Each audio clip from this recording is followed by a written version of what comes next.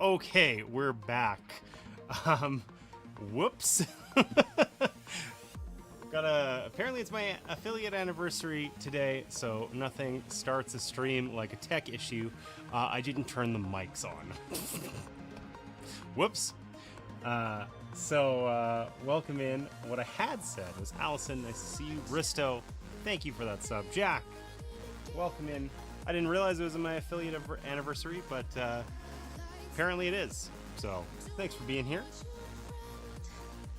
Apparently there's an ad running now too, even though I already explicitly ran one. So, thank you, Twitch. That's making my start to this stream that much easier. So, anyhow, appreciate it from all of you. Thank you, DJ PJ. Appreciate you. All right, so last stream we had played some Wraith and the Giants. This guy. Okay, Wraith and the Giants, which was a solo boss battler. I mean, where you're climbing these huge giants and trying to defeat them before they ruin your village. It's an interesting little campaign game. You play as the young Wraith, later scaling into the adult, and then finally the elder Wraith. We didn't get that far. That actually represents probably, at least a number of sessions, at least 12 individual scenarios. But the entire time I played this game, all I could think is, I wish I was playing this one instead. So, I figured the only fair thing to do was a comparison, right? So here we are. We're back with Leviathan Wilds. This guy. Whoa, that's upside down. So Leviathan Wilds, likewise, boss battler, where you are climbing up the enormous monsters. These guys, they're huge. Okay, we have to pick one of these to play today. We're climbing up this, trying to break these crystals in order to actually save them from, the evil infection that they have. Okay, it's the guy on the cover. Remember, we did this one before. So, in any case, the whole time I was playing Wraith and the Giants, all I could think is, man, I want to play Leviathan Wilds instead. And I want to give them a legit comparison. So here we are today. Handwriting French. Also, pro move this week, I gave a whole lecture without pressing record. Oh, damn. Gelfield, welcome in. Nice to see you. All right. So, I obviously did not yet set this up. We got to pick a Leviathan together. I want you guys to help me decide how we're going to do that kind of fairly. Now, Sage here, the turtle, is like, it's a tutorial, right? We don't need to do this guy. Okay, we've beat Sage before. That's easy peasy stuff. So, I don't know, there's 17 Leviathans in here. We can pick one randomly. I can flip to it. We can roll a die. You guys can choose whichever one looks like the most painful one for me. I mean, Martina hates spiders, so we could just do this one. And I could continually zoom in on the creepy face. That's an option. So, anyways, thoughts? Do we want to do it randomly? What do we want to do? Bumpin' tunes. It's true. It's true. Decided I was just going to listen to some Monster Cat today. It's fun. It's not to like. Rando. Surely spiders. Okay, we got one for spiders and one for rando. You know what? That's good enough for me.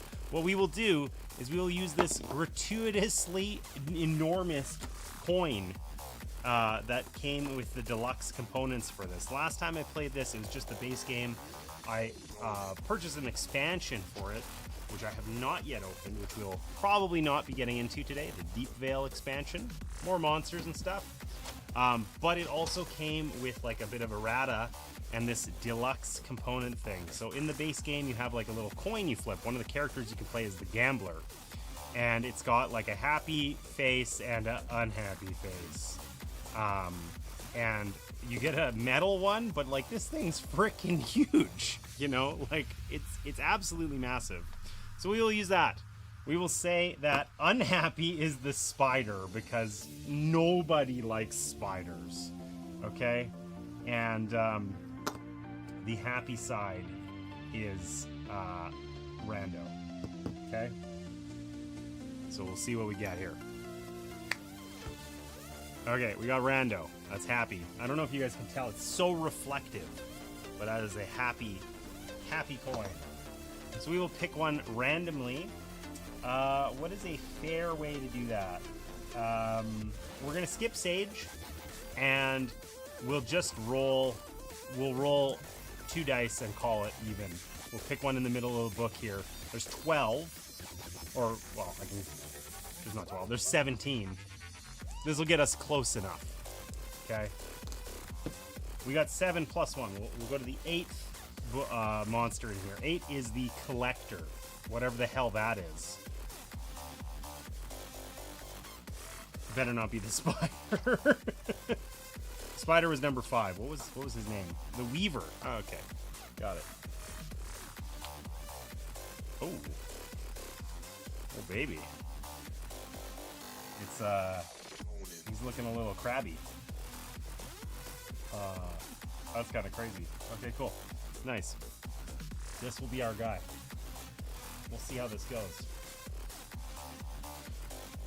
Okay, so what we need to do in this game is everywhere on the board here that there is a crystal here, we're going to place a die on it.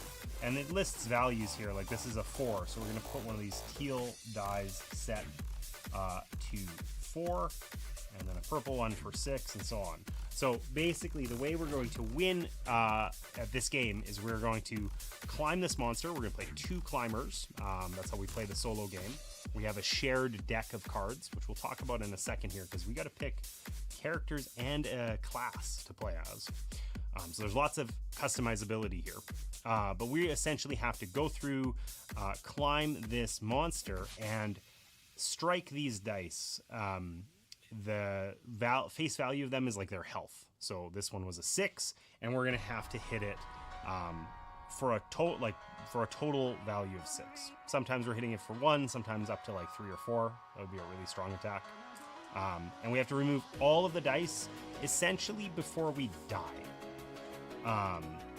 In order to, this is like crystals that are infecting this guy. It's like, this is what happens to your brain when you use TikTok too much. You know, this is brain rot that's just like taking this guy over. This is looking, from what I remember from last time, like a bit more of a difficult scenario because these teal crystals give us blight. We get slightly infected every time we interact with them. And there's 2 purple crystals down here, and then a whole bunch of these blighted crystals. So this is going to be a tough one, I think. So thank you, RNGesus. We got the hard one. I guess there's more crystals, I just didn't see them. Music might be like 10% too loud. Your face is 10% too loud. Alright, I'll listen to you.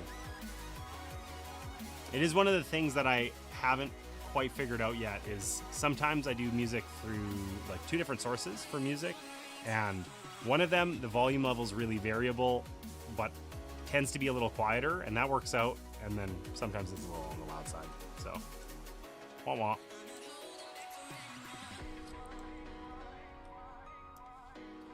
How's that? Silver Metal Tavern, welcome in. It was nice to see your stream the other day. Silver Metal Tavern, fellow board game streamer, they were playing Nexus Ops, which is like a kind of ancient game. Maybe not ancient. There's new editions of it. It's like a classic Fantasy Flight game that somehow I've never owned or played, but always wanted to. So, anyways, give them a follow if you're not already. Max, thanks for that happy anniversary wishes, by the way. off to the baby shower. Enjoy, guys. Okay. So I think we got all of our crystals set up here. We got to find our deck here for the collector.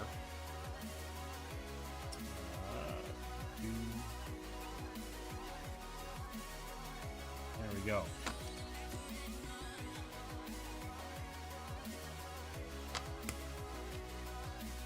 Damn it all, life just ain't fair. This old kingdom flagship's heavy with loot, but ain't no one letting me fill my pockets, even if I could sneak up the big crab without getting smushed. Maybe I should be content with only finding the treasure of a lifetime. Yeah, and maybe I'll cure the blight next time I break wind. Okay, so Hornet's a smartass apparently. But we found this collector. Relic tokens. Okay, mix 1 alpha and beta. Mix 1 of each of these face down. Place 1 relic on each A space, then flip them face up. Okay, so 1's gonna go there. This is one of the things that got upgraded in the little deluxe pack. These are little acrylic tokens now. So that's kind of cool.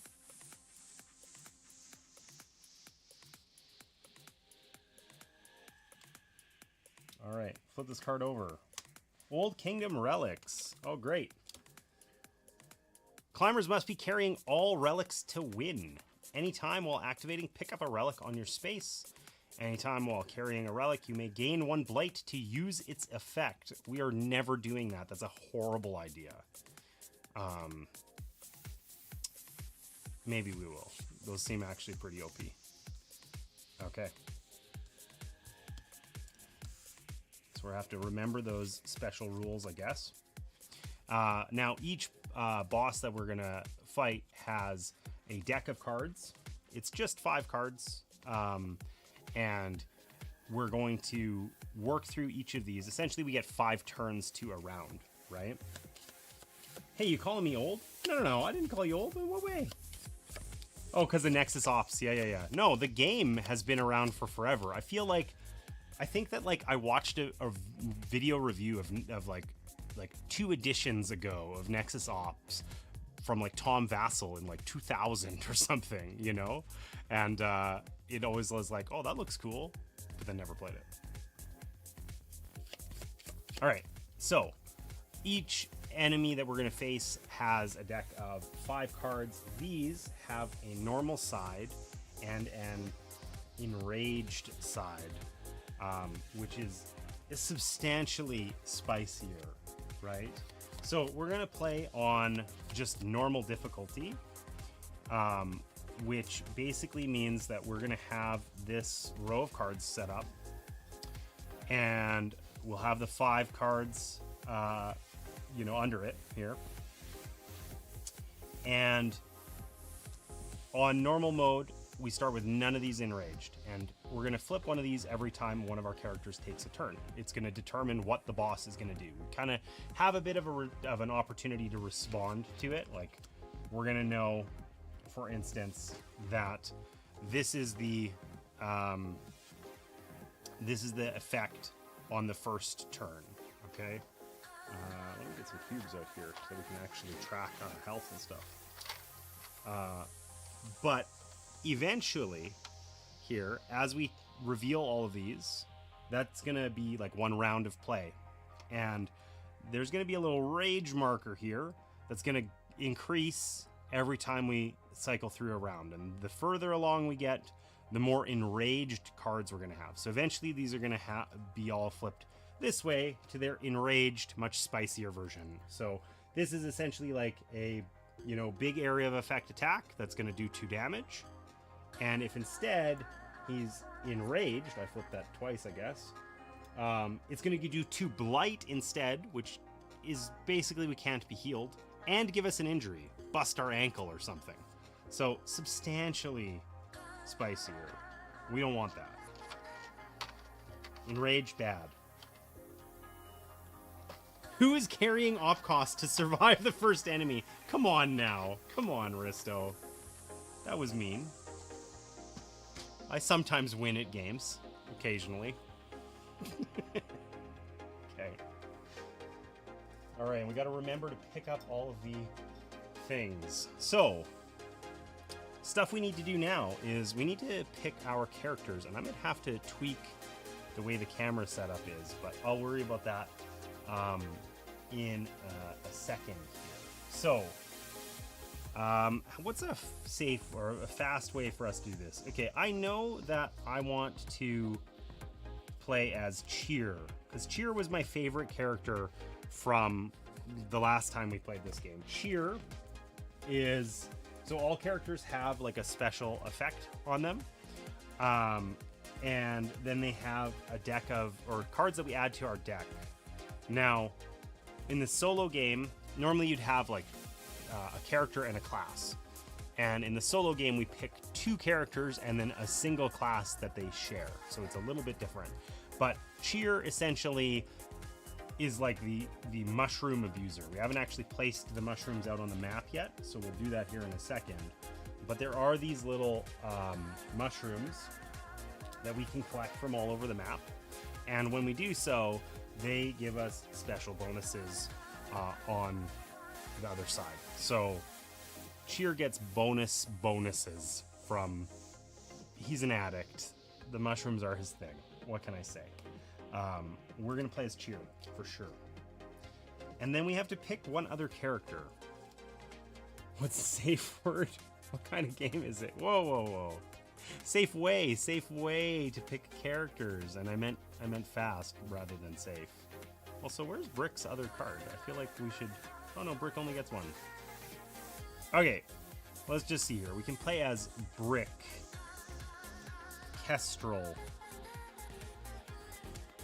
Mystic. I feel like let's just play as Brick. Brick is right here, and that sounds, his name is Brick. Okay, this guy, Cheer, is going to be off collecting mushrooms. Brick is going to be punching stuff in the face. Okay, we're just going to play as Brick and see what happens. Let's not overthink this. Okay.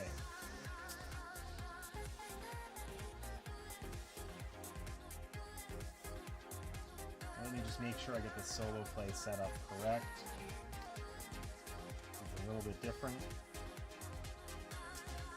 Okay, 2 characters, 1 class. So we do track things individually, but play with a single deck. So we need to pick a class of cards. This we can also do without, you know, being too crazy about it. What have we got? We've got the Free Climber. Okay, it tells us what kind of stuff they like what. Let's take a look here. So it tells us on these cards, why am I doing this? Well, let's do it this way. It tells us what we gain from it and how complex it is to play. So this is a 1 out of 4. It's easy to play and gives us a ton of mobility, hence its name, Free Climber. That feels like a viable choice. We want something that's not gonna like totally ruin our day here or be impossible. The Gadgeteer is like a little bit of everything, mobility, power, support. The Gambler is a little bit of everything, but I hated it last time we played, so I don't think we want to do that. The Mender is high support, probably not great for only 2 characters. The Herald, likewise. Oh, wait a second though. Is that a loot? Is this the Bard? We gotta choose the Bard. All right. I have a soft spot for Bards. We're playing as the Herald. That's probably objectively a bad choice, but we're doing it anyway.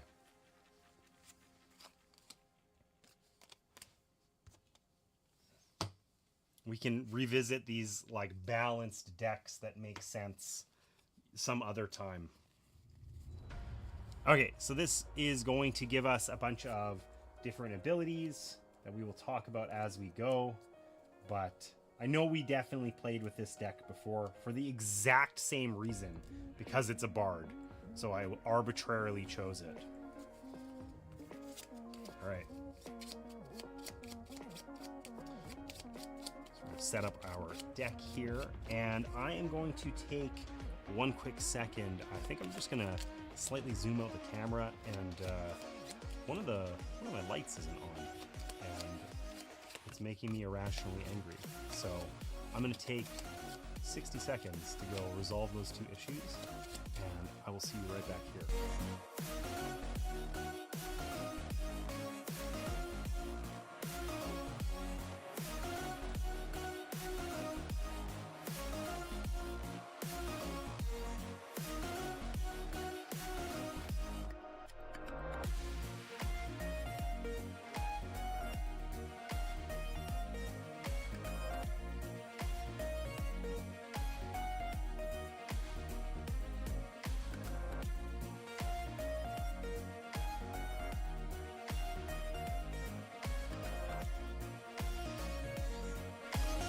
All right, we are back. So we've got a little bit more breathing room now with the board, because I do need to play some cards down here. So hopefully that'll work out a little bit easier for us. Ooh, I have to set up these mushrooms too. Can't forget those. That would be a shame. And then have the mushroom character. So I think there's 6 mushrooms on the board always, and we just have to put these out on the respective spaces.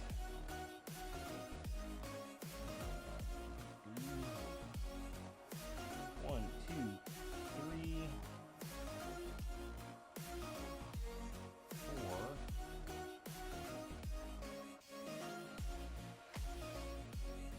5, and 6.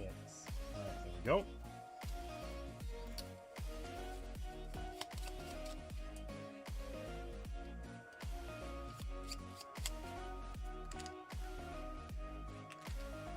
Start focused. Maybe. I think so.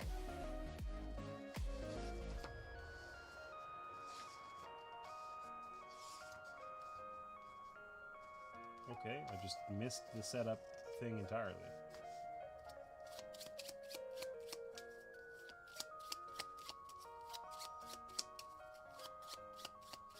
No, we do not start focused.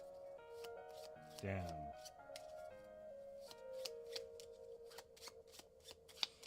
All right. So Cheer here, it says, one of the newest climbers. Cheer was recruited from the research division to join the Wilds expedition. Even through a grueling training period, he maintained a signature attitude of amiable optimism. That's why I'm drawn to this guy, because I'm always optimistic and never complain. I'm certain we're going to win at all times. Yep, that's why. After placing climbers, take 3 random face-down mushrooms from the box, plant 2 on any 2 different mushroom spaces, then reveal and pick up the other one. Okay, so we get to double up some of these mushroom spaces. We can carry an unlimited number of mushrooms, so we're going to conveniently place them toward the bottom of the crab. I don't know who eats crab mushrooms, but apparently us. So the mushroom that we got allows us to draw 1, which is exactly what it says. We can use that at any time. I think the other ones are secrets. Our special ability is when we rest, we take a random mushroom from the supply.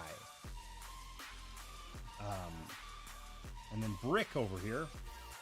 This is assigned in the end times. Get out of here. Brick here. While boisterous and friendly, when Brick's mind is made up, he becomes completely unyielding. He's stubborn. This is why I don't get along with Brick. I'm not a stubborn ever.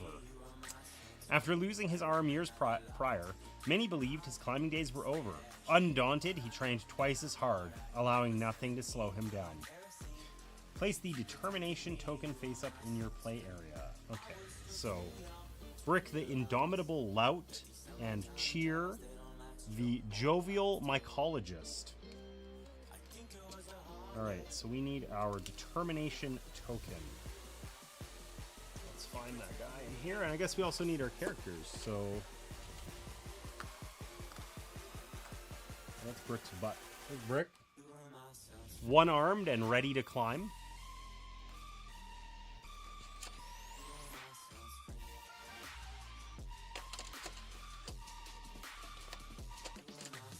get these out.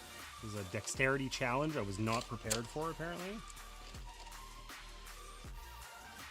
And then here's Cheer. Oh, Cheer has a little boo-boo on his foot.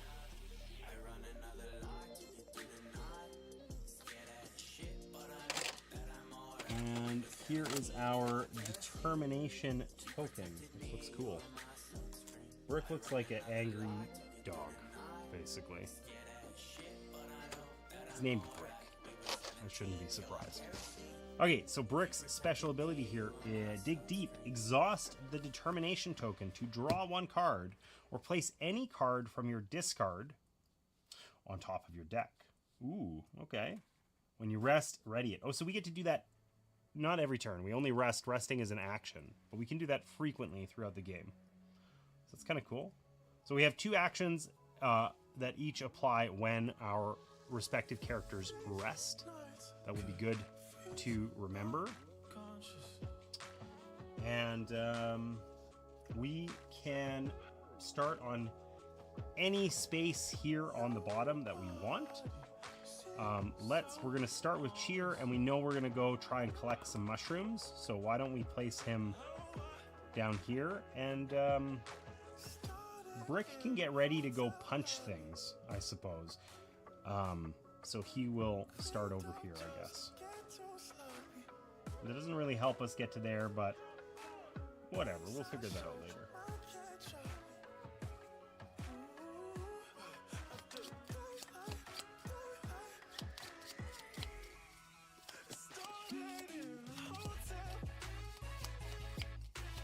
All right, so let's get started. We can get right into this. So our goal is to defeat all the crystals before we die. In the event that one of our characters is killed, then essentially we get one full turn with the remaining character to win the game, or we lose, right? And the monster just scales into anger and eventually will just kill us, right? It gets... I already like this one better. Me too, honestly. So yeah, eventually we will just die. That is the deal. It is bad. We don't want that to happen. Now, the way we're going to die is that we have a health and blight marker, okay? So, for instance, if we got hit by this ability here, right, we were going to lose 2 health. So, it's going to, like, let's say Brick got hit, we would subtract 2 health. Now, we can later recover that health through a variety of ways, but an important one is we can just spend an action point to heal one, okay? Now, at some points, like if this guy was enraged, he's going to hit us with the blight ability here, where instead of losing 2 health, we're going to gain 2 blight, and that essentially moves this marker down, and getting rid of blight is largely impossible. So that like permanently reduced our health by 2. There is no getting it back. Additionally, every time we interact with one of these teal crystals, we gain blight. So it's going to be blight management. What I remember from last time is that if we don't do a really good job managing blight, we just die. So we're going to try and do our best with that. Broadly speaking, we are moving on a grid here, and the grid is pretty simple. It might be hard to see on stream, but there's spots here. These are open spots that we generally can't stop in, but we can often use jumping abilities to move across them.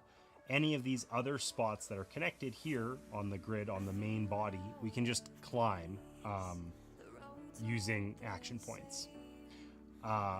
There's certain special squares on the board that are going to cause us a little bit of grief. The red ones cause us to take damage. The yellow ones cause us to lose grip. Our deck of cards, we're going to always draw 3. Whatever is remaining is our grip. If this runs out, so we have no cards left to draw from, we fall down. Okay? We can be intentional about falling. It's not necessarily bad, but especially in the solo game here, we don't have a ton of cards. And something we're going to have to do is take rest actions, which puts cards back into our deck before we fall, before we run out of grip. We can only rest if we're on a ledge. It's one of these guys. Okay? And anytime we interact with teal things, we gain blight. That's bad. Now, on our turn, we get to pick one card to play. So we're going to have a hand of 3 cards. So in this case, we got Teamwork, Savor the Flavor, and Hang in There. Okay? All of these have a special ability on them and a value up at the top. Okay? So we're going to pick one of these to play as our card for Cheer's turn here, right? We're playing Cheer's turn first, and we're going to take that card and tuck it in here like this.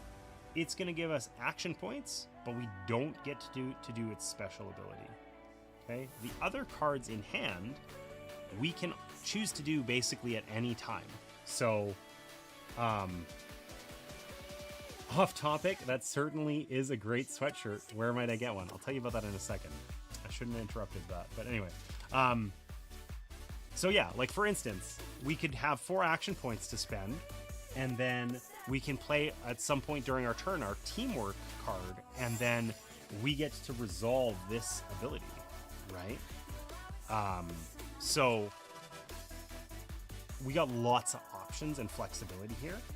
And the single most important thing out of all of that babbling is that the card that we put in this slot will often give us protection from things. So in this case, for instance, when I pass through these red spots on the board, I won't take the damage from them.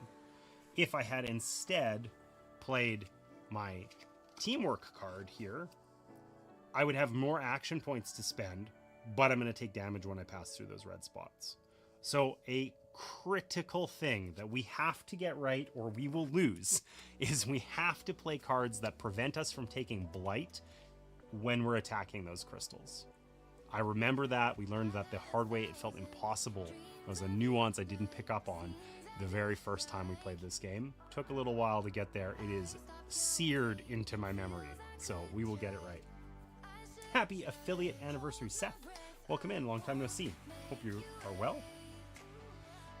I didn't realize it was my affiliate anniversary today, and apparently it is. So, appreciate it. All right. So, let's do this. We don't have to talk about anything more before we start. The first thing we do on a turn is we reveal our threat. So we know that it is this relic cannon here. Okay. So this is going to hit. It's going to target the active player. So that's Cheer. We're going to take one of these little rings here so that we don't forget. Okay. And it's going to show us that this is the spot it's targeting, but we can respond. We can move, and it's going to target the spot that we were occupying at the start of our turn. Some of these, especially the enraged ones, are swift and they get resolved immediately, or where we are at when they're resolved, they kind of happen simultaneously. But most of the time, we know where the target is happening, and we have an opportunity to respond. So this one hits this huge area. It's going to hit, anywhere around this within kind of 2 spots of this, like a radius of 2, I guess. So we want to get out of here. We don't want to take 2 damage. So we know that that's our threat. We get to activate Cheer. So we have our hand of 3 cards. We're going to pick one of these to slot in here to give us our action points. And then we get to execute on our turn. So Savor the Flavor is like the best card in our deck. This is where we dream of taking advantage of all the mushrooms that are available on the map. And we're not super far from them. We even have a mushroom right here. So it might not be terrible to keep that card in our hand or use it for its ability. We can also use these on either climber's turn. Like, it's pretty flexible. So we're going to try and just use our hang in there here. So this gives us 3 action points and protects us from red spots on the map that are going to cause us any damage. That's the only thing I remember from last time. Blight is bad. Yeah, Blight is bad. Okay, so essentially what we can do is spend our action points on like pretty movement and hurt, like really straightforward stuff, right?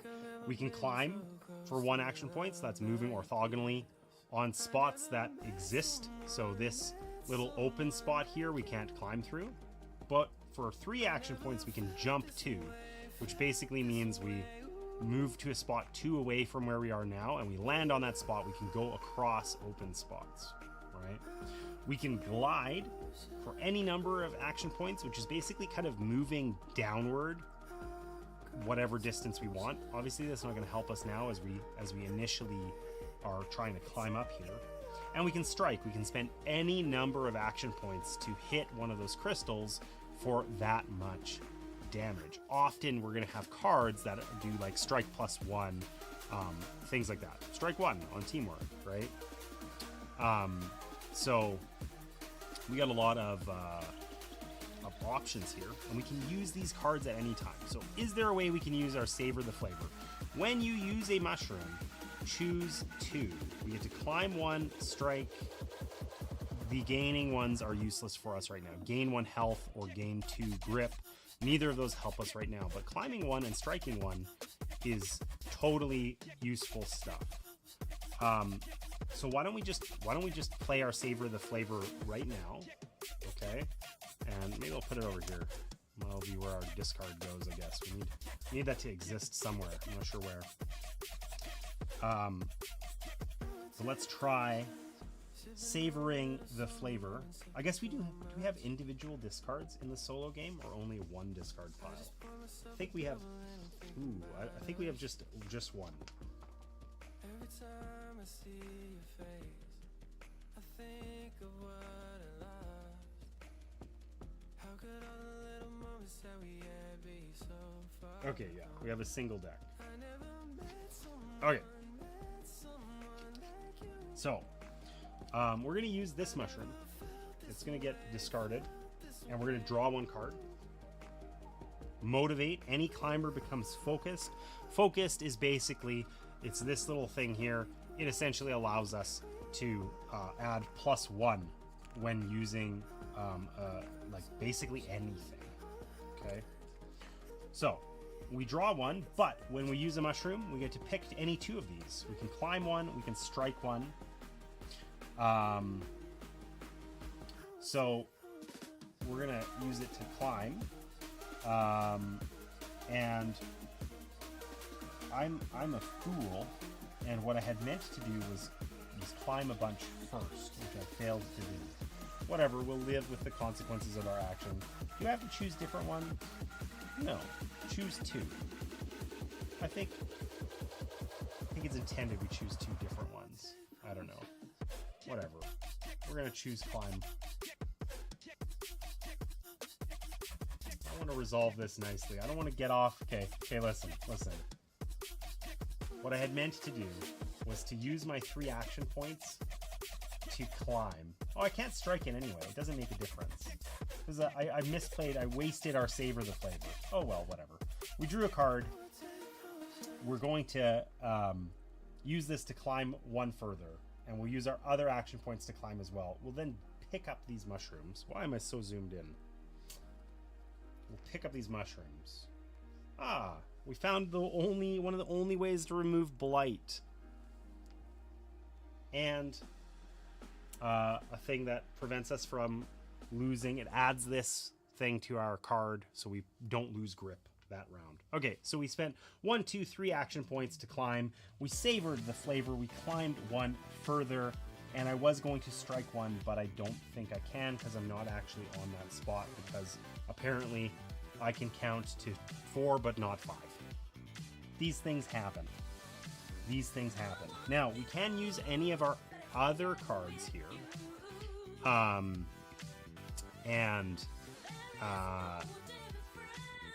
You know, it doesn't, we get to draw up to 3 cards every turn, so using our cards up isn't bad other than we do have to rest more often.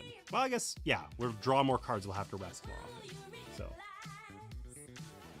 it's a Leviathan Wild. Drink the water before the water drinks you. Okay, I didn't see that. Hydrate.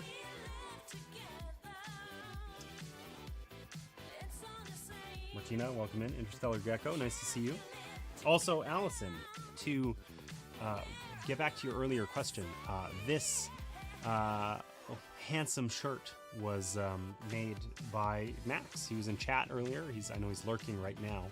I have dreams of having some merch at some point, but I don't have that figured out just yet. But we will get there. We will get there, and I appreciate the nudge on it, honestly. It's not bad other than what it is. What's not bad? Okay, so we got some decisions to make here. I think we're not actually in a point where we're going to interact with Blight soon, and I think we should just use this immediately. We're going to. Any climber becomes focused. We're going to have Brick become focused. And then we can decide, do we want to use our teamwork? We could climb further. We could strike. Another climber also chooses one. We could both climb. That would get us to that die and make Brick be slightly less useful. Let's just try it. We're going to climb one, and Brick's going to climb one. Okay, we used up all the cards in our hand, rightly or wrongly. We don't have any other actions left to do. We've used our 3 action points. And now we're going to resolve this threat. So, our big angry crab is going to hit the area around here depicted on this, which means he's going to miss us, right? He's going to hit any of these spots that are kind of within 2, but thankfully we are not in those spots, so we're not going to take any damage. And then we're going to draw up to 3 cards. We have to really remember here that if we run out of cards, we fall down. We run out of grip. It's bad. We'll have to take a rest action, probably on Cheer's turn, but it depends on how many cards we spend. All right, so what did we get? We got Sheer Grit. That lets us climb and have some protection from those things. Nice. We got the Hidden Stash. This lets us pick up mushrooms that we've already cycled through. Another good one that we want to use all the time. And Onward, which is either 4 action points, or if we use it as a thing, we gain an additional action point. So, I feel like we don't really need to... Oh, this should have been discarded as well. I feel like we don't really need to have protection from these climbing things. We can avoid them right now. So we're going to use this guy. Oh, wait, let's reveal the threat first. Let's not get ahead here. Whoever has the most relics gains a blight. Okay. This sucks. That's the normal version of it? Oh, man. Okay. So, when it's a tie, we get to pick. No one has any relics, but I'm going to assume that the most can be 0. So, poor Brick here is going to suffer, and then push 1 down means exactly what it says. We move down. That one that we climbed was absolutely wasted. Well, that sucks. But the good news is we have 5 action points.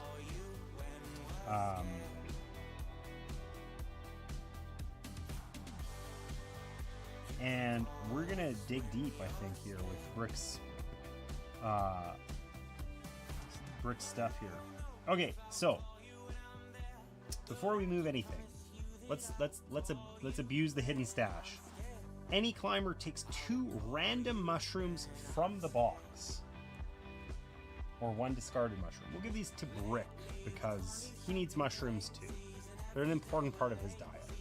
Okay, so he gets 1 that protects him from the attack spots, and this one, which I have no idea what that means. Oh, that lets him strike too. Nice. And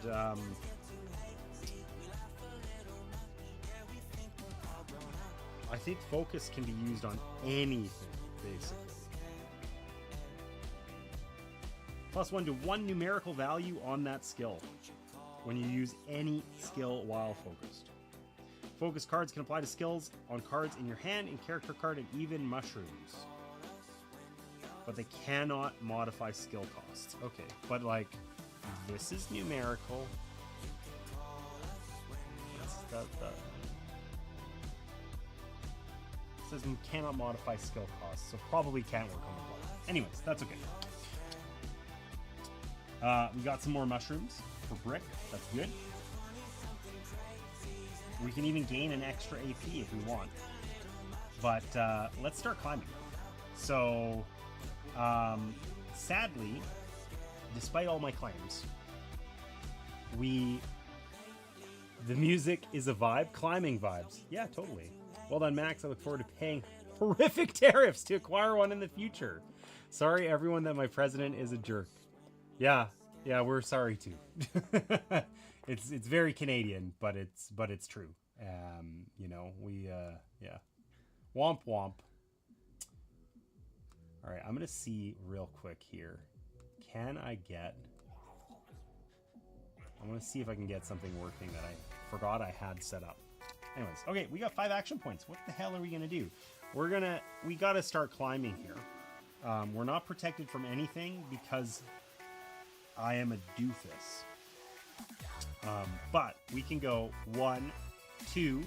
We lose 1 grip. That means we take 1 card and we discard it. We lost self-actualize. Well, that's actually not a very useful card for us right now. I mean, it would gain us a grip, but gaining a health is not very useful. Okay, so we've used 2 action points. We're basically just climbing, right? 3, 4, 5. We could use this to gain 1 additional action point, but we really don't want to run out of cards. So I think we're going to just keep it in hand. Or, you know what? Here, let's use this. We gain 1 additional action point. So we'll use our 6th action point to climb up to here. And as an anytime action, we can pick up a relic. So we have that relic now. Okay? That means Brick is going to be targeted for this again next time. But additionally to that, we can use his determination token. So when we dig deep, that is his special ability, dig deep. Exhaust the determination token to draw 1 card, replace any card from your discard on top of the deck. So we can make this go from 4 cards, or from 3 cards to 4. So what card do we want on top of the deck? Something that's going to be useful for us next turn. I mean, just abusing the hidden stash feels like a great thing to do. So we're going to put that right there.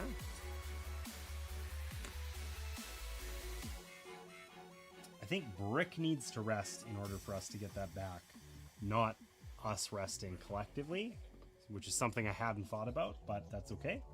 Oh, and I guess, you know what, honestly, I did this slightly wrong. We would have resolved that, and then we would have done this most relics thing now, when it was Brick who picked up the relic. So we would have done that now. So I suppose, actually, we would end up pushed down to there.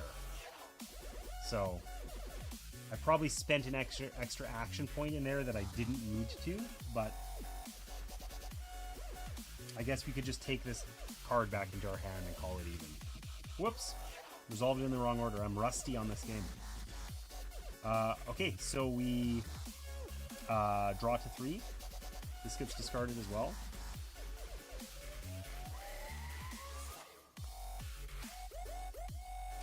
And it is Cheer's turn.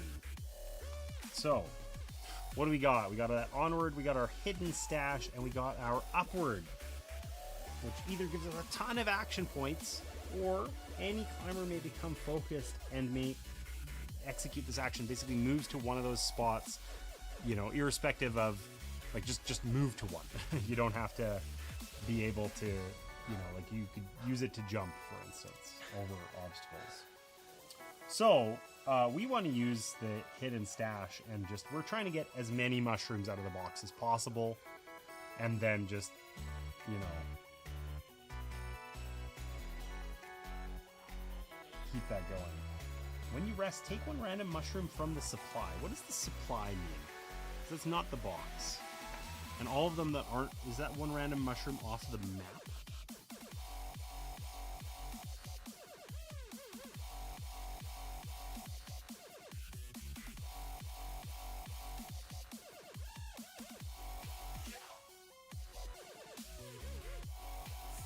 I don't know. I think we can just, it basically implies we can just keep taking mushrooms.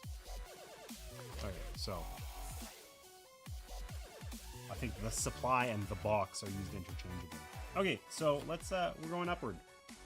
We're not actually using its ability, but we got 5 action points. We want to strike this die for 3. That would be a great thing to do. So, first we're going to resolve our hidden stash. Any climber takes 2 random mushrooms from the box. Plus 1 AP, plus 2 health. Very handy things to have. We can also trade mushrooms. So we know that Brick's going to be targeted by this. He's just going to be our relic guy, and we're going to huck this blight mushroom over there to him so that he's got that handy for next time.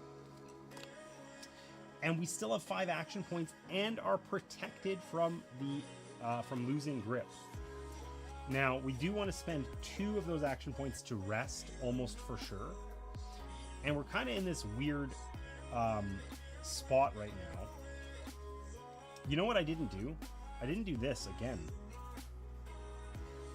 -2 grip or return a relic that you are carrying to an A space without a relic. Oh my god. Okay, so -2 grip is going to cause us to fall, which is bad. So we definitely have to rest this turn. Now, something that I forgot about that is that we need to rest on a ledge. Oh, there's also a red thing on this that I didn't see. Well, we'll just resolve that some other time. We're rusty. It's fine. So this sucks. I need to get to a ledge, and there's not a lot.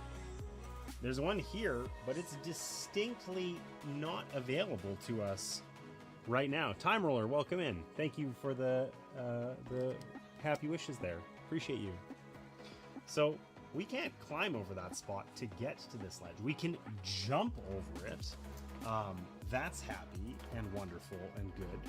But jumping takes actually a ton of action points. So that's unfortunate. All of this is not good.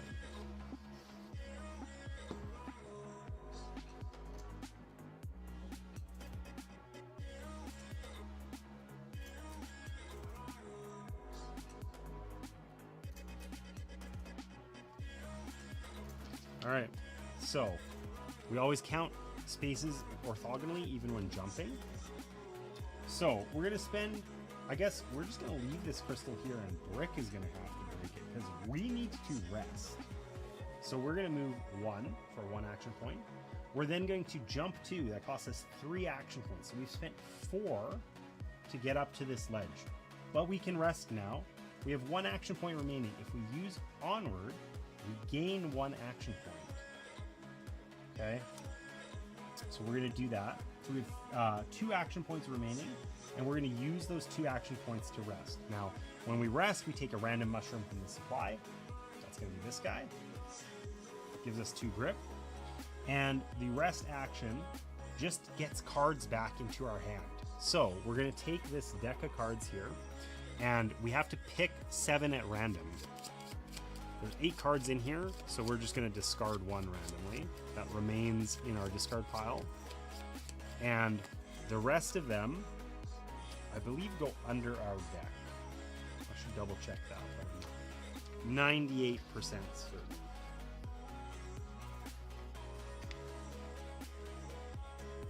Yeah, under our deck. So we're always going to turn our deck over.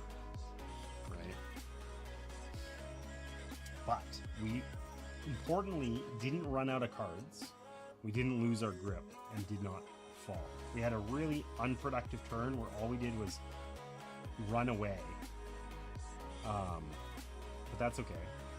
We resolve this threat -2 grip. So we're going to take the top 2 cards and we're just going to discard them immediately.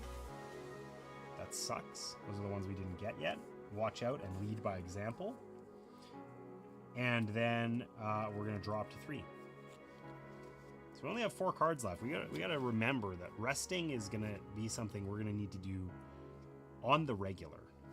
Those ledges are really important. I got to remember that they exist. Okay.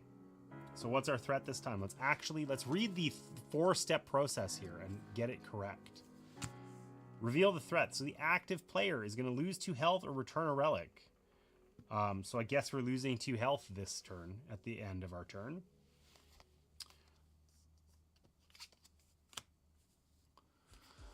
We got savor the flavor when we use a mushroom. That's big. We got sheer grit. Climb 2 with protection from red and yellow squares. Then if activating, your AP card gains those as well. I don't know how that activating would, like how that would help us in any way.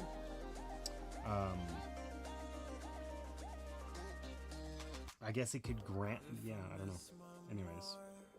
Okay, so what card are we going to use? Where are we? We're here. We remember that there's this red spot now. Let's use our savor the flavor. We're kind of over-indexed on mushrooms anyway. I'm putting this in the wrong spot. Whatever. We're always going to put it in this one because it's easier to reach. So we've got 4 action points, and we are protected from bad red things. That means that Brick could move here. He will not take a damage, and he could just strike this for 3 and remove it. We got to do this eventually. One of these days, we got to stop climbing and start breaking crystals. 98 isn't 100. It's true. Oh, hey, look. Let me try out that thing. Does it work? Hey, it does. All right. So, we've got 4 action points. We've just used all 4 of them. Is there anything else we want to do here? Climb 2. No, that's... You know, we don't have to spend every card every time. We could gain 1 action point, but does it actually... Does it help us? We would basically just turn over our deck faster and then have to rest. We want Brick to rest on his next turn, if possible, so that he gets this back. So we're not going to use our cards. We're just going to hang out with what we got. And we're going to activate this. -2 health for Brick. He's kind of getting his butt kicked. And then we're going to draw to 3, so we'll just draw 1 card. Self-actualize. There it is. All right, so what's our threat this round? This round, the leftmost and rightmost, the 1-2 punch. Okay, so that sucks because this is targeting both of us, and it is our good friend Cheer's turn to go. This would be a great time to have one of those hands in cards in hand rather that says, you know, pick one of these and the other player picks one as well. But we don't have one of those. So that sucks. What are you gonna do? Okay. So what do we need to do? Let's focus up here. We need to pick up this relic.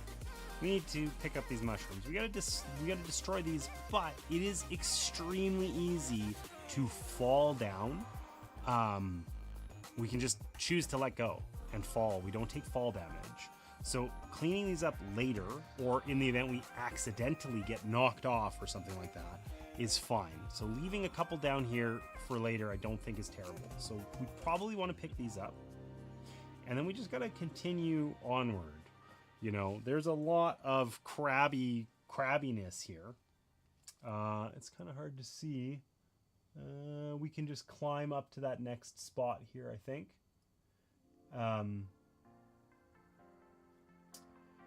So we're really close to this relic and that thing. We do not have...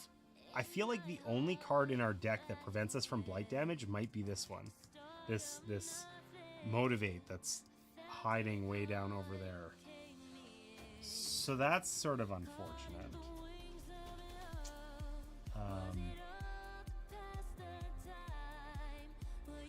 Alright, let's keep Self-Actualize in hand because we probably want to start healing here. We'll pick Onward. That gives us 4. We have no protection on any of our cards. No matter what we pick, we're going to be suffering. Okay, so we have 4 action points. It is Cheer's turn. We're just going to send Cheer onward and upward here. We're going to use our Sheer Grit. Climb 2 with protection from red and yellow. So we can go... Where do we need to get to? If we move to the right, which we can't go to, it's an open spot, we're fine. So we got to get the hell out of where we're at. So we're going to go 1, 2. Okay. Then if activating your AP card gains those symbols as well, that's okay. That doesn't help us in any interesting way. Well, I guess it means we have that for the remaining 4 things. So we could really sprint here safely. Unfortunately, we're in an area of the board where that doesn't help us. That's okay. We're just going to go 1, 2, and we're going to pick up a mushroom. Block 1. That's handy. We're in the safe zone where we're not going to get hit anymore. We're just going to go up for these mushrooms up here, you know? Or not mushrooms. Crystals. We got 2 left. Do we want to end up on that platform? Nah, whatever. We just hang out up there. We spent all of our action points and we made a miraculous climb. We're going to go address those crystals up at the top. There's nothing that we have that allows us to give Brick any climbing actions or anything like that, so he's just going to face tank the boss, and that's the way it's going to be. We're done activating. We're going to resolve this threat. So the leftmost climber is going to, well, this spot here, that's going to be a miss. And then the rightmost one, Brick is going to lose a health. Brick's kind of beat up, honestly. Okay, so importantly here, we only have 1 card left for grip, and it's the end of the round. So we're going to take all these, we're going to shuffle them up, and we're going to move this one to the right. So we shuffle these up, and then now this first card that we put out is going to be on the enraged side. So it is Brick's turn, and this is what's happening. Active and next, -2 grip, or return a relic that you are carrying to an A space without a relic. Maybe we should just ignore the relics for now and pick them up at the end, because I feel like this is going to be, like, we're just constantly losing grip. If we lose 2 grip, we fall. So we're probably returning that relic, or resting, or both. I'm not sure. Okay, so what do we got? We got our hidden stash. That's going to let us move through this spot without losing grip, which is extremely important. So I think we just are going to play that one. We're not going to overthink it. We also want to get to that ledge and we want to rest, right?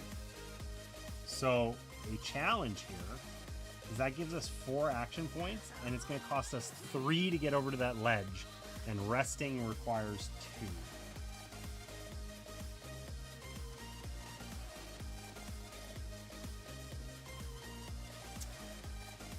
That's a downer. We don't have...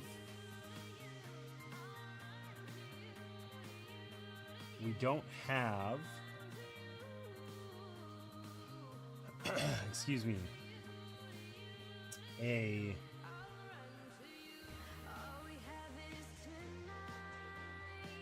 cards that give them extra action points or anything like that. We are focused.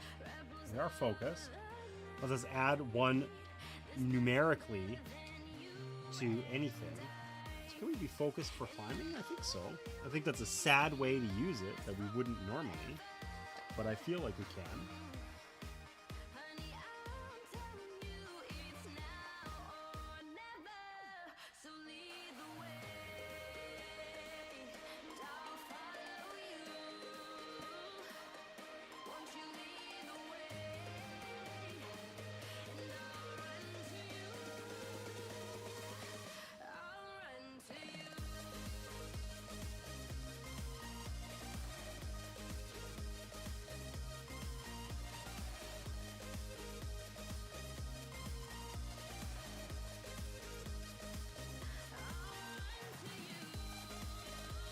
Alright, so focus is for skills. Essentially these numerical. We could self-actualize and we could focus to gain 2 grip. That would be a way for us to not fall down, potentially, despite not... Oh, this is active and next. We're going to fall unless we rest. Shit.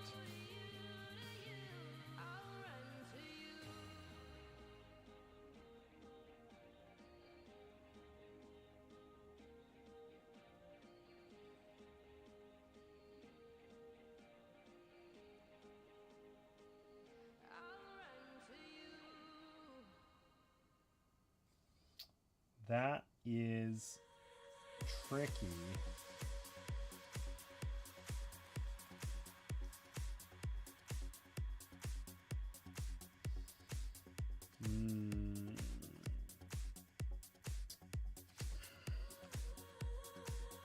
Well, 4 doesn't let us get to this ledge anyway. No amount of wishing is going to let us rest by going that way. But we can always fall down and rest, but that sucks. Like, we waste all of the time that we've spent so far. So instead of using our hidden stash, we could use one of our other ones and then play our hidden stash in order to take a random mushroom. 2 random mushrooms. That would potentially get us something that's going to be helpful. But we're either losing our ability to gain grip. Okay, you know what? We're going to do that. We're going to get rid of our ability to gain grip. We're going to play our hidden stash. We're going to take these 2 random mushrooms. Those did not help us in any way whatsoever.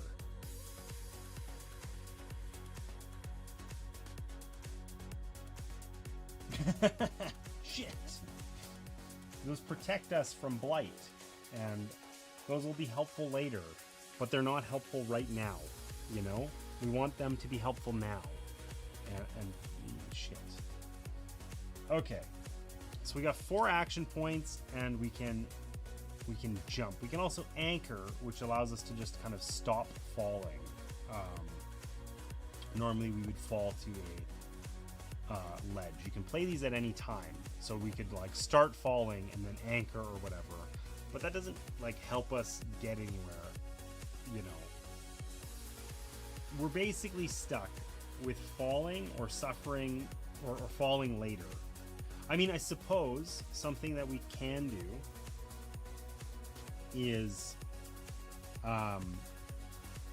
we can just get to safety, and then if we're on a ledge, we fall to where that ledge ends, right? Which is not so bad. Better than spending like 8 turns climbing. So, what is that going to look like? We didn't gain anything that we want. We're really sad about it. We have 4 action points to spend. I think we go 1, and then we spend 3 to jump 2, and we get to here. And we know we're going to lose our grip, and that it's going to be bad to fall. But we can interrupt that fall with this card. We can use our hang in there to stop our boy from falling, right?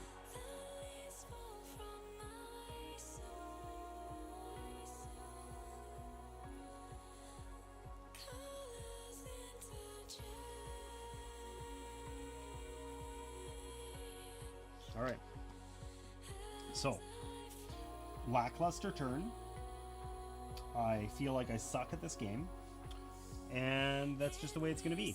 So we're going to resolve our threat. -2 grip or return a relic that you are carrying to a space without a relic.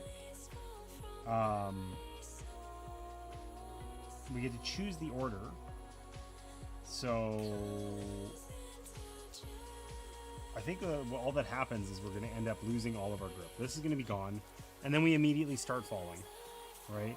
We're on a ledge here. We get to choose our fall in any order. This guy's on a ledge, so he doesn't fall at all. And as we fall here, we can just immediately use our hang in there card. Any climber may anchor, that's basically stop falling on not on a ledge, and then may jump one back upward. So we're just going to end up back where we were. So overall, nothing too bad happened. Now, an unfortunate thing is we have no cards in hand, right? This is sort of like we get pity points, essentially, when on our next turn here, all that's going to happen is we have 2 action points to spend, which basically means we need to rest. But we actually have to be on a ledge to rest, so I don't think we can. Like, I kind of screwed everything up here. We got to really carefully manage those ledges, and then I forgot about it immediately, right? So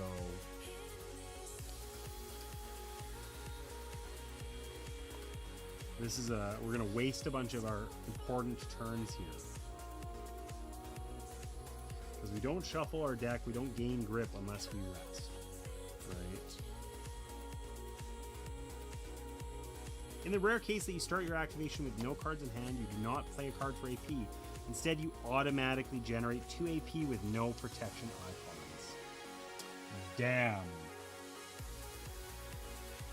And we can almost rest using our mushroom, but not actually.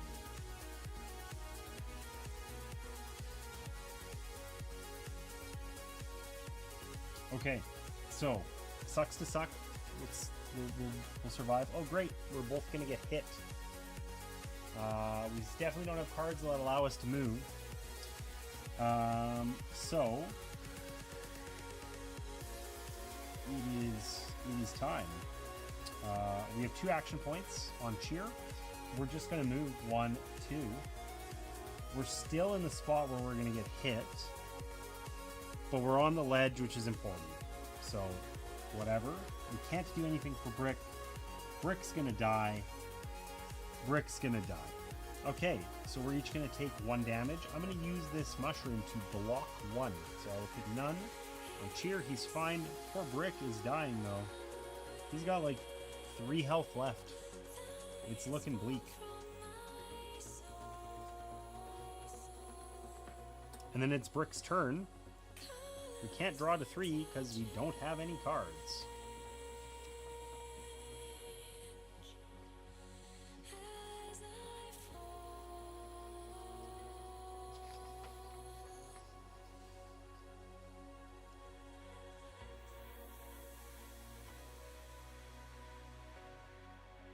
Oh, and if our deck runs out while drawing cards, we fall. So we had to get to that ledge or we would have fallen. So it was totally worth it, but nothing exciting happens. All right, it's Brick's turn.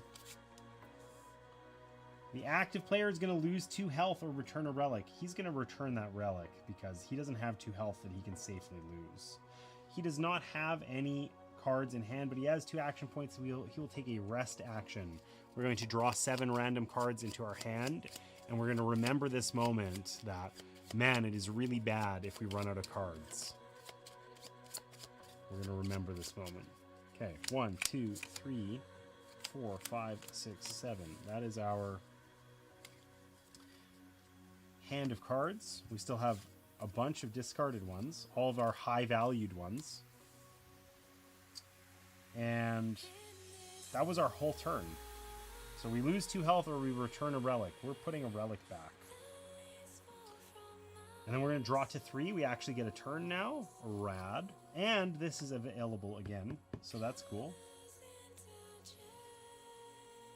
Okay. So what's going to happen on this? This is going to be the lose a thing. Oh no, the active player is just in an enormous area around him. Going to get hit. Now the good news is both of those dice where those are, those are actually safe spots. So we want to get to one of those. So we desperately don't want to lose grip. That has been a severe challenge for us repeatedly here. How far away are we? 1, 2, and then we're going to have to jump to get there. Oof. And all of our cards are 4. Yikes. Okay. We're going to play this one so that it allows us to avoid losing grip, because that's been problematic in the past. And we are going to...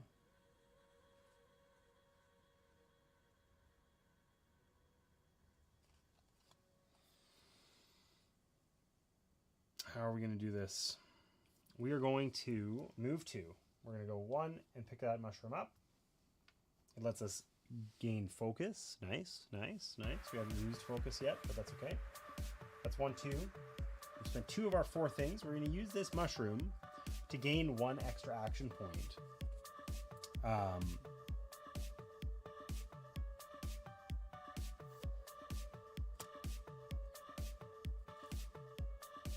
And we can't savor the flavor on that, unfortunately. But it does give us 1 extra, so we have 3 remaining, which lets us jump 1, 2, up to here. So we're up at this top crystal. We finally managed to stretch and get all the way up there. Man, it would be good to be able to strike that right now.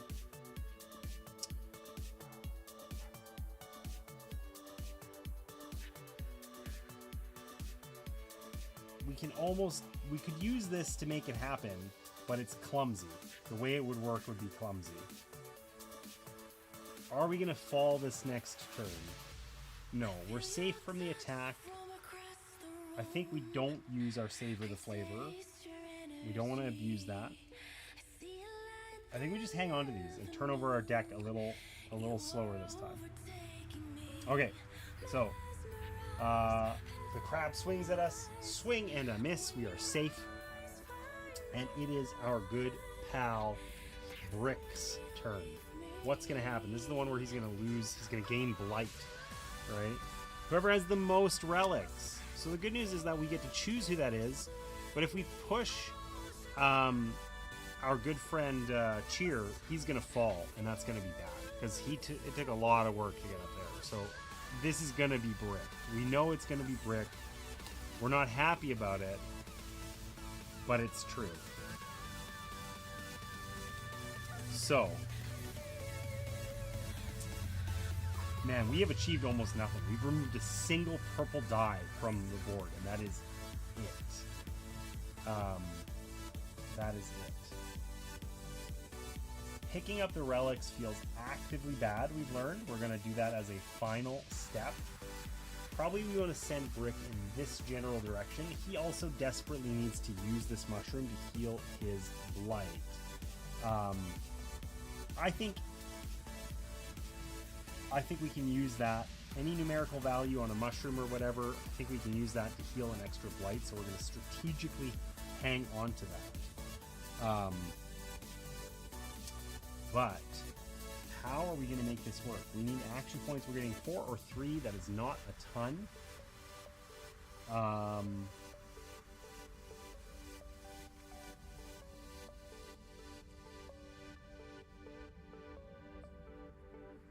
Let's use our 3. We can wander our stinky little butt up here. That doesn't involve any nasty terrain, and we have exactly 1 left. Now we could use a mushroom to strike this, but we will gain a blight. So we only want to do that in the event that we can defeat it. So we can. We're going to use our focus. That gives us +1 to strike it for 3, and we'll use this to gain blight protection. So we'll use those mushrooms to hit this for 3, and we're safe from blight. It's down to 1. And when we use our mushroom, we can savor the flavor. We choose any 2. We can gain 1 health and strike 1. So this one has been removed. We did not gain any blight. We're super proud of ourselves. And somehow we're going to kill that other one and rest on the same turn. Eee. Do we gain 2 instead of 2 grip instead of healing? We got to heal though, or we're just going to die. I think we gain 2 grip. We gain 2 grip. We got to do it.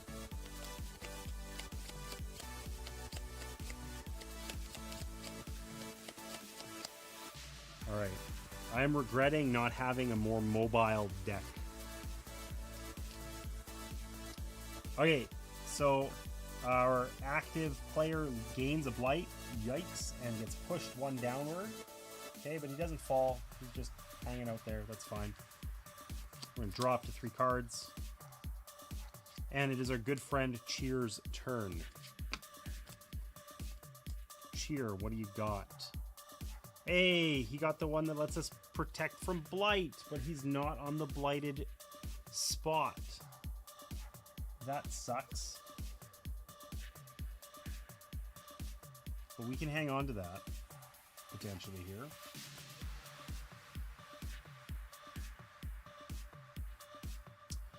Okay. We got a lot of potential ways we can play this. Here are our viable options, I think. We can play this. We wouldn't get the you and another climber become focused, but we would be able to get 5 action points this round. That could be really important. Is there anything here? Yeah. Okay, you know what? We are going to play this. I don't know that we need the 5 action points, but we need this protection from the red thing.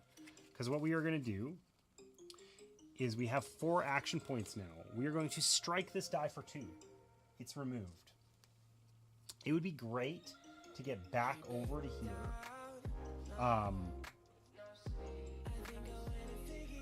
I could also fall, though. I could fall to here. Because I can fall for no actions. And then I could rest, get my cards back. I think that's the better play. I can glide down to here, but it costs me my remaining 2 actions, which is problematic.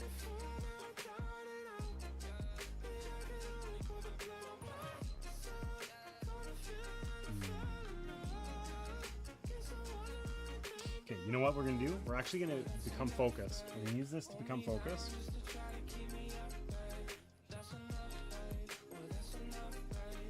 And we're going to spend that focus on our onward card. Gain 1 AP is going to be gain, 2 AP. So we have 4 AP again. So we're going to glide 2. Glide lets us move downward, like kind of diagonally, right? So we can glide down and go 1, 2. Now we do lose a grip. It sucks. But we have 2 remaining action points, and we will use those 2 in order to rest. So we get to take a random mushroom from the supply. If the mushrooms are out, we make a new supply, so we'll do that.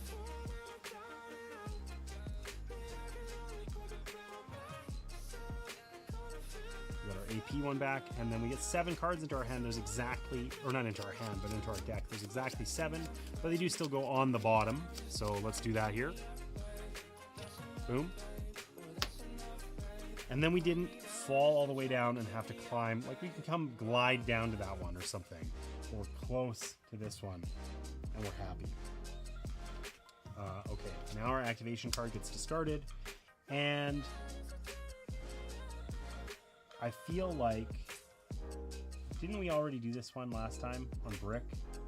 So I played that whole turn, and I didn't know what was going to happen.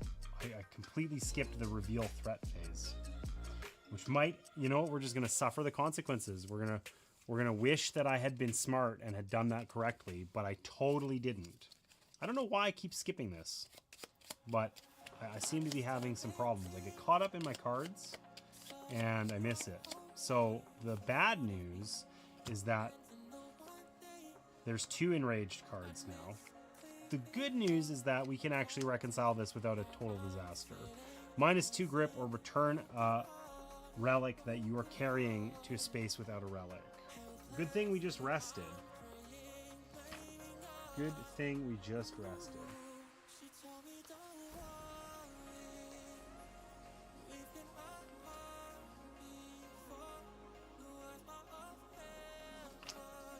So unfortunately, it's active and next. So we're going to lose 4 grip now. 1, 2, 3, 4. There go all of our high-valued cards. Cool. And we basically have to rest immediately. We're down to 3 cards over there. Yikes. Okay. Okay, it is Brick's turn. We're going to remember to do this. This is an enraged one. It's going to be nasty. Active and next, -2 health or return a relic. So maybe our desire to not pick up relics is actually really bad because we're just going to get stomped in the face. Okay. So we got to pick one of these cards to use. I've been hanging on to this because we got to get rid of some of these blighted things, and this is the second time we've had this in hand, right? So I want to get up here and use it, or get over here and use it, but we probably need to rest, which is unfortunate. So let's pick up this relic because we're just going to end up returning it this turn. We're standing on the spot. We'll use our 5 thing, and we'll spend this mushroom that allows us to be safe from the red spots on the board, because we are going to go 1, 2, 3 onto this ledge, and then we're going to rest. So that lets us take 7 cards. Now there's only 5 cards in here. Are there any of these other ones we want to spend first? We do want to hang on to this, but if we put it back in our deck, that's not terrible, right? We can't just hang on, only have a 2-card deck forever. This doesn't really help us. It lets us leap up into space. So this is worthless, basically. It's useful to have in hand if we end up falling, but we're both on platforms. So, can I discard cards? I feel like I can before drawing, but I want to check. I could also just use it and then kind of do nothing with it. Discard as many cards as you want. Okay, so unfortunately that happens at our resolve threat phase. Let's just use these. Any climber becomes focused. Who's it going to be? We're going to choose Cheer. And we're also just going to use this card in order to like leap up and fall back down. Cheesy, but we don't care. And then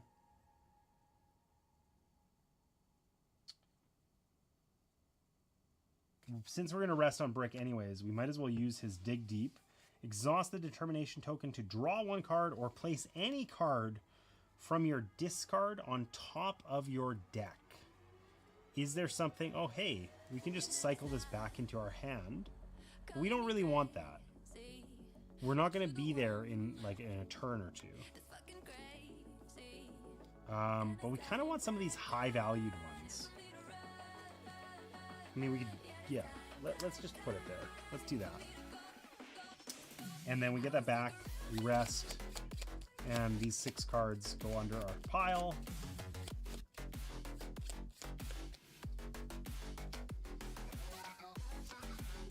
This is available. This is discarded. And we resolve this. -2 health or return a relic. So Brick's going to return a relic. And Cheer's going to lose 2 health, but he's going to just eat a mushroom to gain 2 health back.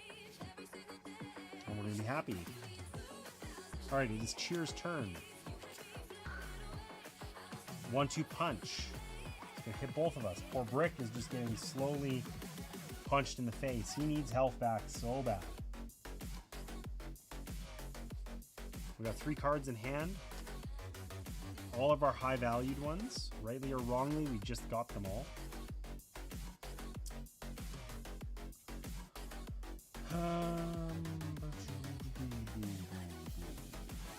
Okay. We are going to play our onward card. That gets us 4 action points. Does that give us enough? Or do we need 5? We need 5. Or we could use the mushroom.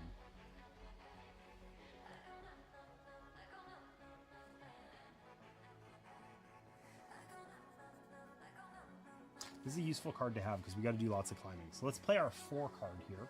And then we're going to use our sheer grit. Climb 2 with protection from red and yellow. And then we gain those on our card as well. So we are going to climb 2. 1, 2. And then we have 4 action points left to spend. So we're going to go 1, 2. We're going to gain an additional action point. So we have 3 left to spend, and we're going to spend those 3 destroying this die. So we climbed around. We're in the safe zone for him. Poor Brick is just face tanking this attack. I think Brick might just die soon. He's going to have 1 HP left. It's bad. It's bad. But here we are.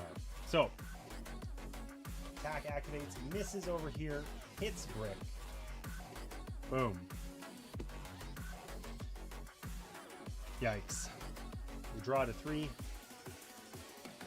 Oh, we can self-actualize. We can heal. Brick can heal. It's a miracle. All right, what's going to happen to him? The person with the most relics gains a blight and gets pushed downward. Thankfully for us, nobody has any relics, so we can choose for that to be cheer here if we want.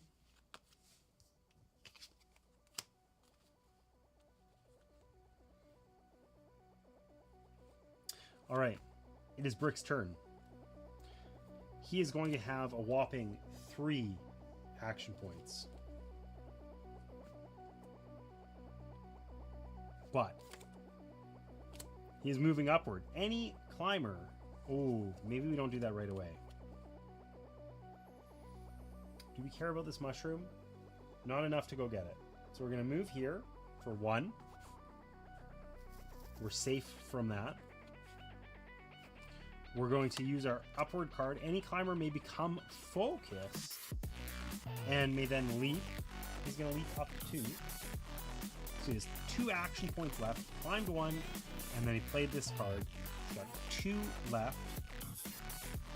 He's going to use his focused removal of blight to be alive. Because we like being alive. He's going to self-actualize. That lets us gain a health and get one of these cards back into our deck at random. Maybe it wouldn't be that one.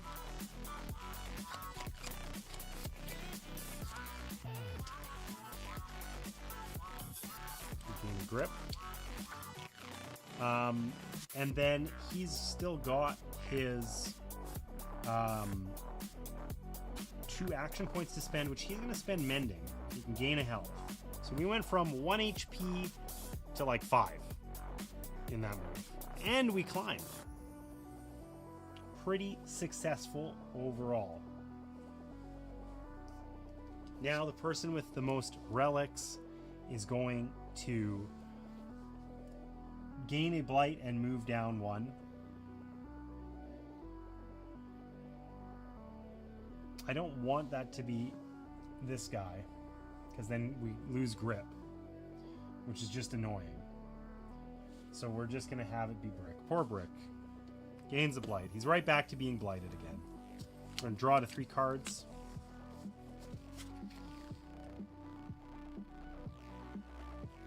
Importantly, we're kind of set up for this for later, maybe. Probably worth hanging on to at this point. So climbing this little like 2 steps forward, 1 step back. It's taken us a long time here. All right, and our active player is going to get absolutely kicked in the teeth. So we are going to play this watch out card. He has 4 AP and is safe from yellow. He is going to fall. He's going to let go. He's going to drop down to here. We could continue that, but I don't think we want to do so.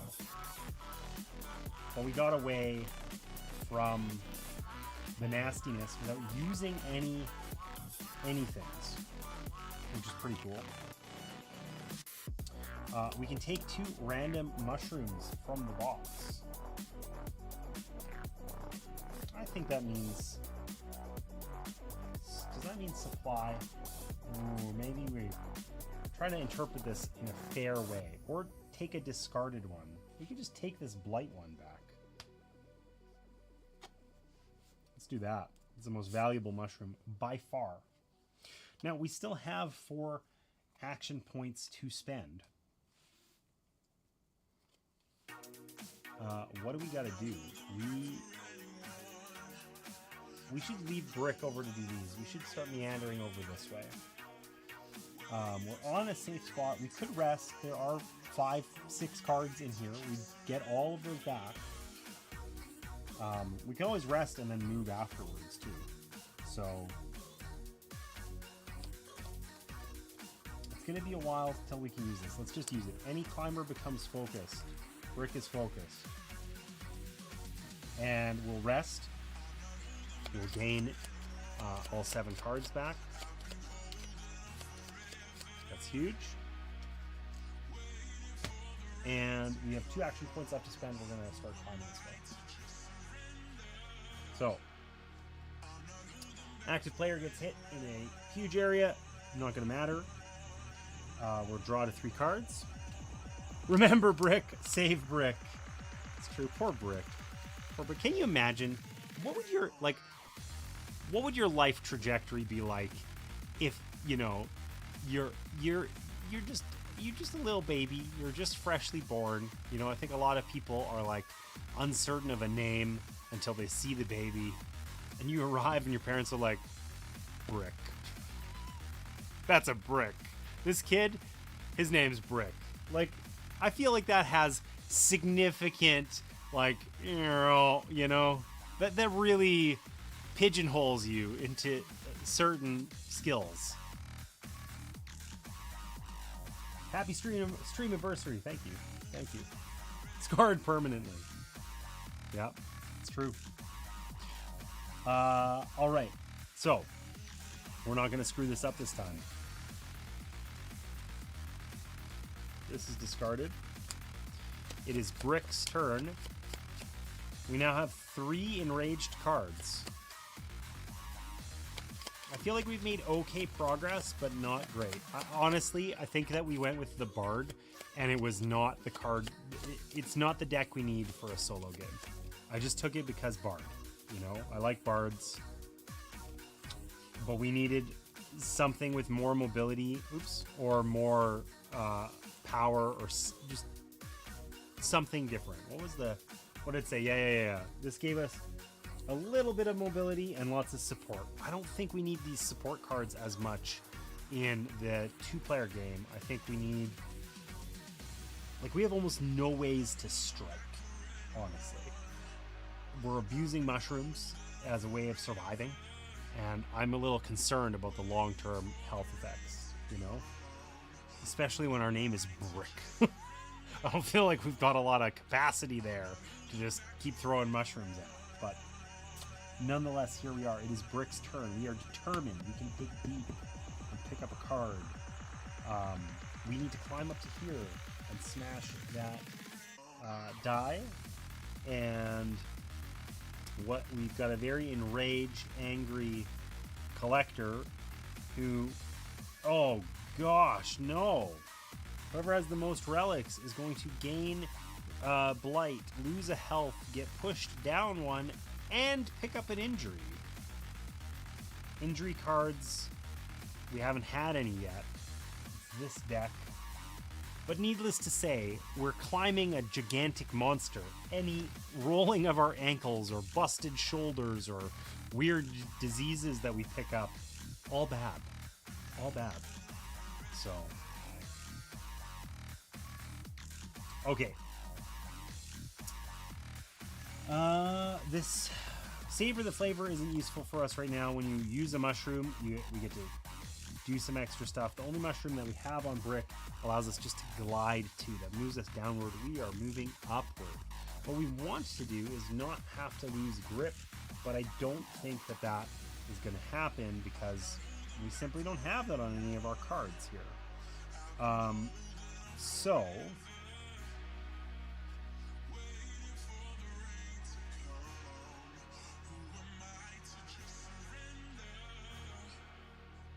do we have to pick our card first before resolving?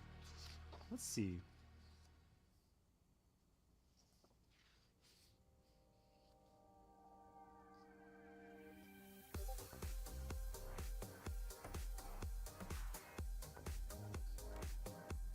I think yes. Okay. So. This is not terrible. Teamwork is pretty good for us. We already are focused, so let's put lead by example here. We're unlikely to use that. So we have 4 action points, which we can use. We can also either draw a card or place any card from our discard on top of our deck. This one is actually quite useful situationally. This would be a great one for the 1-2 punch, which we know is coming up. We're not sure where it is. So maybe let's just do that. Let's put this on top of our deck. It's effectively like also like gaining a grip too, right? So we have 4 action points to spend. We're only protected from the... Oh, but if we do this now... Wait, let's not do that now. Because we're just going to end up throwing this one out. We're going to lose some grip here. Okay, let's play our teamwork card. Choose 1. Climb 1, gain 1 health, strike 1, gain 2 grip. Another climber also chooses 1. So we're going to choose to gain a health. And our good friend over here is going to choose to gain 2. Why don't we gain 2 grip? We don't need to heal. We can't strike anything. Boom. And then we still have our 4 action points to spend and our mushroom, which doesn't help us, or our savor the flavor. So we're going to go 1, 2, we lose a grip.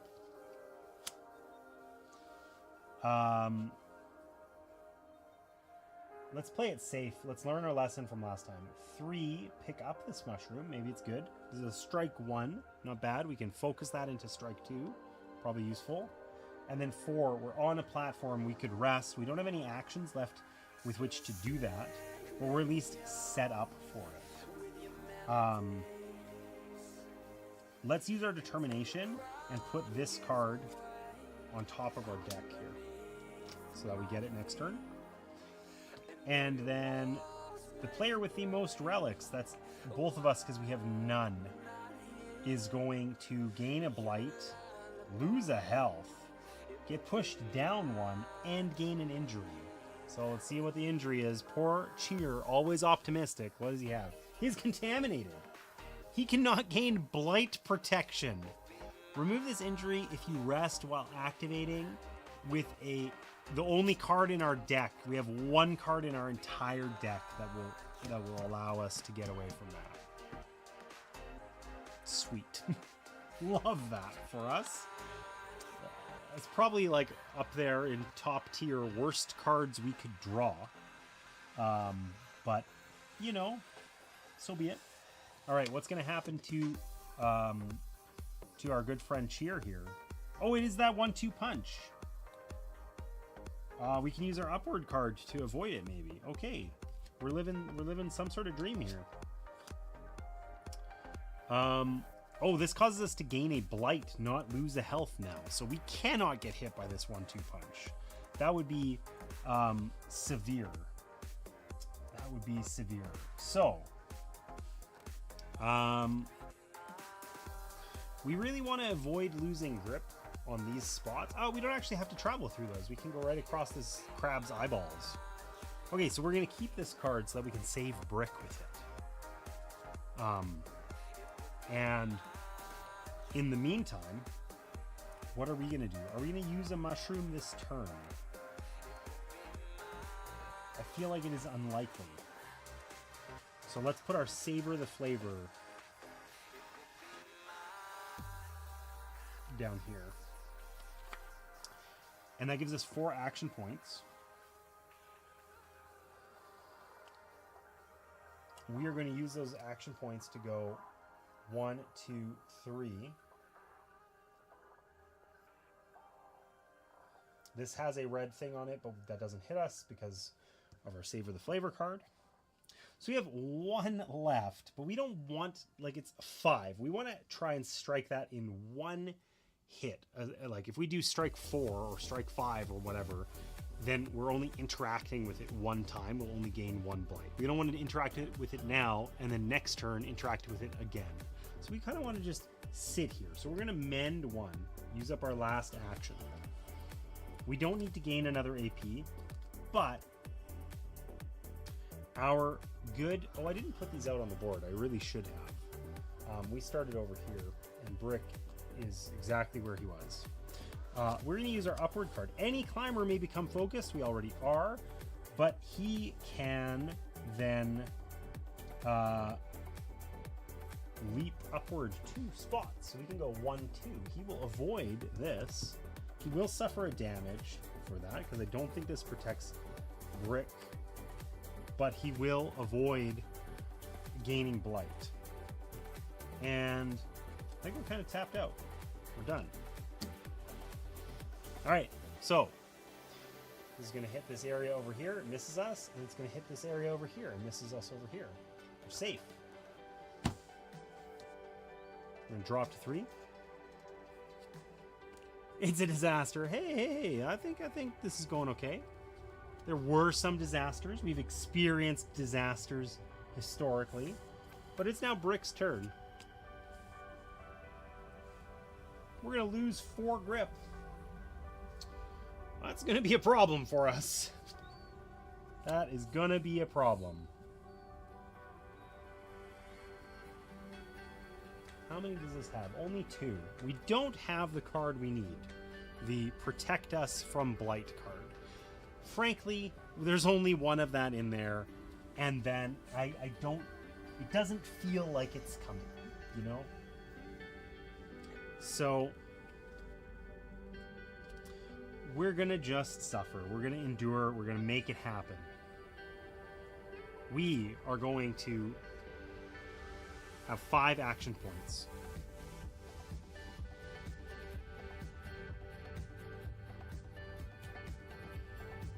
And we are going to keep this simple. We actually don't really want this one. We're going to play this hang in there. Any climber may anchor and then may jump up 1. We're just going to jump up to this spot. And then we're going to strike this for 2. Does it help? Yeah. You know what? We're going to use our focus and our strike thing here to hit it for 2. We can add 1 to that. So we hit it for 2. This die is removed. We do gain a blight. But we haven't actually used any of our action points yet. And we have 5 of them. Maybe we didn't need the 5 card, actually. Could I have simply kept that and played the 4 card? Probably. We're going to retcon that and pretend we had done that cleverly before. Because then we're going to let go. And we're going to go wee and fall down to there.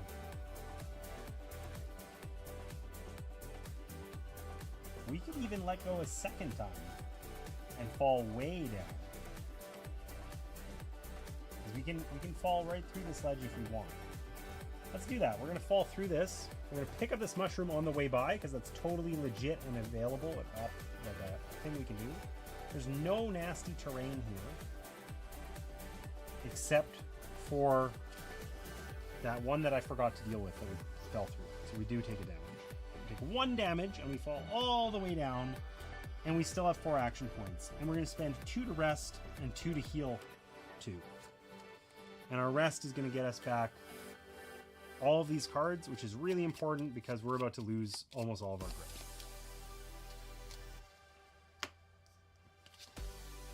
So, -2 grip, the active player and the next player. 1, 2, 3, 4. Hey, that card that we always need to find. I'm so glad we discarded it. But that's okay. We survived all the enraged cards. We made it. Brick's in a happy place. We're set up to really suffer over here and really get, you know, a ton of blight. And we're just going to run with it. That's fine.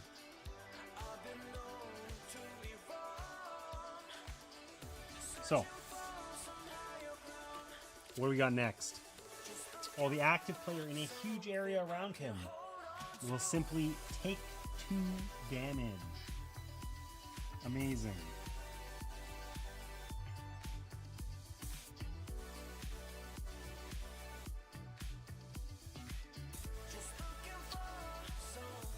All right. Importantly, this ledge is not safe. So we can almost drop down, but not quite. I mean, we could drop all the way to the ground and be safe that way.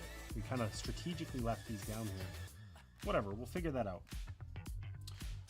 However, what I think we definitely want to do is just use our 5 card here. And we're going to spend all 5 to strike this for 5. It is now removed. We gain a blight. Okay. We are then going to use our focus to remove 2 blight. And we're going to savor that flavor. That's going to let us gain 2 grip back and climb 1. We can climb down to here 1. Is that actually useful? We can't gain a health. We can't strike anything. Whatever. Sure. We'll climb down 1. And we'll gain 2 of these. We will gain 2 grip.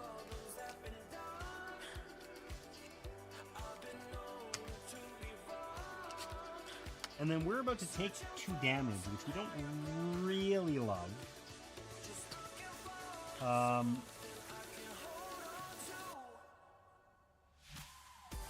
We have no action points left.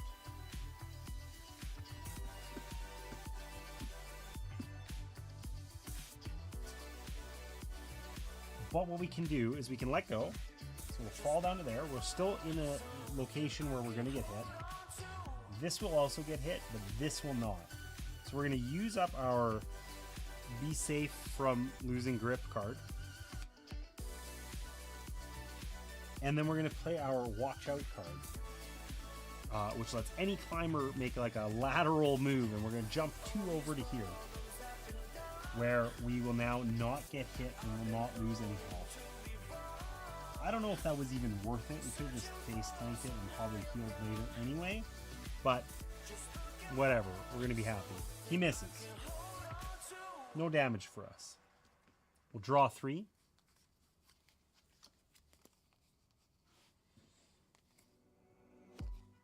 We got some options in here. That's good. We don't have the 1 card. But, oh, it's not in here. So it's over there. Oh. Okay. Okay, it's Brick's turn.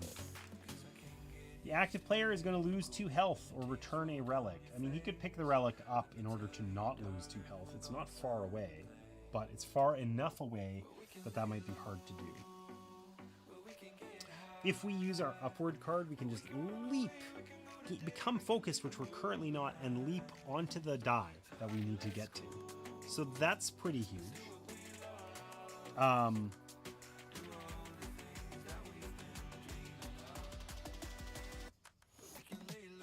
The other cards are not particularly exciting. We can also just spend this for 5 and just walk up there. Like that's another option. But it feels more fun to become focused and leap there.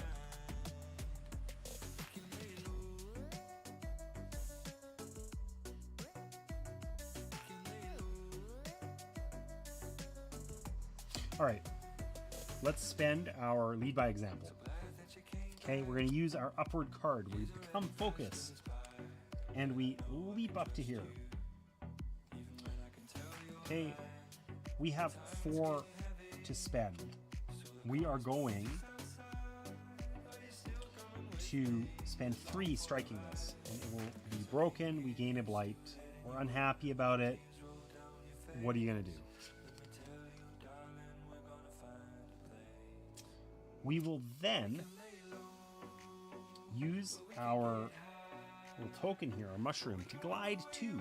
We have 1 action point left, but we can glide 2 down to here. And then we can climb 1 with our last action point and pick up this relic, which means that we are going to be able to return that relic and not take any damage.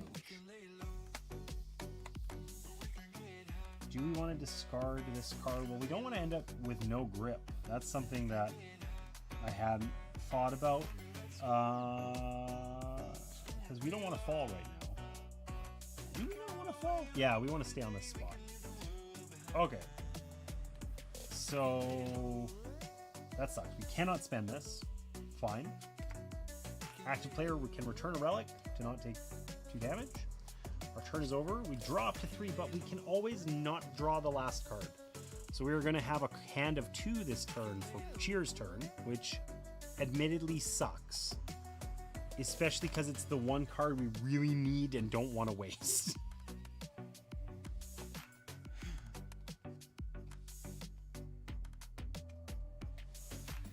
That's okay. That's okay. Well, we're picking from 3 actions or 3 actions, and that's it. Neither of which really works out in the way we want it to. But, you know what we got to do first? We got to remember to find out what's happening to us. He's even more enraged. 4 out of 5 cards are nasty now. But look, we killed all of the crystals. It's just the stuff down here and picking up the relics. We're like reasonably close to victory here. We're reasonably close. 1. Whoever has the most relics is gonna suffer extremely. This definitely, we don't want to pick up any relics because we want this to be Cheer, or we're gonna probably lose. So Cheer basically needs to rest.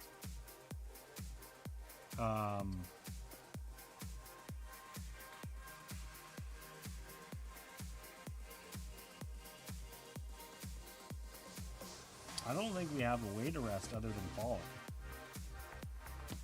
Because we have to be on a ledge. We could move over here and then fall. And then rest.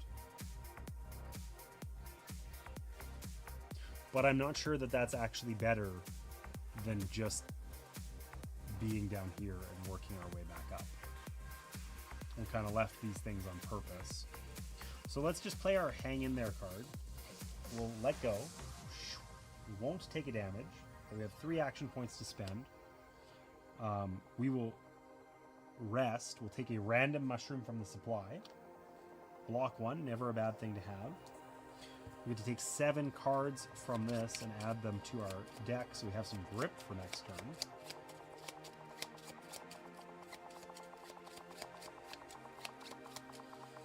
One, 2, 3, 4, 5, 6, 7. This one will remain over there. And we have 1 action left, but I don't think there's anything we can actually do. We can't mend. Oh, you know what? You know what we could have done? We could have got rid of this stupid thing for blight protection. We have that card in hand. Whatever. We have 1 extra thing. I don't think there's anything we can do with it. We can't mend. We're just done. We're finished. It's over. Did I put these all face up? I did. Why did I do that? Shouldn't know these.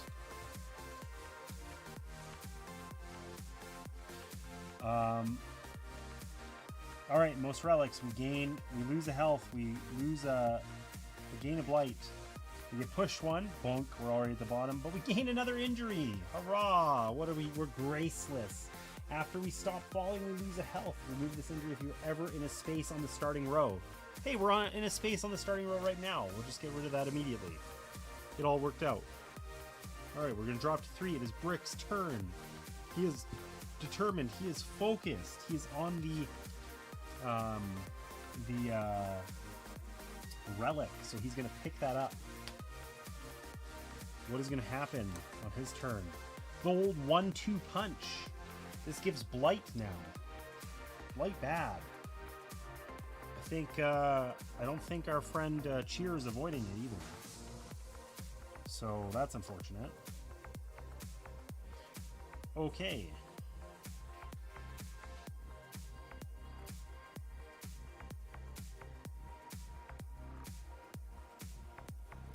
This should be discarded.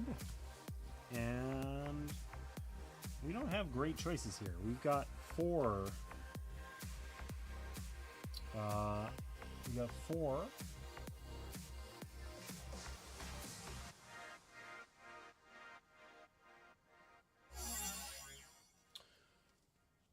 Which we want to move away. 1, 2, 3. We won't take damage from that. We'll heal 1, mend 1. 4. 1, 2, 3, 4. We're going to play our hidden stash. Any climber takes 2 random mushrooms from the box or 1 discarded mushroom. Hey, we're going to take our favorite mushroom back. This is why we're the mushroom abusers. Cheer, best champ in the game. And we're going to keep this card for later.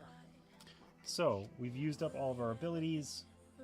Sadly, we cannot avoid the 1-2 punch. We do not have a way of doing that. We can use our determination if we want to get one of these cards back, but I don't know. Are any of these? The hidden stash is pretty darn good. And let's use our determination to take the hidden stash and put it on top of our deck. And then we suffer our 1-2 punch. This one's a miss. This one hits, and we gain a blight. Womp womp. All right.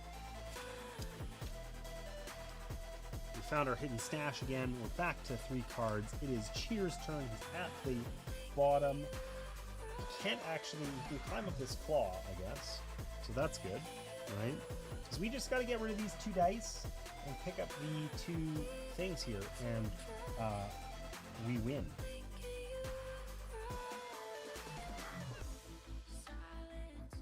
So,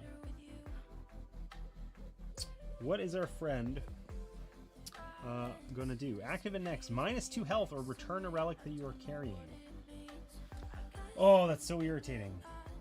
So we're gonna suffer the health, I think.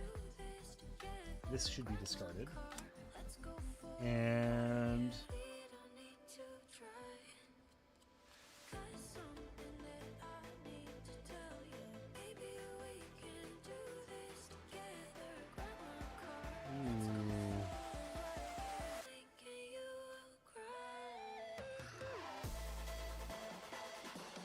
I really want to get these relics and win, you know? That would be swell. I think we're going to we're going to play this motivated card because these other ones are too useful. We've got to use them. So, we're going to play our upward card. Any climber may become focused. Brick already is. Okay, he's even more focused, but he's going to leap up to this platform here. Boom. So he's ready and primed and ready to go get that. We have 3 action points, and we've got a hidden stash. Any climber takes 2 random mushrooms from the box or 1 discarded mushroom. We're actually going to use this mushroom and then take it back and use it again and heal up all of our blight. We're going to feel really good about it. And then we got 3 actions left to take. We could rest. We're going to need the grip sooner rather than later. We're on the bottom here. We don't have protection for this thing. Let's just rest. Get all of our cards back. and move over one. Or instead of moving over one, yeah, no, let's move over one. We are going to take a bunch of damage. We're going to face tank. Unless we return a relic. I think Brick might have to return this one. I don't want Brick to die. Nah, whatever. He's going to keep it. We're going to lose 2 health on each of us. We'll suffer the consequences. Fingers crossed. We're getting there. We're getting there. Active and next. We're going to lose 4 grip this turn.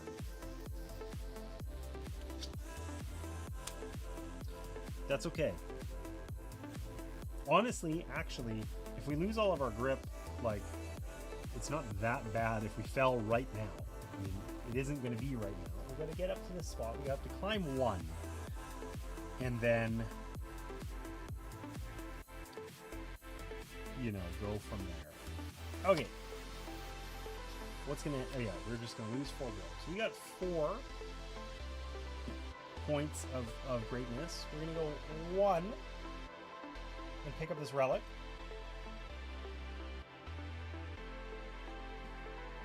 And then we're going to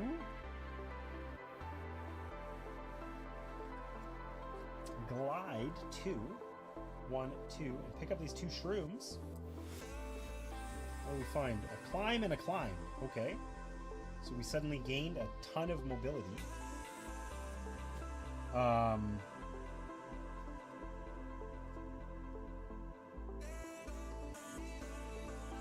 think we can use this. What do we have? We have 1 AP left, right? We had 4. We spent 1 and then 2. So we've spent 3. So we're going to use this to move 2. We can go 1, 2. We can pick up that last relic. We have all of the relics now. We got 1 action point left on Brick. We're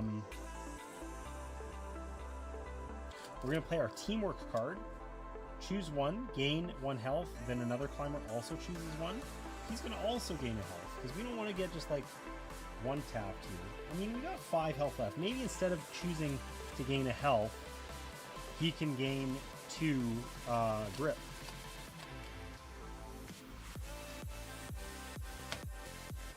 And then with our final action point, we can either move over 1, so that we're kind of safe, or we can heal 1. I think we heal 1. We're going to send Brick to this one. We're going to send him to that one, and it's going to be fabulous. We're going to lose 4 grip.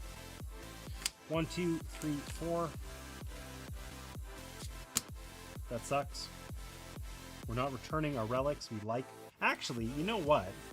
We could lose 2 and return a relic to the spot we're on. We can put it on any A spot. We can just pick that up next turn. And then we only lose 2 grip. Okay. It's Cheer's turn. We gotta hustle because we want to be at least 3 spaces up from where we are.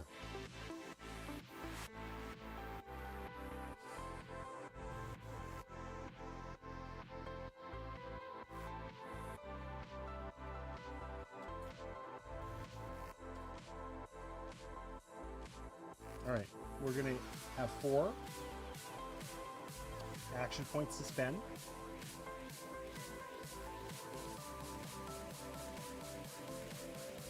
Does that make sense?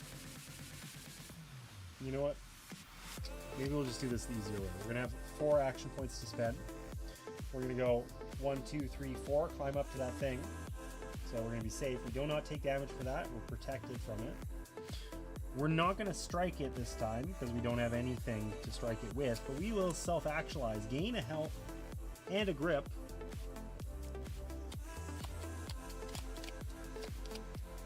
I don't know how to resolve this fairly. Does that one go in it? I feel like yes, it should. I feel like I've done that a little inconsistently. That's okay. Oh, it worked out the same anyway. Okay, and then we have our sheer grit here, which is a 5 action point card. We want to have this in hand. Let's climb 2. We don't need to climb right now. What we need to do is stay put. And we're safe from the active effect. So we're good. The active effect misses us. We're going to draw up to 3 cards. it is Brick's turn. And the first thing he's going to do is pick up this relic, we know it for sure, and probably play this. So he has 5 action points, because he's got to go start swinging on this thing. So he picks up that relic. We're at full rage here now. The monster is hyper enraged. Hyper enraged.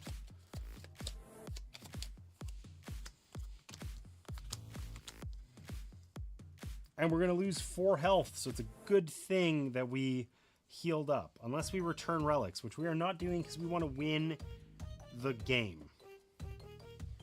So, Brick has 5 points, 5 action points, and is focused. He's going to use his little mushroom here to move over 1. And then he's going to let go. We do lose a grip. That's okay. But we're going to gain 1 AP. So we have 6 AP, and we're just going to crush this thing. Strike it for 6. It's gone. We're out of AP. But we did everything we wanted to. And we're extremely happy about it. Alright, we're going to lose 4 HP.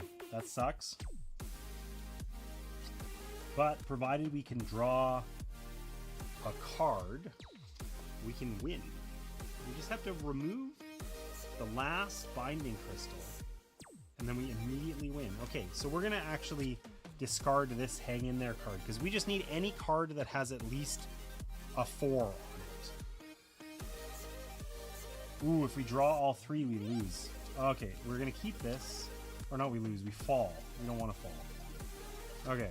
We'll just draw these ones. We're happy. We lost our things. We'll look at what's going to happen, but it's not going to matter. It's the 1-2 punch. That would be a really bad one for us right now. It wouldn't cause us to die, and it doesn't matter.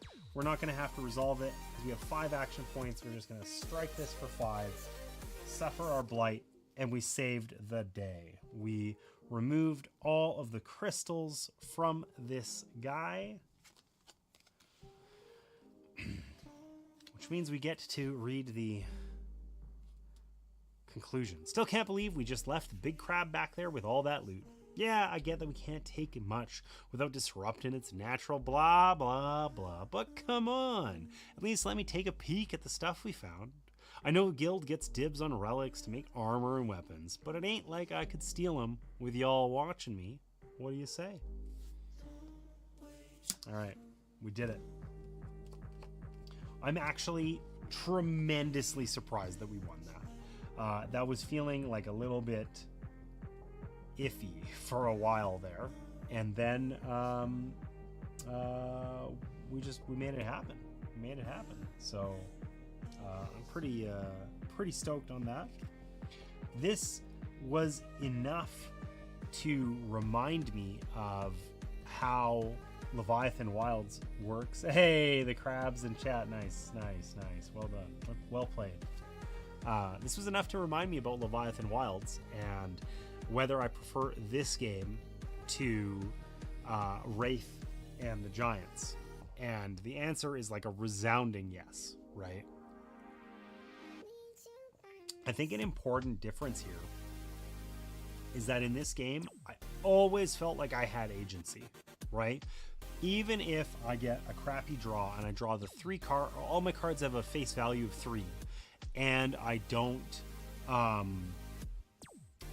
have any of the symbols I need or whatever, I still have things I can do that are going to enable me to make choices where I feel like the primary determining factor of success is going to be, did I make good choices? And yeah, so much better for less rando eating. Yeah, this is the way that in this game the monster slowly becomes enraged, and that was something that was present in Wraith and the Giants as well. But the problem in there is it becomes enraged by you like dodging, and you have to dodge or you lose, right? And it just made the when you do inevitably get hit, which is probably going to be due to a factor, you know, that you cannot control, you get like one tapped, and that was really unsatisfying. Whereas here, it's like I have a little bit of prediction on what's happening. Also, I realize I did this incorrectly. I was supposed to take 1 damage. We would have still won, though. That one was swift. Happens right away. But anyways, in this game, I felt like I always had choices to make. And like, yeah, you can dodge most of the attacks and whatever, but not all of them. And you become very familiar with what's happening. And then you know that the nasty versions are going to be coming out, but you're not really sure which ones. So you have like a little bit of planning, but there is some mystery there, you know? But just overall, it broadly felt like I have an extreme amount of agency. The thing that is making this difficult is tactically, how am I using my hand? And what is my goal, you know, as far as the way that I'm maneuvering around the map and that sort of thing. And those are things that I get to choose. So I liked this a lot more. Yeah, I'm gonna play another boss here. Give this a try. But I think we should mix things up a bit. I like Cheer so much. I really do like this character the most. But we abused the hell out of the mushrooms this game. Possibly in a cheaty way. It's hard to say. But we're just going to pick 2 different characters and try another scenario and see what happens. So I think what we're going to do actually is I'm going to take a really quick break here. And when I get back, we will pick another 2 characters, build another deck with another class, and try another one of these scenarios. So I will see you back here in about 5 minutes.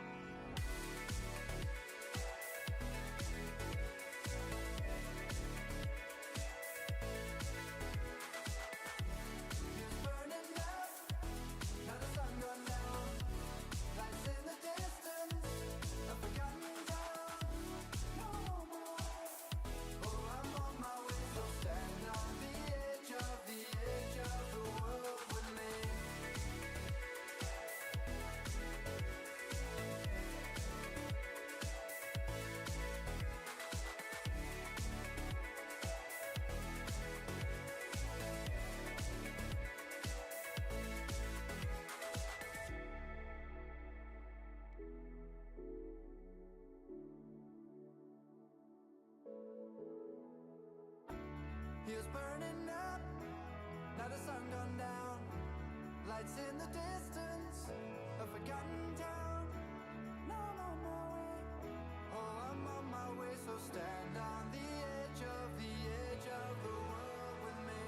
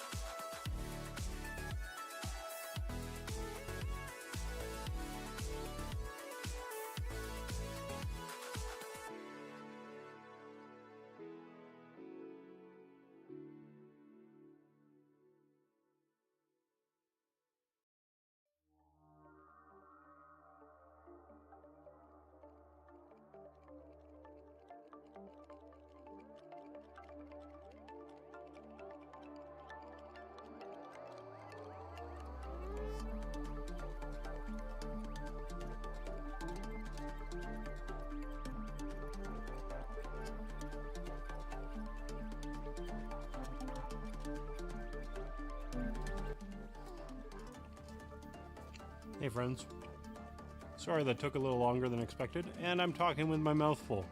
Don't do that, it's bad. Your mom would tell you not to. Alright, I'm gonna eat this granola bar. It's gonna be delicious. And we are going to enjoy playing some more Leviathan Wilds. I've had a really good time with this so far, and I'm eager to try another scenario here.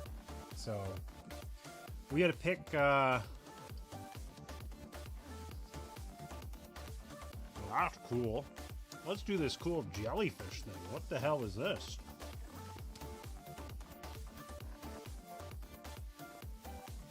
I was gonna figure out some way for us to pick whatever. Oh no, we're just doing this.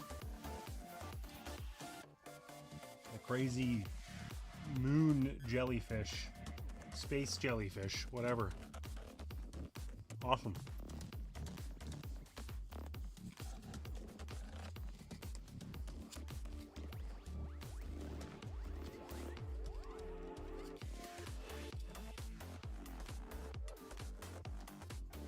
This is a 3 out of 4 difficulty. Out of curiosity, what was that previous one? Ooh, there's a horse? Oh, that's not a horse. I just saw the back, you know, like the tail. That is an angry, angry bull. Well, this was a 2 out of 4. Okay, it was decently hard. This is a 3 out of 4, so we're scaling up here. This looks cool. Yes! Yeah, totally. This thing is rad. I like the art style in this game. I just really like this game. Honestly. So, I'm glad I chose to play it. And I think that this, yeah, made it very clear to me that it's like, if I had to pick only, well, one, these games are too similar. I don't need to own both of these games. Wraith and the Giants and this. I don't need 2 different games that you're climbing a giant in order to destroy points on it in order to defeat it, right? That's rather niche. And this is just the superior game. Like, while the other one had more, it didn't even have more potential as far as a campaign game. It's like there's only 4 enemies in there, and the first 2 felt really easy, and then the last 2 felt really hard. And this, there's a lot more variety, and oh my god, is there ever potential in terms of like the characters, right? We have 2 different characters, we pick a class. If we were playing this with multiple players, we'd have multiple classes in play. There's a ton more variability here. Like, this is just straight up the superior game. If I'm going to play a game that involves climbing a monster and defeating it, or saving it in this case, which is even, I like that better thematically anyway.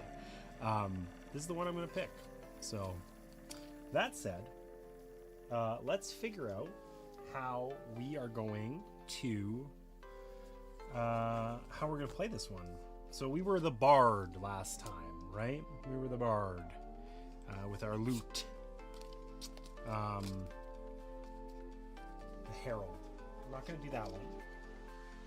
That was high support, which I feel like we really had to play around, and it was maybe like not the most satisfying. Maybe let's try something different here.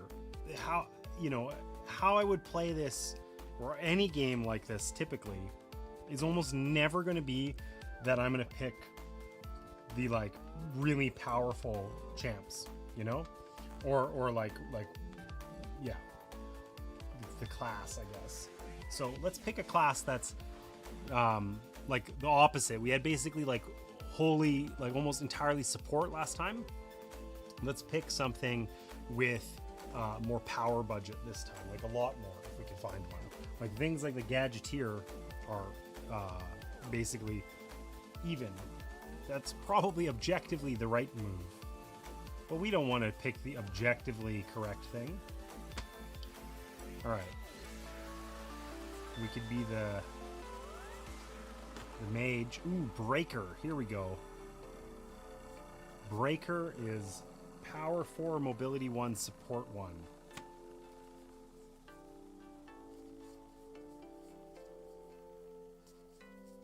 All right, that's the move. That's the most powerful of them anyway. Let's just give that a whirl and see how it goes. So, we know we're going to play something with a high power budget. I think we're also going to try different characters, right? So, who do we want to be? Do we want to pick it randomly? Probably.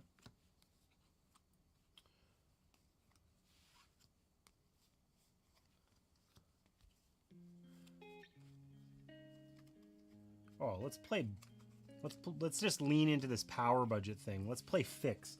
Hit it harder is his first ability. Apply +1 to your strike. And he's got a huge beard. Let's play Fix and someone else. Let's pick it randomly. I'll deal out these cards, character cards, and we'll just pick one at random here. Does the breaker know brick? I bet they are gym bros, totally. All right. So I'm not gonna look, and I'm gonna pick this one. What's that? Hornet. He was the guy on the card, like narratively, in the scenario we were just doing, and I didn't care for the way he was written, but you know what? We'll give it a whirl. All right. So I think Hornet is ranged, I think is the idea. Let's lock in with Fix here first. All right. It says, oh yeah, mobility 1, power 4, support 1. The Grizzled Veteran. A fixture of the climbing guild since youth, he has witnessed generations of change within the guild's strategy and mission. While the gear has gotten better and the training regimens more refined, he's been around long enough to know when to pull out some of the old tricks. Okay, old guy. Punches things really hard. His abilities, oh my god, it's me. I'm old and cranky. You know, back in my day. And old rusty. So he's got a weapon, you know, a big old pick that we can use. All right. And then we got Hornet over here. As a relic hunter, Hornet specialized in the illegal acquisition and sale of powerful Old Kingdom artifacts. Old Jim Bro, that's right. Caught after a job went awry, she was offered 2 choices. Spend 10 years employing her skills for the climbing guild or 30 in prison. She's still not certain she made the right call. She's the reformed thief. Also high power. So we're just going straight power. Our only ability is to smash things, basically. Neither one of these have any special setup involved. Just, you know, come as you are and punch things in the face, basically. And Hornet's special ability is that she can apply +1 range to her strikes. That seems exceptionally valuable because there's often times where we want to destroy a crystal, but we're going to end up like 1 action point short or something like that because we have to move that last little bit of movement onto it. And then Fix, of course, is hit it harder, apply +1 to your strike. And in both cases, we can do it... interesting. Limit once during your activations. Limit once per turn. Functionally, I think those mean the same thing. No, wait. During each of your activations. So, I guess we could use that multiple times. We could do, like, multiple small hits, I think. Oh, yeah. And what's our friend here? Stinger. Strike 2, you may use Sting multiple times this turn. Oh, that's this ability. So instead of only having 1 attack with +1 range, if we've got the Stinger, we can do it multiple times. And Pole Vault, any -1 grip, any climber within 2 spaces of you may jump to another space within 2 spaces of you. Oh, so we can like fling Fix across the map. That's badass. Okay. Let's see what it says here for... It totally does not say anything about Fix. Limit once during each of your activations.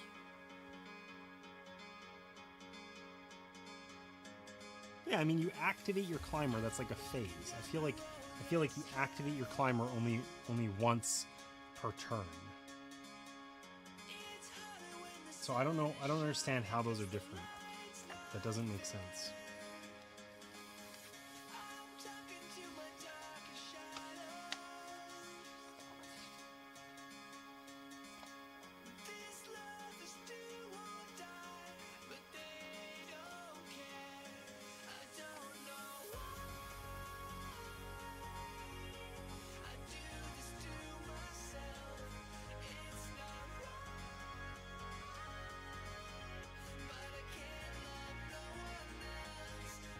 maybe it's like if other players can allow me to strike, I can still use it or something like that.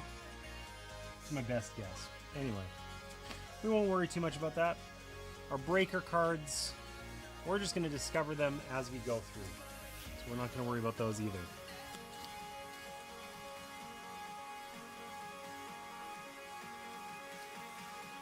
Something that's a little nice here is that we have one additional card in here too, because the one character we were playing only had one card that was added to the deck. So I think that actually makes a decent difference in terms of, you know, having one extra card often would have made the difference between having to rest this turn and being able to rest next turn instead.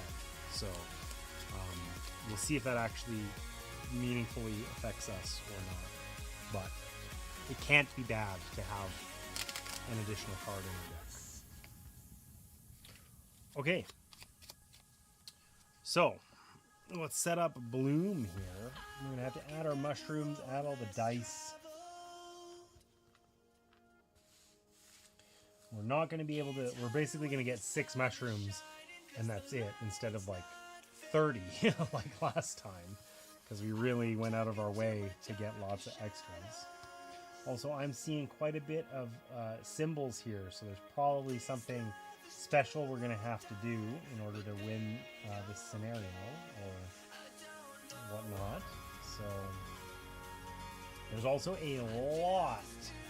an extremely high number of spaces with these red things on them. Like there's a lot of the yellow ones too, but like there are lots. Like we are potentially taking a lot of damage here. Maybe our, you know, glass cannon punch it in the face build isn't the move, but I don't know. All right, we're so close to the coast at the eastern edge of the wilds. This huge body of water called the Penitent Sea. There's even a perfect vantage point just ahead. High cliffs reach out of the coast, and I bet you could see forever from out there. But there's a wall of massive flying jellyfish in the way, so I guess I'll have to wait. Alright, so for setup, create a supply of 4 tokens. These are small jellyfish. Okay, and I don't think it matters what thing they are. You cannot strike a normal crystal unless you are carrying a jellyfish. Each A space is a cluster. While activating, if you are on a cluster, pick up a jellyfish. Okay. So we have to basically pause on these A spaces in order to pick up a jellyfish. And then once we have it, we can strike crystals. And I would bet you that there's cards in the deck here that are going to cause us to discard jellyfish, like almost for sure. But we will discover that as we go as well.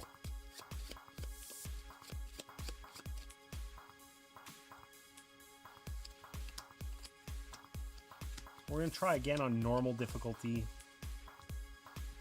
I feel like the harder modes would be more satisfying with more players, but I don't know. Or if I was just a little bit more experienced, a little better at the game.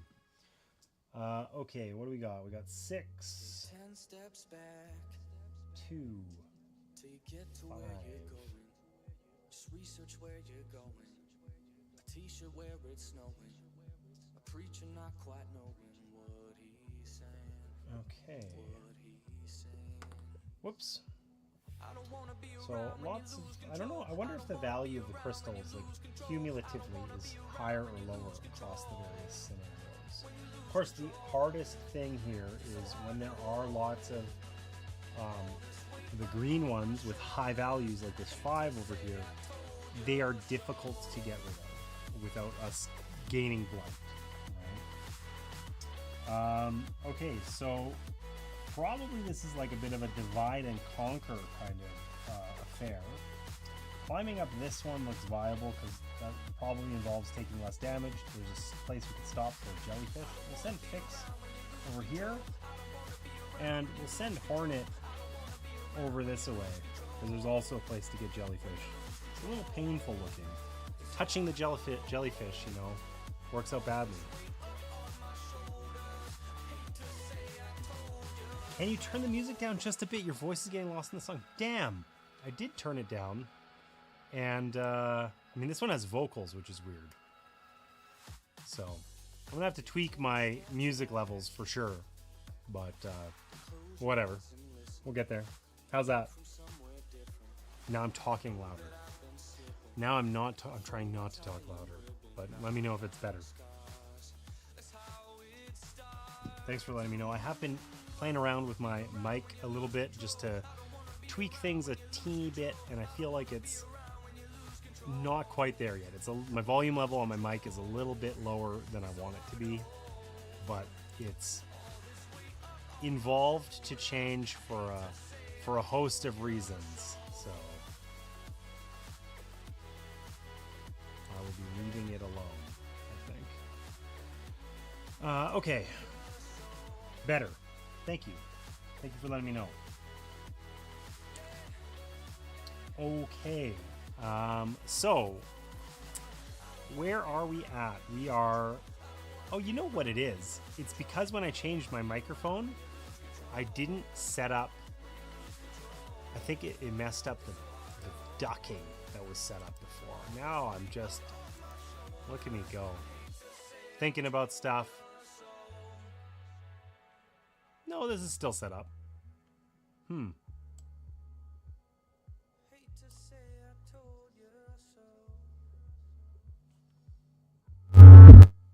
Oh my gosh, that was crazy.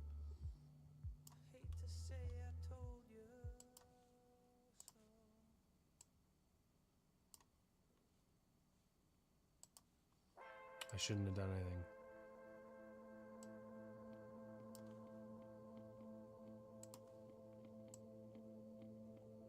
Okay, I shouldn't have messed with anything. I'm leaving it alone now. Leave me. That was a mistake. I regret everything.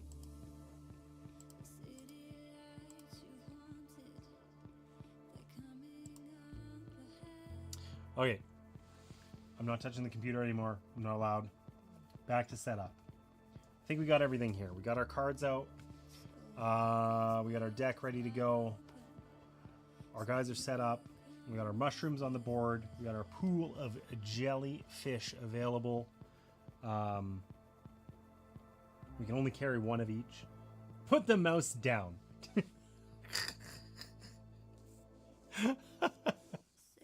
Yeah, I deserve that.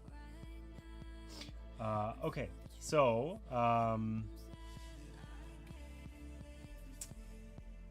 where am I at here? I am drawing 3 cards, and we're playing Fix's turn first, and we're winning the game. We need to have a jellyfish in hand in order to strike. So, what is our first threat? Oh, damn. This is giving us blight, and it's not even on it's just the active player gains a blight. Oof. That's bad. It's not targeted or anything, we just gain it. Gain a blight, -1, or discard a jellyfish you are carrying. But we always gain the blight. That feels like a hard limit on time. We gotta move swiftly or we lose. Okay. Victory dance after a crystal breaks, climb 2. Wow, the losing has commenced. Yeah, totally. Oof, indeed. That sucks. Get 'em. Any climber may strike 2. So that's kind of cool. If we were in a position where we could strike, which we are not. It also has the most valuable thing on it, so that's cool. And Stinger, which is great for Hornet. So we kind of want to keep this in hand. I don't think it really matters either way which one of these we play. We'll play that one. We have 4 actions. We don't really have a good way of using these other ones. We can hang on to this one, but I think it's unlikely. No, Oh, we could pick up a jellyfish. Oh, we have to start on the card to get a jellyfish, don't. While activating, if you are on a cluster, pick up a jellyfish. Okay, while activating. So it's an anytime action that we can do. So we can make that work. Okay, so we have 4 actions, basically. We also don't have anything that prevents us from taking damage, which sucks. So we're just going to face tank this. We're going to go 1, 2, 3, pick up a jellyfish, 4, and we're set up for next time.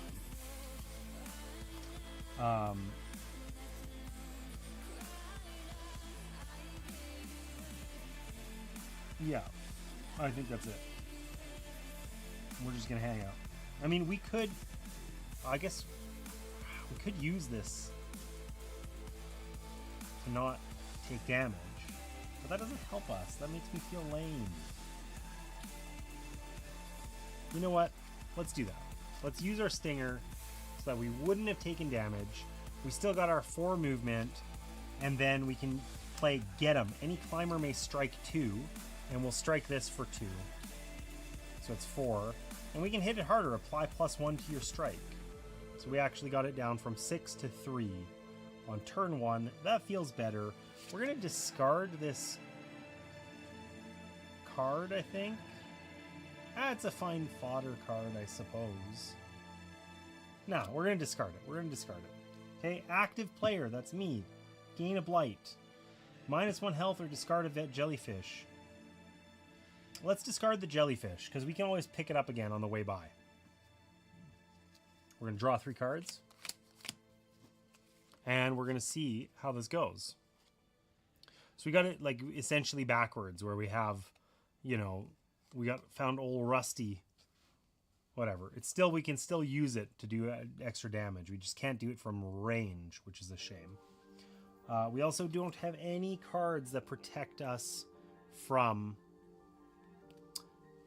damage from these guys, which sucks.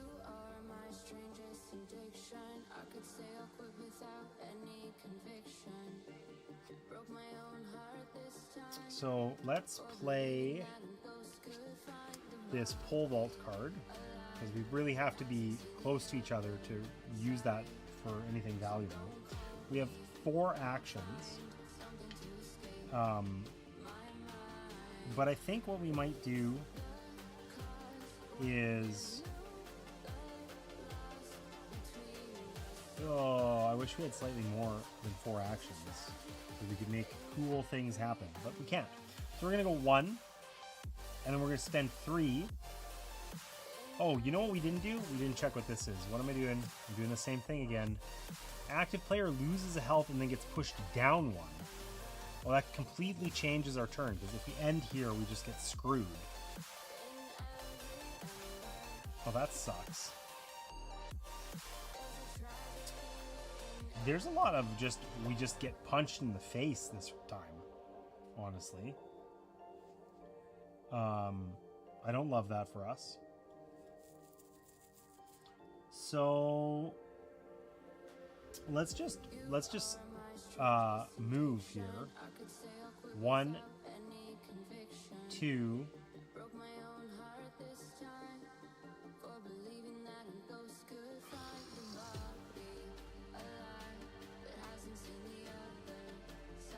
I just don't want to take all this damage. This blows. We just need to pick up some jellyfish, you know? That's all I'm trying to do. Pick up some jellyfish. Okay, whatever. We're going to go 1, 2, 3, 4. We're just going to go get this mushroom. We're going to suffer a damage, and we have to lose a grip. Oh, that sucks. That would have been a really cool card to get. That looks badass. Oh, well.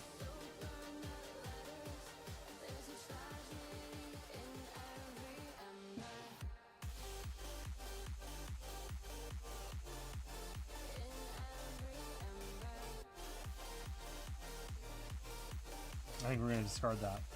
We're really turning over our deck here fast. So the active player loses a health and gets pushed down 1, which will then cause us to lose another health. But we can also pick up a jellyfish. Alright, what's going to happen to fix here? Oh boy! It's even jellyfish shaped. So we want to move up 2, basically. Ideally. Or something like that. Because otherwise we're just going to get punched in the face. For 2 damage. This is quite a bit higher damage. Oh my, back in my day has every single symbol on it. That's rad. But it's only 3.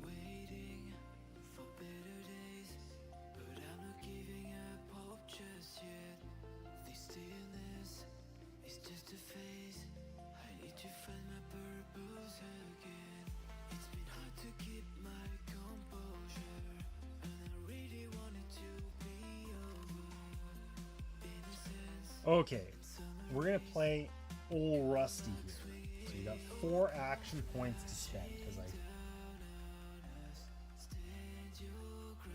is that the right amount? No. We're going to...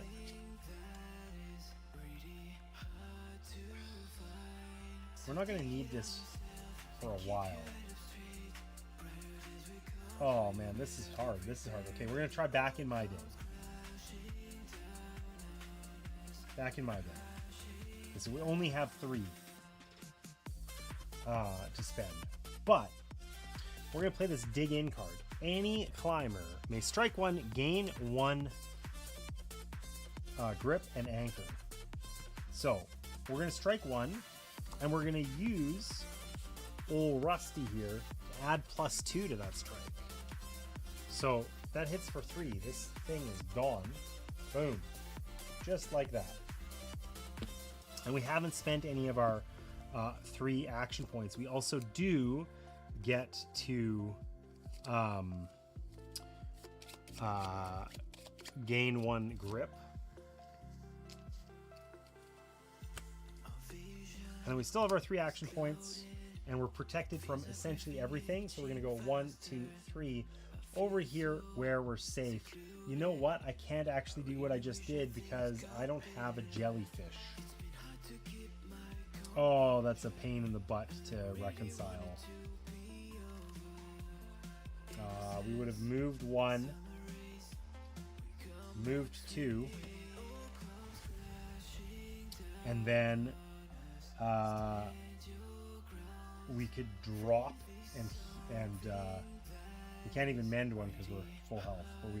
But that way we don't have to mess with our cards. I probably wouldn't have played that way, but whatever. That's the safest or fairest way to do it, because I forgot that we didn't have a jellyfish. We have one now. We've dropped down to the ground. We can go get that mushroom. Totally recoverable. It's fine. It's our last full turn without having to rest. There are not a lot of jellyfish platforms, but honestly, falling down isn't that big of a deal.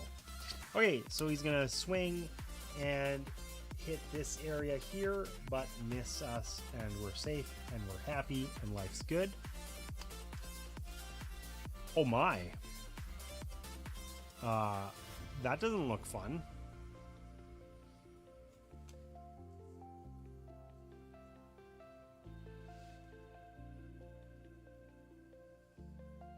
Oh, and it really gets hit bad as an enraged, angry guy. Okay, this is like the 1-2 punch of yesteryear. This is a much harder scenario, I feel.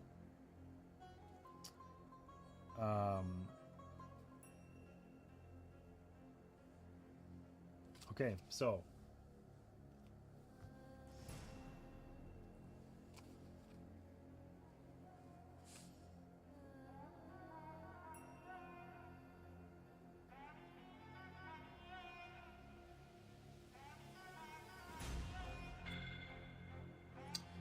what are we gonna do? We need to rest, actually, or have a very small turn, and then rest on Fix's turn. Doesn't really matter who rests. We're not on a platform, so we could just use our 1 card and just not do anything spicy, and then be happy.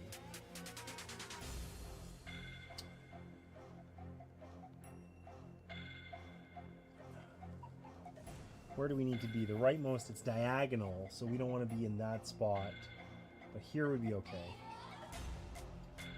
Okay, so we are going to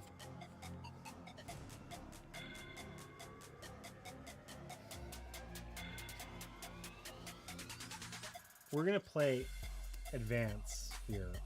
So that gives us 4 action points. We have a range of 1, limit once per turn. So we can just hit this from here. Bonk. It's dead. We hit it for 4. We have no action points left.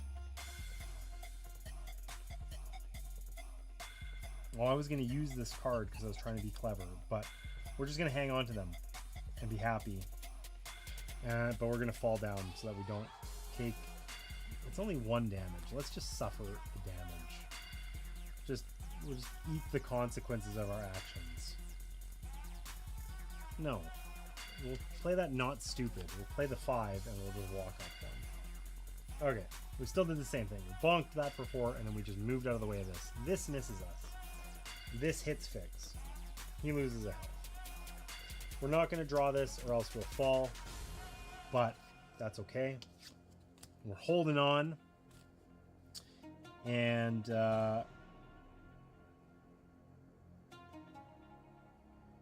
that means that we can play this headbutt card, heal 1, and rest. We'll gain 7 cards back onto our deck.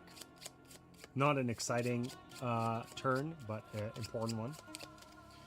1, 2, 3, 4, 5, 6, 7. These ones are still out. Oh, there are Fixes cards. Lame. I didn't actually see what this is going to do. All. Lose a grip or discard a jellyfish you're carrying. Okay, so we'll lose 2 grip. We're not going back for those jellyfish. That's a pain in the butt.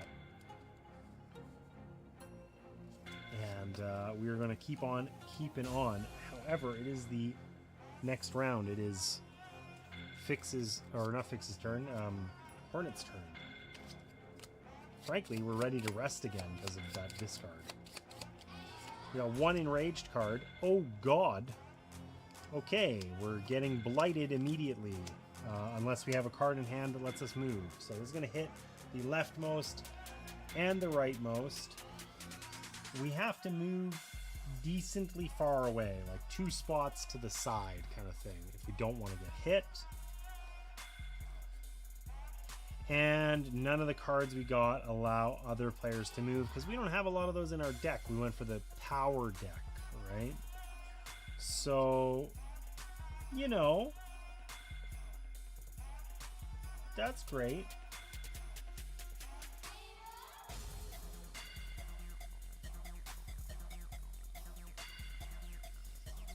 Okay, so we definitely could rest. That would be extremely viable, but we don't have to. So we're gonna play this 3, and we're gonna go 1, 2, and then we're gonna advance, jump 2 to a crystal. So we're gonna go boing right up to there. Nice. And we have 1 left, which we're going to use to heal. And we're just going to hang on to this strike 2 for later. So this is going to miss us. And this is going to give us another blight. Alright, it is Fix's turn. And we're either discarding jellyfish or losing grip.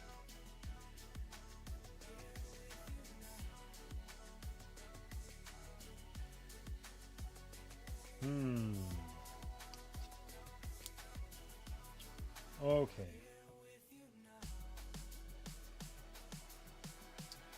How are we gonna do this?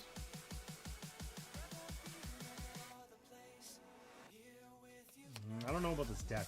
Anyways, we're gonna play Stinger again. 1, 2, 3, 4, just so that we don't take damage, because we can't take that much. You know, we can't just do that forever. And then I don't think these are super useful for us right now.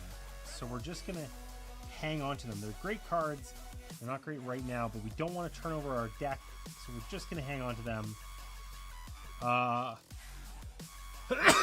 Of course, we're going to fall down if we each do this. So we're going to have our friend Fix discard a jellyfish, and then we'll lose one. Actually, you know what? Let's both discard a jellyfish, because I can go pick that up and then use my range to hit that other one. No big deal. Okay.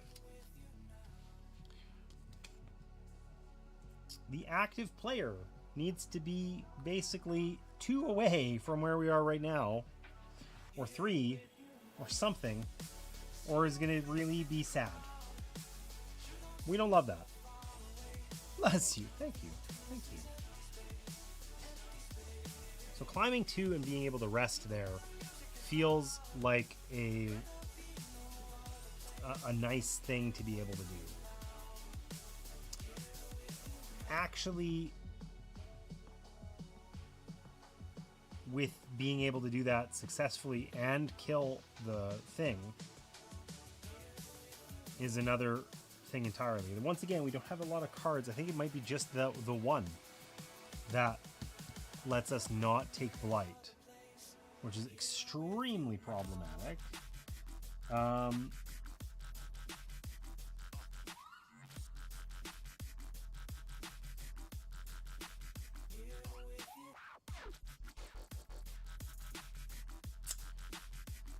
Well, we're going to play this pole vault because it's useless for us. And I think we're going to go pick up a jellyfish. 1, 2, and we might just rest. It's not dramatic. It's not exciting.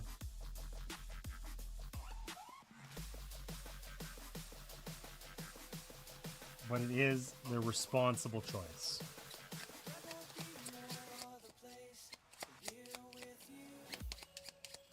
One, 2, 3, 4, 5, 6, 7. It's not the one we desperately need, so that's good. We could, though, we could dig in. Any climber may strike 1, gain 1, grip, and anchor. Because we can strike this for 1. There's no compelling reason not to do that. And we gain a grip. Anchoring doesn't help us, but that's okay. And then this active thing is going to miss us, so that's nice. We swiftly dodged the jellyfish attack. Surely this is where we lose, the active player loses or gains a blight, right? No. Okay, he's going to lose a health and get pushed 1. That's tolerable. That's tolerable.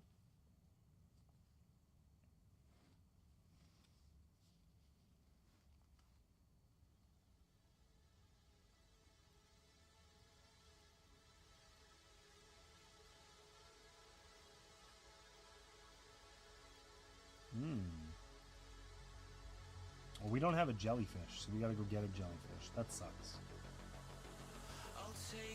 Oh, we're so close to doing cool things. But instead, we will not be doing cool things. And we'll be suffering some damage. Okay, so we're gonna play this 5.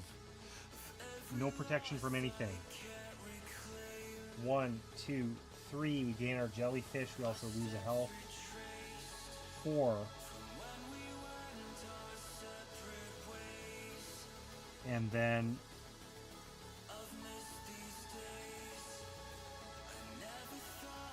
we're sad.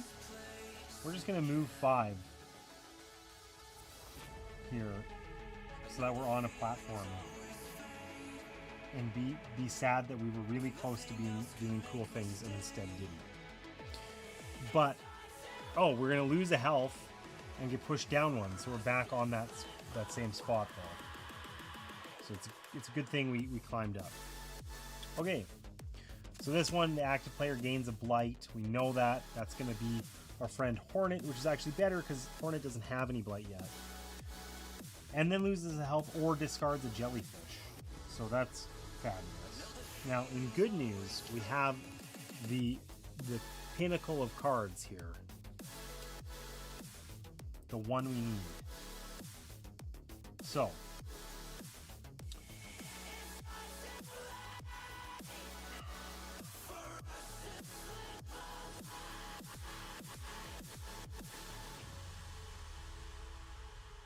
Okay, we're going to play this. We have 5 action points. We're going to move 1. No. Ah. It's so close to being like we can do something useful, but then not actually. Okay, we're going to say, we're going to play this one that's worth 3, and we're going to go 1, 2, or 1.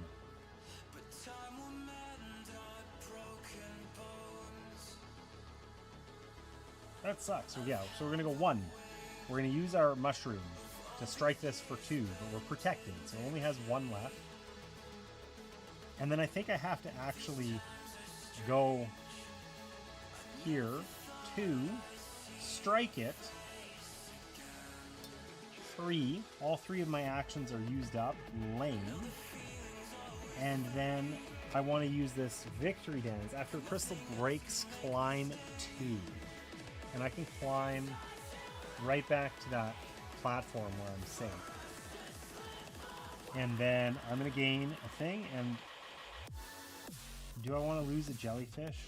No, I just want to heal. It's easier, if I lose a jellyfish, it's going to take me 2 actions functionally, instead of just healing for 1.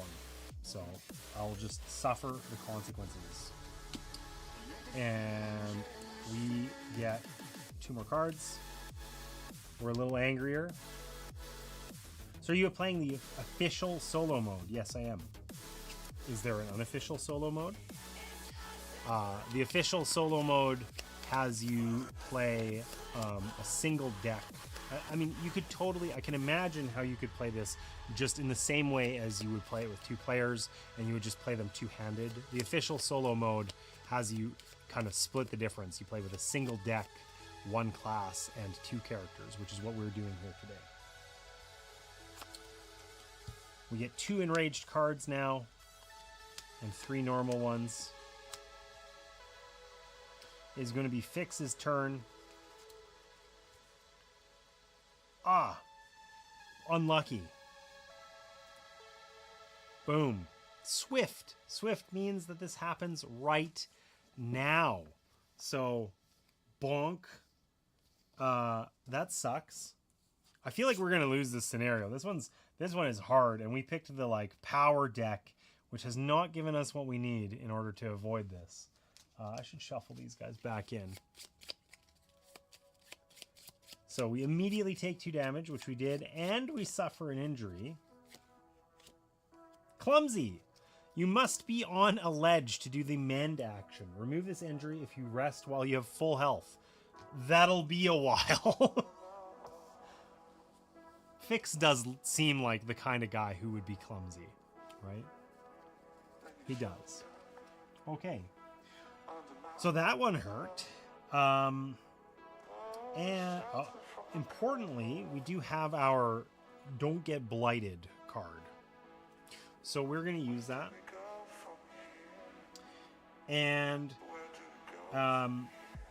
we are going to then strike for 4+1. Bonk. That's gone.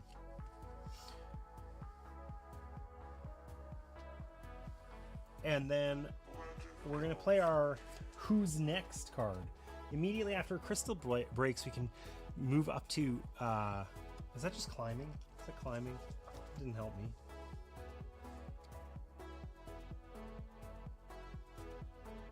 Oh no, it's a jump. It's a jump. It's totally a jump. What am I talking about?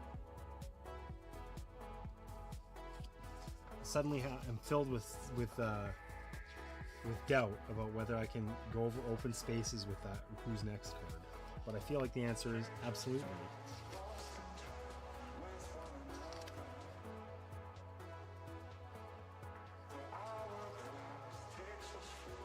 Yeah, it's a jump skill. Okay. Why did I... Anyways, whatever. 1, 2, 3. We can just leap up into there. Gain this mushroom. Which is going to let us climb 1. Which doesn't help us in any way right now.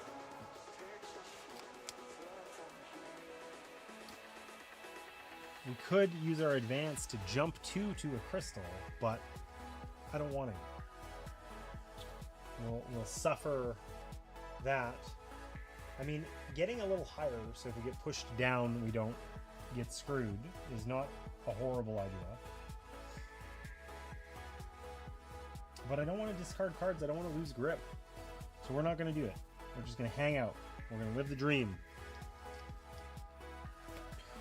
We've already resolved this, so we'll draw up to 3. And then what's our enraged card for Hornet going to be?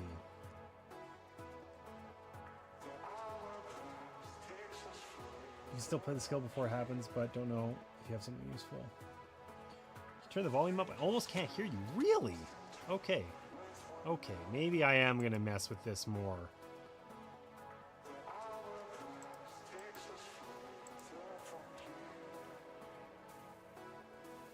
That's odd that that's... Oh, wow, it is really quiet. Why is it so quiet on my mics? Like, right...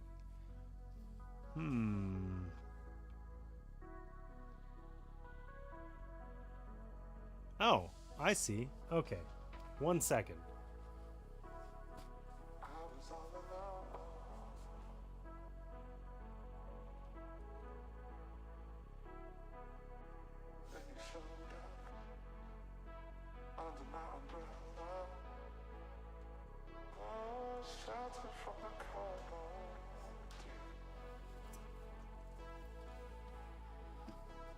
Well, that doesn't make sense. What is going on here? And let's figure it out and fix it.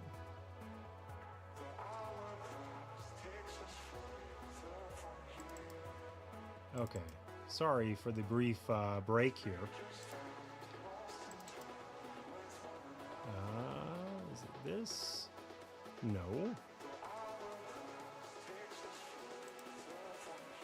Well, that doesn't make sense either.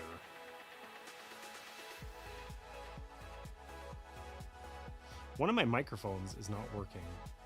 For reasons that are stupid, there's 2. Okay.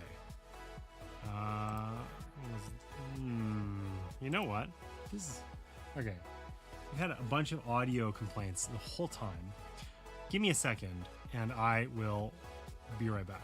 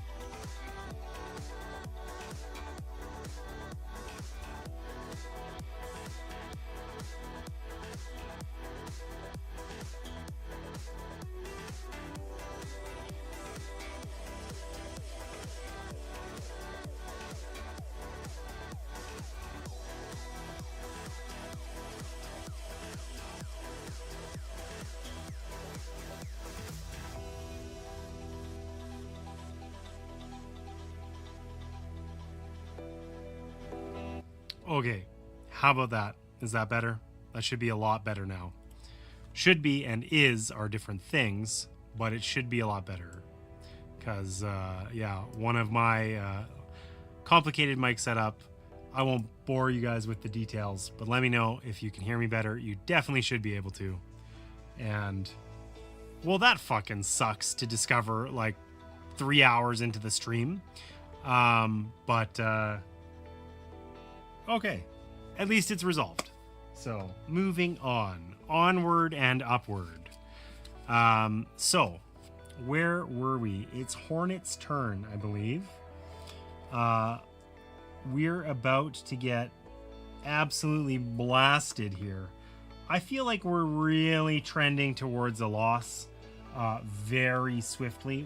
We played greedily here with powerful characters and a powerful deck. Our deck is not at all well-rounded, and it means we don't have a lot of movement options. So I think bad things are gonna happen here.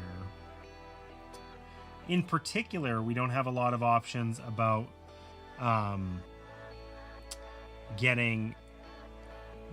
dealing with this in particular, where, you know, allowing another player to move or what have you, another climber to do something. So sadly, we're gonna be very close to death here, but that's okay. That's okay. We will solve that one way or another. I do believe that we're gonna advance, or we're gonna play this for 4 action points. We got 4 action points. We got a jellyfish in hand. We can strike this thing.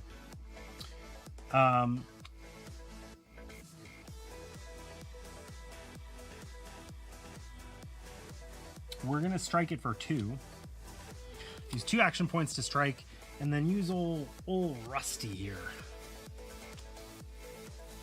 to apply +2. So we're gonna break this crystal because we have a range of 1. And then we're gonna use those 2 remaining action points to just slide out of the way of this huge attack that's coming. And we don't have a good use for this, so we're gonna hang out. We're gonna hang out. Volume better. Thank you. Yeah, this will mean we don't get hit. We're good.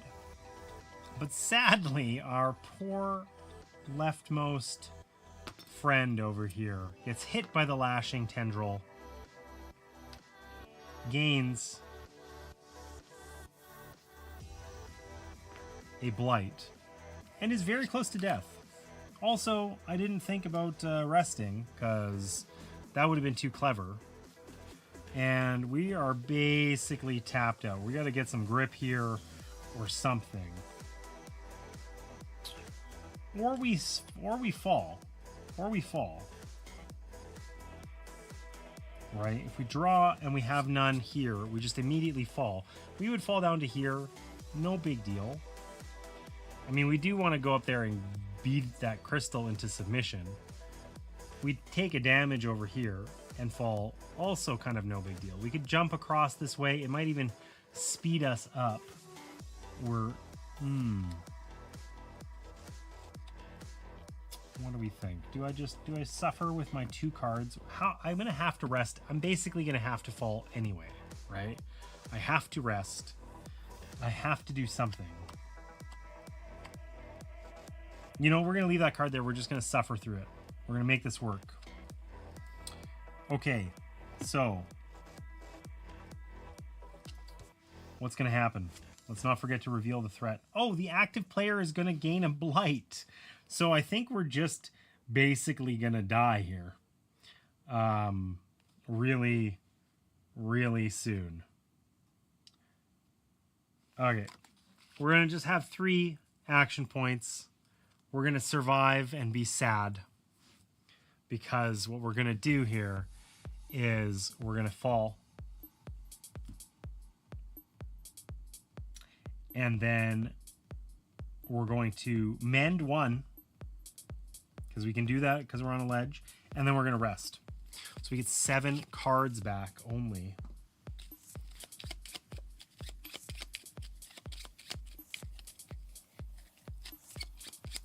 I think this is, we are speed running towards a loss here. Oh. Did not get our Back in My Day or our Shatter cards. Ones we like. Unfortunate. That's okay.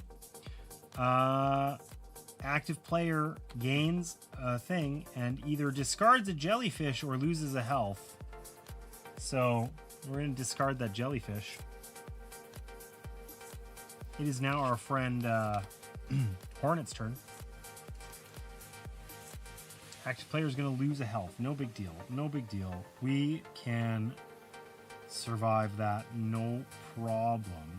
I feel like we have 4 blight and we've killed like 3 crystals. Like, there's no way we're making it through this without this becoming a problem. We could at most get rid of a blight from a mushroom, which we haven't collected yet. But I feel like that is going to be a big problem real soon. So, what do we want to do here?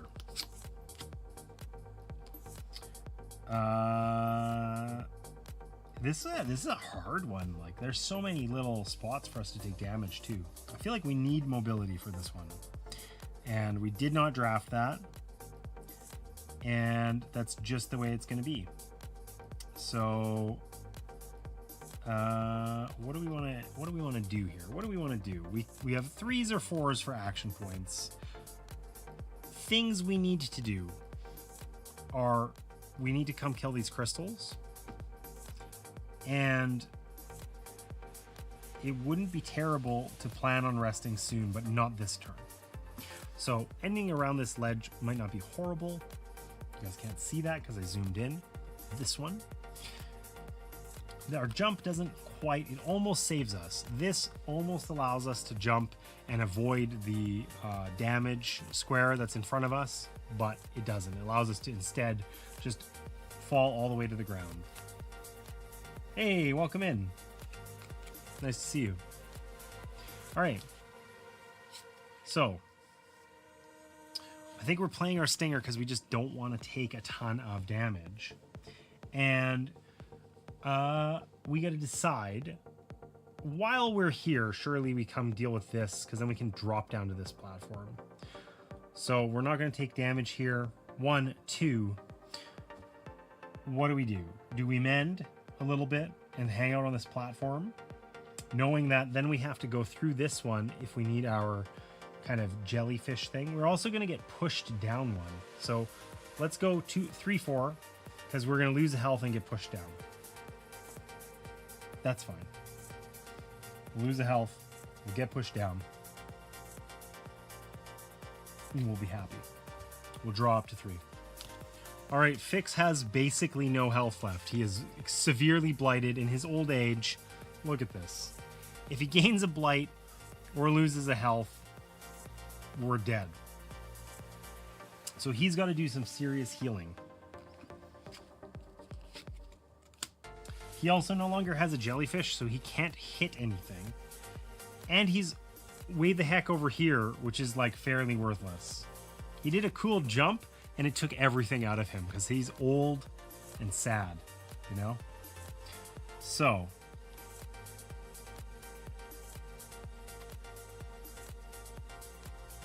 how are we gonna do this? I think we could get rid of our injury here if we heal up. We have to rest with full health, so we cannot do that this turn. But we could heal up so that that's viable to do, right? That is an option. It is an unspectacular option, but it also prevents us from just immediately losing the game. So we kind of don't mind that. Here. Let's play our 3 card here. We're going to heal 2. We're going to mend 2. And then we're just going to move over one. We're going to go pick up that mushroom and just assume, or we could jump up to that spot maybe. We're primed and ready to do something useful next turn. And honestly, our other cards aren't super useful, but I don't want to discard them. I don't want to turn over my deck that fast. So we're just going to pick one up. We're all going to...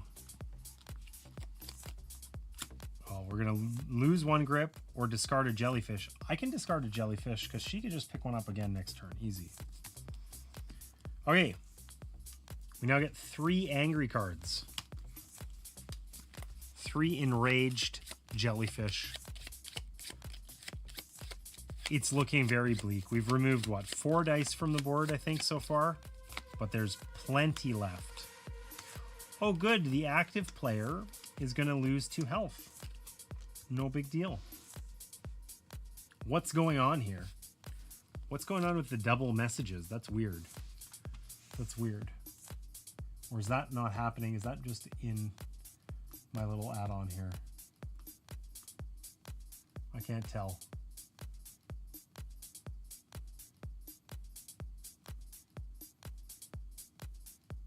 Oh, that's on YouTube. That's why. Because I'm crazy.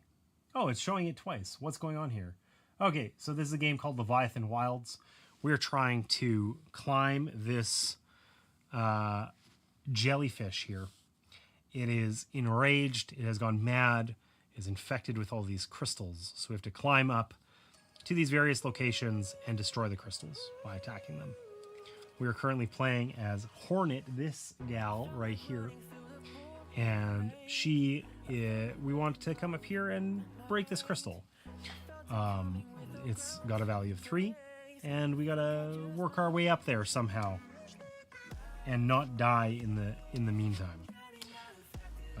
So, gotta figure that out. A little bit hard to do. So,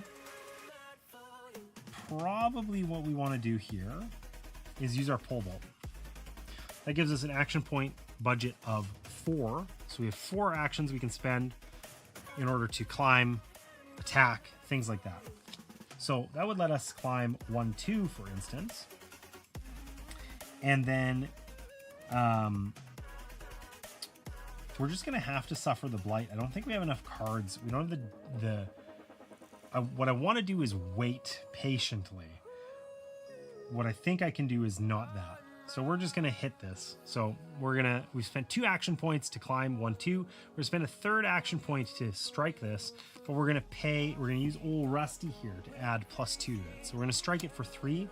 That will remove this, but we gain a blight.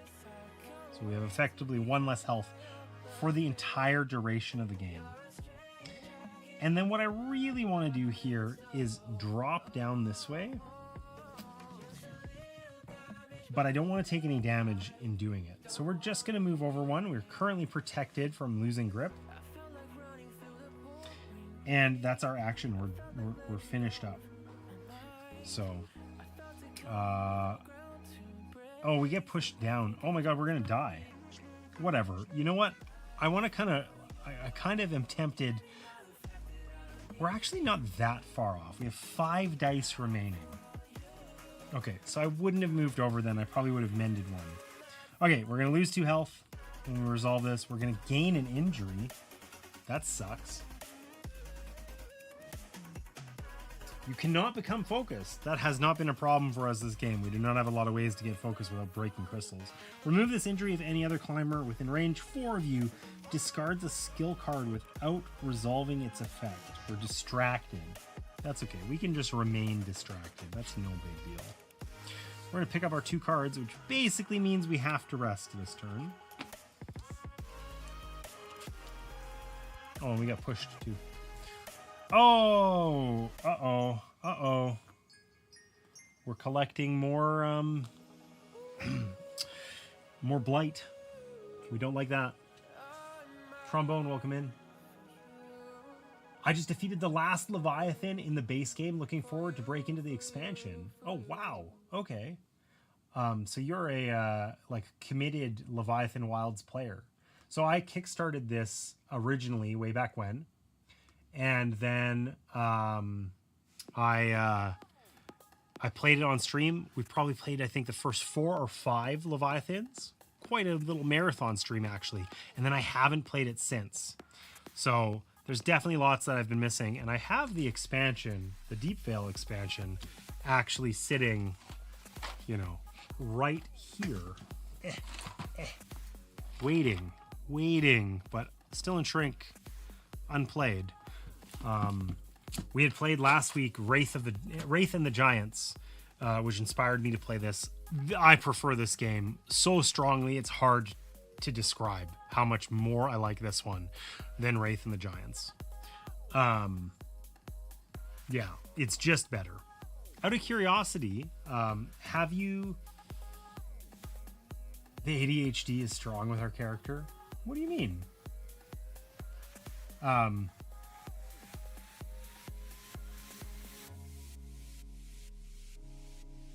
wanted to fish. I miss Bokkel. We need more Bokkel in stream.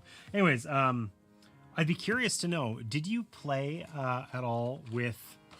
did you use this little thing? The mutation kind of mini expansion thing? I've never done anything with it. The mutation pack. It's just hiding in the box here, waiting for me to think about doing something with it, which I never have. I forgot it existed until today. Okay, Fix is gonna die. We're all gonna die. Everyone is dead.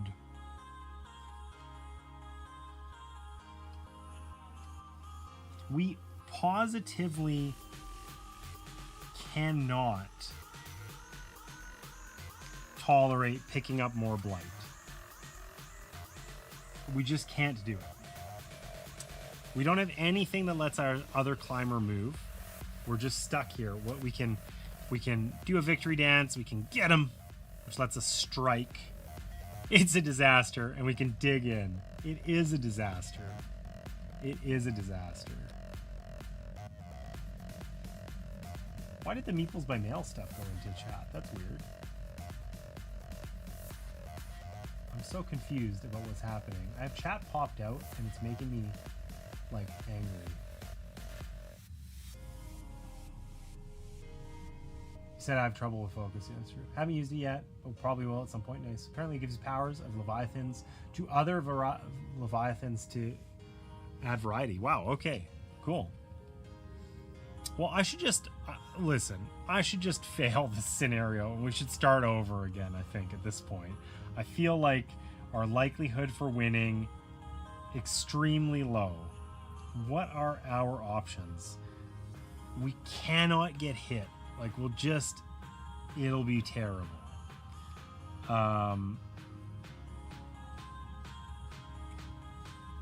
Okay, we're going to do the innovative move of stupidity. And we're going to jump into open space and fall. That's going to cost us 3 actions, but it's going to make us safe, and we're going to feel good about it for reasons. I don't have a way of avoiding any damage otherwise. We're going to mend one, and we're just going to be happy that we did that.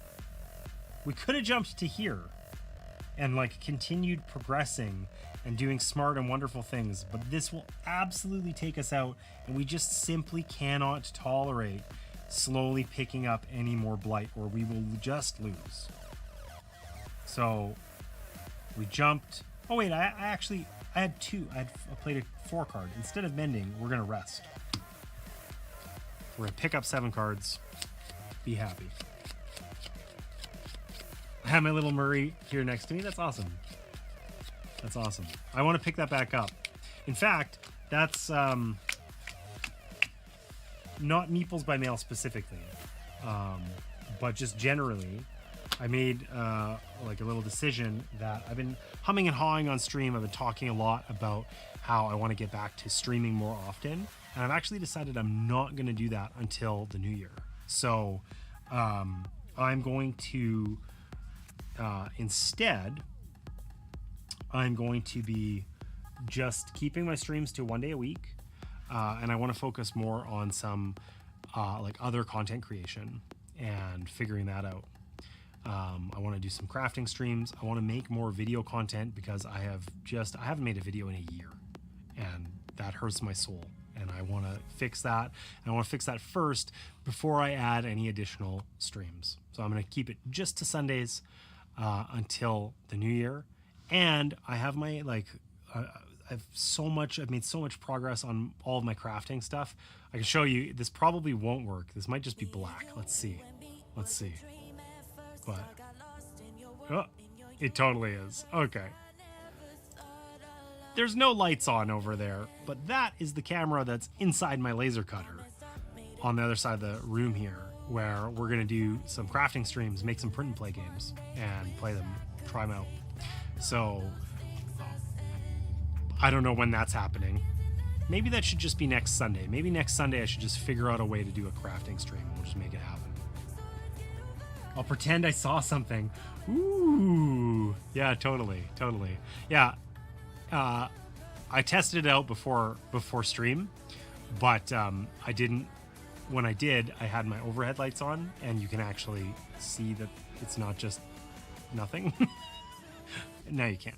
So, Dispatchinator here. I can't wait. Okay. Wow. Look at you guys go. All right. Let's get back to running it down in this game. I don't think this is a win. We rested. We got some grip back. We're happy. We're not happy at all. We dodged over here. We didn't get hit, but over here we did. We already gained it. We're very close to death on Hornet. It's Hornet's turn. What's she got? All players are going to lose 1 health and then either lose a grip or discard a jellyfish. This has been the bane of our existence. We're going to pick up this jellyfish on this turn, though. We're going to find a way. So, man, I wish we had a card that let us, what's it called? Why is the word is just not coming to mind? Anchor. We do not, because it'd be great to just drop through here and then anchor. But we cannot do that. So we're just going to have to suffer. Honestly, I think we need to go and just heal up. We're not breaking a crystal anytime soon. We're just using our 5. Go 1, 2, and mend 3. That feels like such a useless move. But here we are. Everybody takes a damage. We lose 2 grip.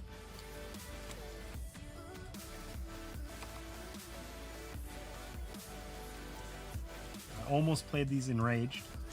That would have been bad. Needlessly difficult. It is Fix's turn. What do we got? Okay, Fix has to get to climbing right now. Or he's very dead. We will lose the game dead. So, how are we going to make this work? He doesn't have a jellyfish. He doesn't have anything that prevents us from losing grip. We don't have time to rest. If we had a 5, we could make it work. We don't have a 5.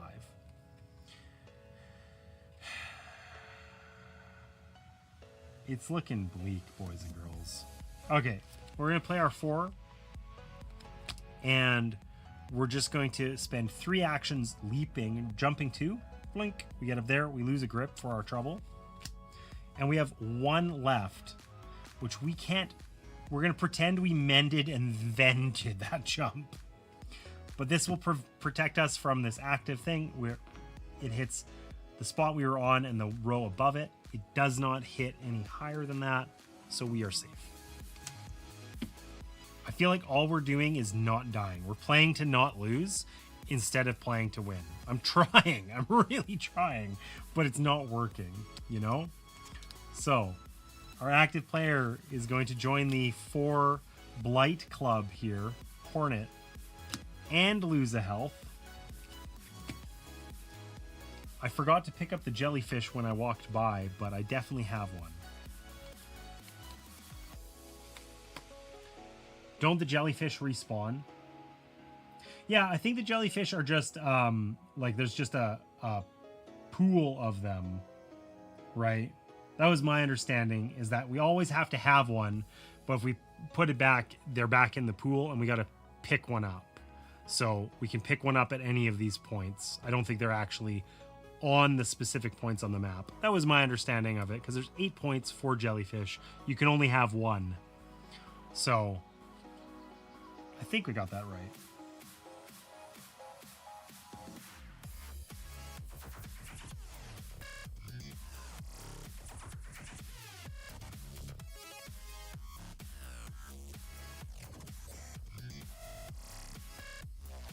Okay. We're going to play this. Sounds about right? Yeah, okay. Good. So, we're going to walk down here. We won't take any damage from that because we got it on our card. So that's 1. We have a range because we're cool like that. So, we're going to... We don't even care about our range. We're just going to go 2. We got 2 action points left. We're going to play Get 'em. Any climber may strike 2. So we'll strike 2 on this. It's down to 1. Still got 2 action points. And we're going to play Shatter. That lets us strike 2 again. That's going to break this. If this breaks a crystal, gain a health or 2 grip. I really wanted to gain a health, but I think we're actually going to gain 2 grip.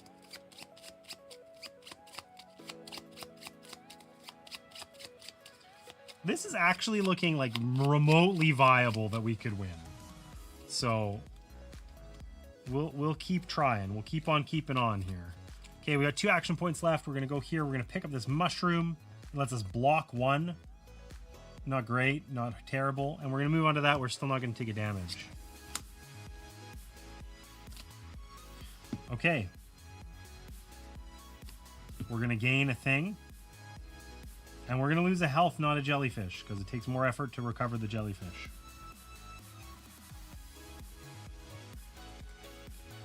Sadly, that is another round. We are now going to have 4 nasty enraged cards. I'm not looking forward to this. Forward? No. Anyway.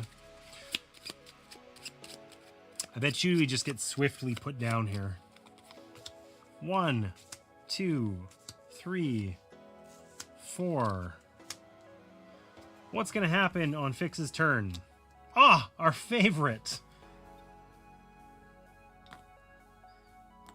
I think there are no cards in this deck that allow the other character to move. So this one always means we're gaining blight. So, sucks to suck. The most practical thing for Fix to do is to move into this location. That's a good place to be, because then he's safe. Or alternatively here, he doesn't have a jellyfish, so he can't strike anything. But we gotta go for a hike yet. We're just suffering over there. There's no not suffering. So, and we don't have a way of moving through this spot without taking damage. Does this spot get hit? It is here. No, this spot does not get hit. Okay, we're just playing our who's next. And we're going for a hike. We're going 1, 2, 3, pick up a jellyfish. 4, 5. We do not lose a grip. Mind you, this doesn't involve resting. God. Anyways, we're not going to get hit. Hornet is going to get hit. We are not going to draw this card next time. We're going to hope that that's going to work itself out and we're going to be fine. So we're going to take our blight and we're going to live with it. I don't think we can block blight. I'm pretty sure we can only block. Yeah, prevent health loss, grip loss, or push. So, okay, we're not going to pick that card up. Please let this mercifully be that swift one that makes us take a blight. No, we're going to lose a health. Okay, we're all going to lose a health. We can handle that. We can make this work.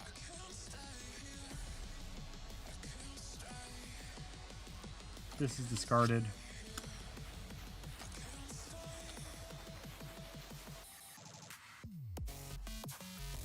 All right, I choose to believe. We're going to play our 4 card. We are then going to leap dramatically. We're going to rise dramatically into the air over here, falling onto the platform below. We will then rest. Resting will get us 7 cards back so we can actually have a full turn the next time.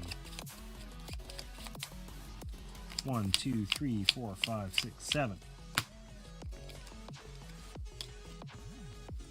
With our remaining 2, we will heal 2. That actually felt pretty okay. Alright, everybody loses a health. We're almost dead. And then we either discard a jellyfish or lose a grip. So we're losing a grip. Oh, we really needed this card.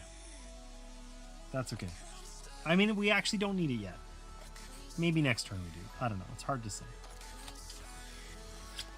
All right. What do we got? Active player will lose 2 health, gain an injury, and get pushed 1 downward. Fabulous. What could go wrong? Okay.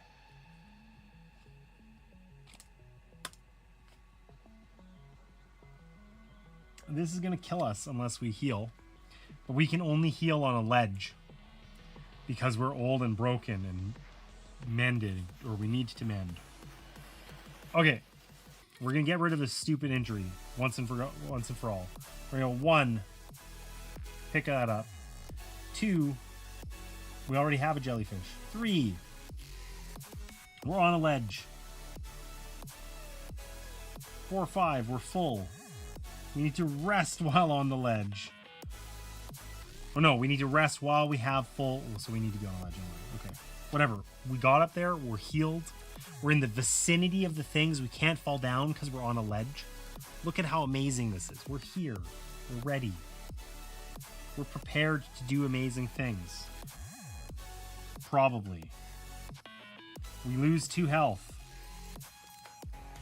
We get pushed down 1. We gain an injury. Because we're old and gray and busted. We're confused. We're old and confused. What's happening?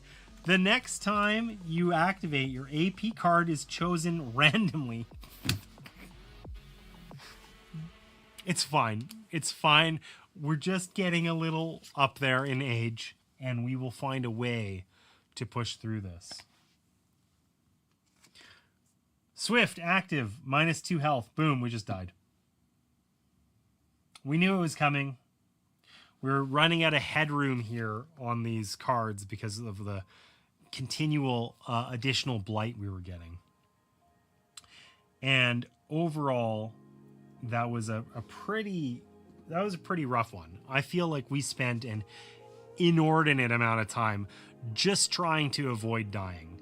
The fact that we didn't have much for blight management or mobility really hurt us. This card, we picked up like half of our blight just from this one, because in a lot of other decks, we have cards that enable us, when we do something, we can let somebody else climb or things like that. And we don't have any of those present here. So we just had to face tank that every time. Not ideal. Oof. Oof indeed. You can play skills before the swift effects. Really? We can play skills before the swift effects. I don't think that would have helped us. Yeah. In this case, we would have still... I think we would have still just suffered. So, anyway.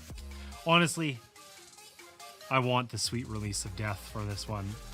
What I had chosen to do was play the scenario that we had played prior to this. We won. But I'd played as the Herald, like a support deck. And I wanted to do something like a little bit more, with a little more power. It was really hard to just hit stuff with this deck. And I decided, okay, well, we'll play as the Breaker, right? Which is power 4. Like, this is the most power in the deck in the whole game. But then we picked our characters randomly and also ended up with characters that were largely high power, low mobility, low support. So we just had power and that was it. And the jellyfish here, with lots of open areas that would be great for like Kestrel to jump over, for instance, probably not. Like, this was a suboptimal experience. Having no ability to really get around very easily hurt us a lot. It hurt us a lot. Do you like the official solo mode more than playing two-handed? I don't know. I mean, I feel like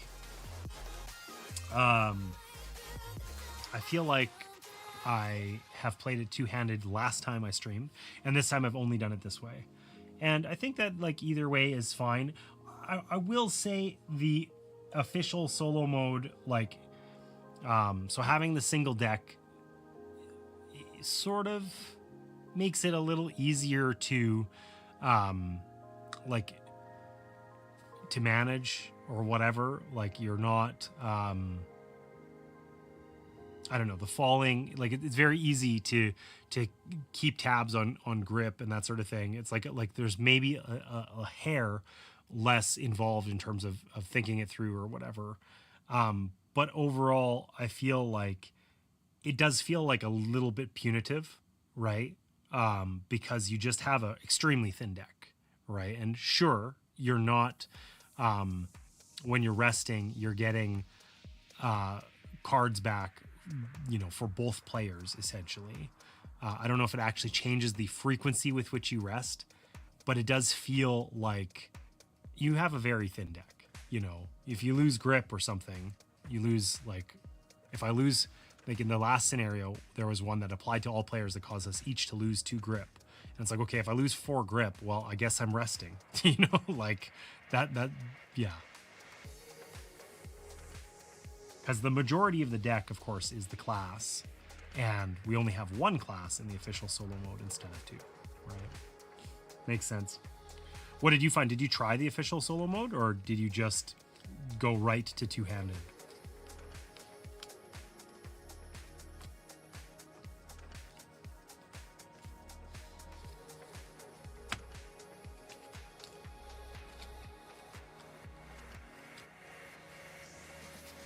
Also, I'd be curious if you were trying to, like, I tried and then decided to play two-handed and had more fun with that, so I stuck to it. Okay, cool.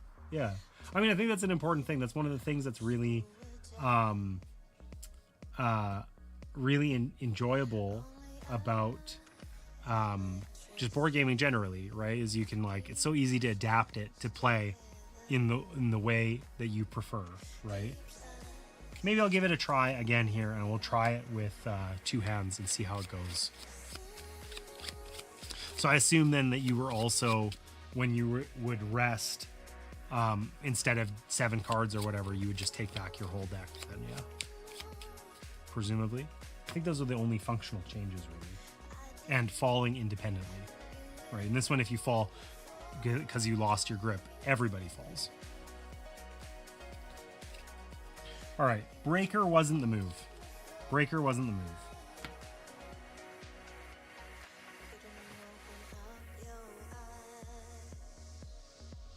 I think we're just gonna try new characters. We're just gonna reinvent the wheel here. Sorry, Fix. Sorry, Hornet. You're out. I remember playing with Hazard and Mystic. I remember all of these characters, actually. Enjoyed all of them. We're going to just rando it, though. Why play balanced where we could win when we can play, you know, arbitrarily and agonizingly lose over the course of an hour? All right, we got Kestrel. Kestrel is probably the character to play on this one, I feel. Lots of movement abilities. And we got Mystic. All right. We'll see how that goes for us.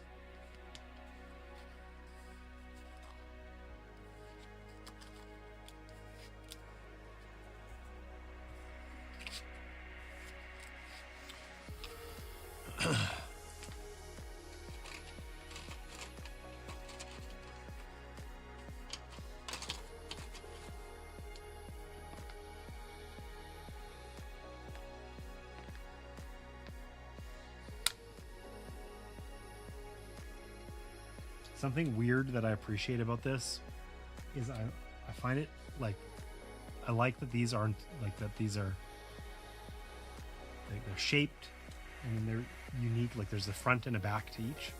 They look, the backs look a little weird, I think, but I like it anyway. Love Kestrel. Cheers. Oh yeah. Honestly, so we played Cheer, the first one, because I remembered from when we played last time. We abused the heck out of Cheer. Like that's actually why we switched characters, because I would say like the whole previous game I spent just like absolutely just eating mushrooms the whole time, right? Just like continuously. And we had Brick, who could then use his ability to like draw cards out of the discard. So we were like, I was like pulling the secret stash card out of the discard and using it again to get a ton of mushrooms. Like we abused it. It's just like, okay, I like that. It's fun, but I'd like to try something else, you know? Hey, Max, welcome in. How was the baby shower? Also, imagine, since it was being asked earlier, this shirt, Max in chat there embroidered this. He has a little embroidery business called Scuffed House. He could even drop it in the chat, maybe. We should figure out what it would take to get some merch made up, because folks were asking. Made me feel old. Oh, the baby shower. Look, yeah. Baby showers, like, you're at that point in your life now, Max, where everybody's going to start getting married and having babies. Welcome to being old. It just gets worse from here. Sucks to suck. It makes me feel good because I'm already well into that club. So everybody I know is, you know, all my friends are too old to have babies now. They've already done it. You know, they aren't married and whatever. But I distinctly remember when that was like a transitional period that you experience, where just suddenly it's like everybody's in a long-term relationship, and then suddenly everybody's cranking out kids or getting married or what have you. Not everyone, but, you know, it happens. Welcome to feeling old, Max. All right.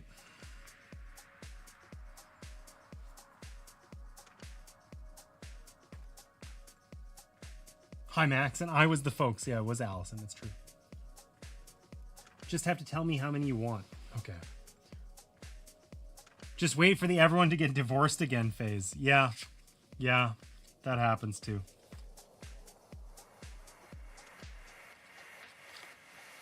All right. So we're going to try this again. And we are going to do so with our friend Mystic over here. So it says here that Mystic is primarily a support character, the eccentric scholar. This is Allison. Mystic possesses high sensitivity to the arcane, giving her strong insight into the natural magic of the world. Unfortunately, too much contact with primordial and chaotic forces have left her a little odd. Okay. Place one spirit token face up in each climber's play area.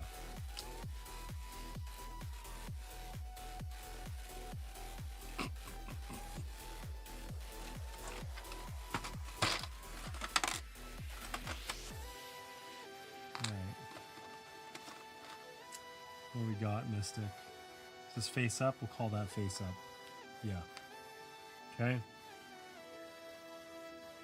Also, I'm very slowly zooming in the camera. So we can, because since this is a horizontal one, we don't need quite as much space. We can see a little better now. Okay. Our dice are set up. We got Mystic's tokens on the go. We're going to remember that we're playing different classes or different decks this time. This is going to work a little bit differently. Kestrel, the audacious acrobat, no support whatsoever. does her own thing, hyper mobile, though. Okay? Nimble in body and mind, this former street urchin is as comfortable climbing as breathing, and they ensure everyone is keenly aware of it. Recruited from the squalor of Threshold's underbelly, they bring skill, style, and an endless, often irritating chatter to the Wilds expedition. So Kestrel is good and knows it. They are full of themselves. That's me for reals. I'm out of the loop for the game you're playing right now, but it looks interesting. Okay, so Max, here.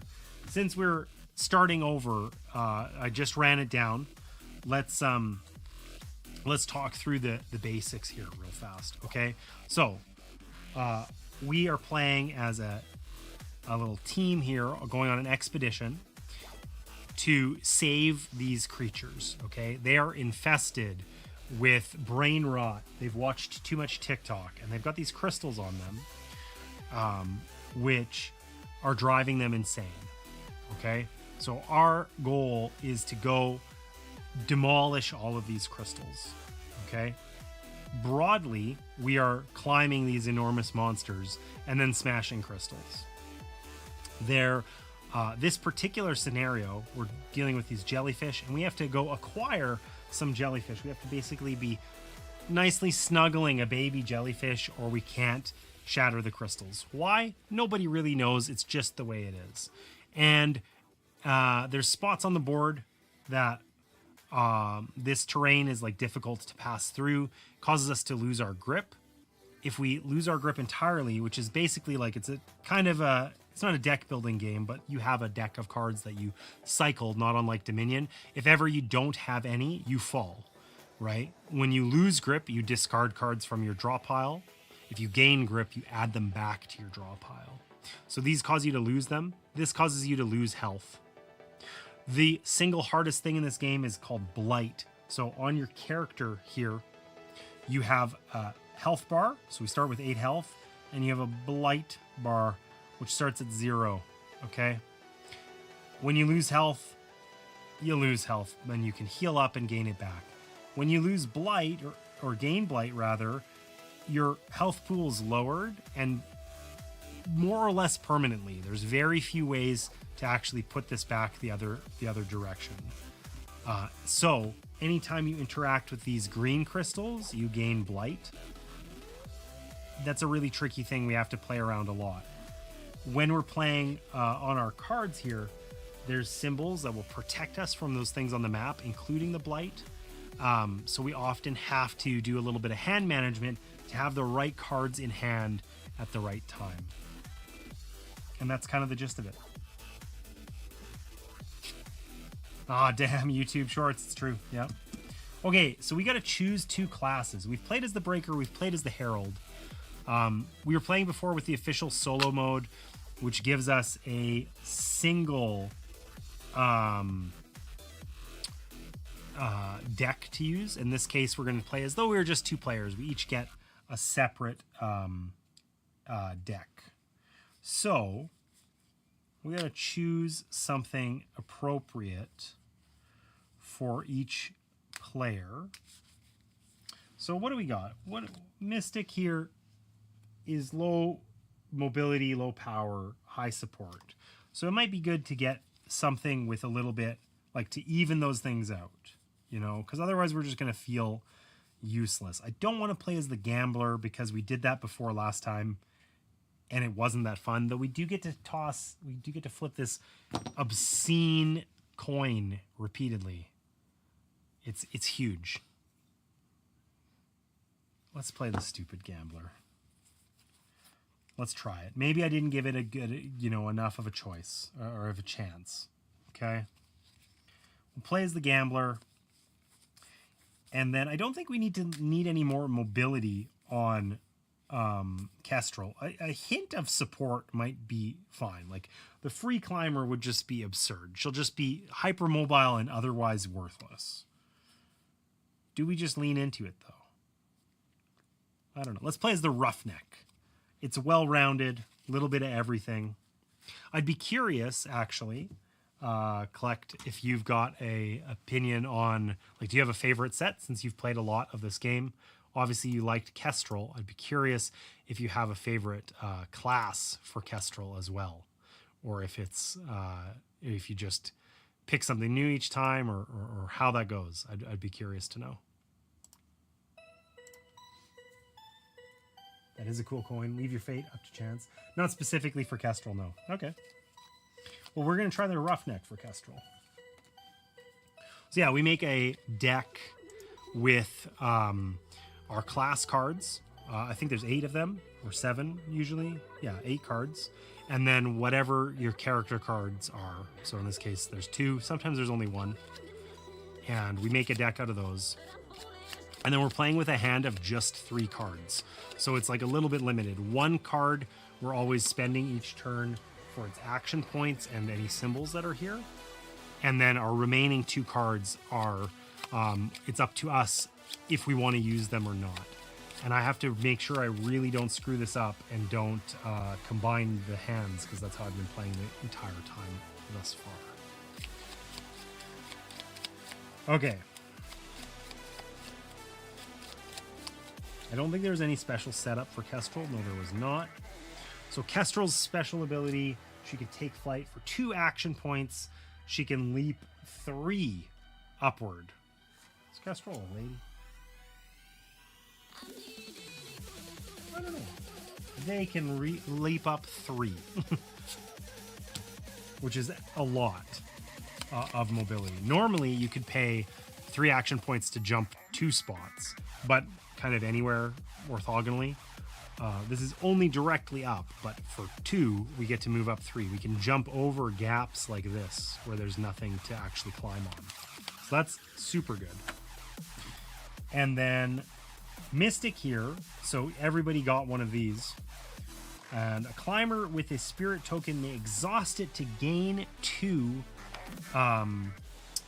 grip. So that means that we would take 2 cards from your discard pile randomly and put them at the bottom of your draw pile. And then, yeah, that's cool. That's a nice ability. And the Gambler here. Okay, so the Gambler setup. Place the coin token in your play area. When you play a skill with the heads or tails effect, flip the coin token based on the result. Resolve the matching effect. What could go wrong? What could go wrong? Gamble is wild fun. I think last time I had a couple, like, just absolutely stupid results that made me, like, a little tilted, if I recall correctly. But we're going to just lean into it and see what happens. But not for players who hate luck. See, you know, it depends. I enjoy luck, but it depends on the game, right? The longer the game, the less luck I wanted to have generally, right? I typically, like, if I was playing my ideal game, it would be a heavy Euro game. And the heavier and longer it is, the more, like, I want to feel like the player who played the best won, you know? But luck in, like, shits and giggles games, like, the closer it is to a party game, the more luck I can tolerate, right? And this is certainly not, like, this is a very tactical game. There's room for some luck here. And I hope that I play well enough to manage it. So we'll see how it goes. We'll see. All right. So I think we're all set up. I'm going to take a quick gander at the setup for normal, just to make sure that I'm not forgetting anything with the characters. Starting hand of 3. No. Okay, we're good to go. So we're gonna, I guess we gotta shuffle these up again.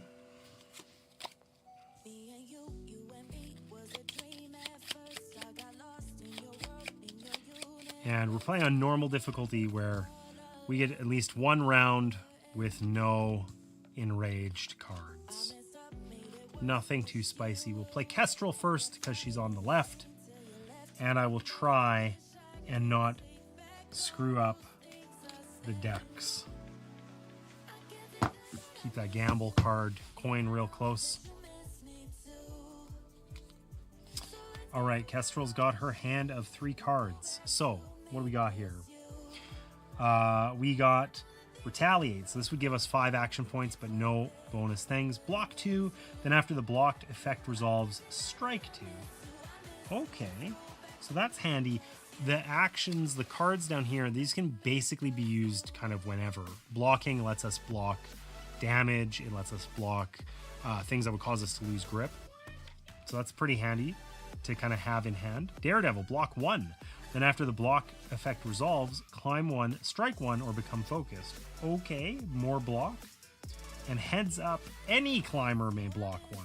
So that's a super valuable one to have because we can save our friend here. Wow. Okay, so the first step in a turn is we get to see what's going to happen. So all players are going to lose 1 grip or discard a jellyfish they're carrying. We don't have any jellyfish yet. We have to get to these spots marked with an A in order to get those. This would be a great time to do some blocking though, right? So we don't have, notably, we have no icons on our cards. And rightly or wrongly, I didn't think whatsoever about where I was positioning these guys. We're just going to live with wherever I put them. So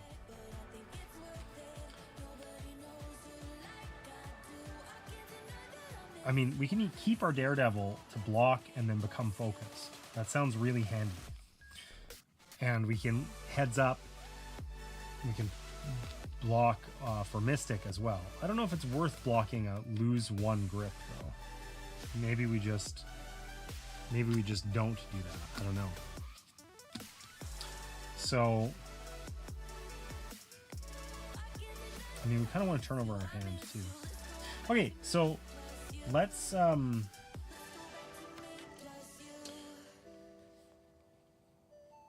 just get to it. Let's play our 5 card here. That's going to give us 5 action points. We're going to spend 2 of those jumping. 1, 2, 3. Now we did pass through that, which means we're going to have to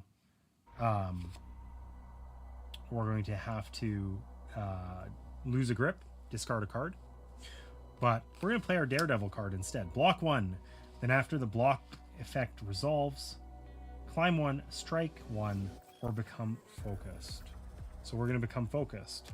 Focus lets us improve any of these skills. Like this could be block 2, for instance, by using our focus.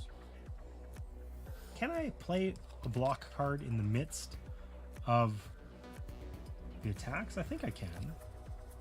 Otherwise, they're essentially only useful for these. So I think the answer must be yes. I'm not going to think too hard about that. So we've used only 2 AP somehow already. Does this have a thing on it? It doesn't. So we're going to go 1, 2, pick up a jellyfish. Or I guess 3, 4, pick up a jellyfish. And then I guess we're coming back here so that we're ready to smash that thing next turn. Not very efficient. We kind of started in a dumb spot. That's fine. That's fine. Okay, all lose a grip or discard a jellyfish you are carrying. Is that worth blocking? I know we have lots that cause us to lose damage, so I don't think so. So we're just going to lose that.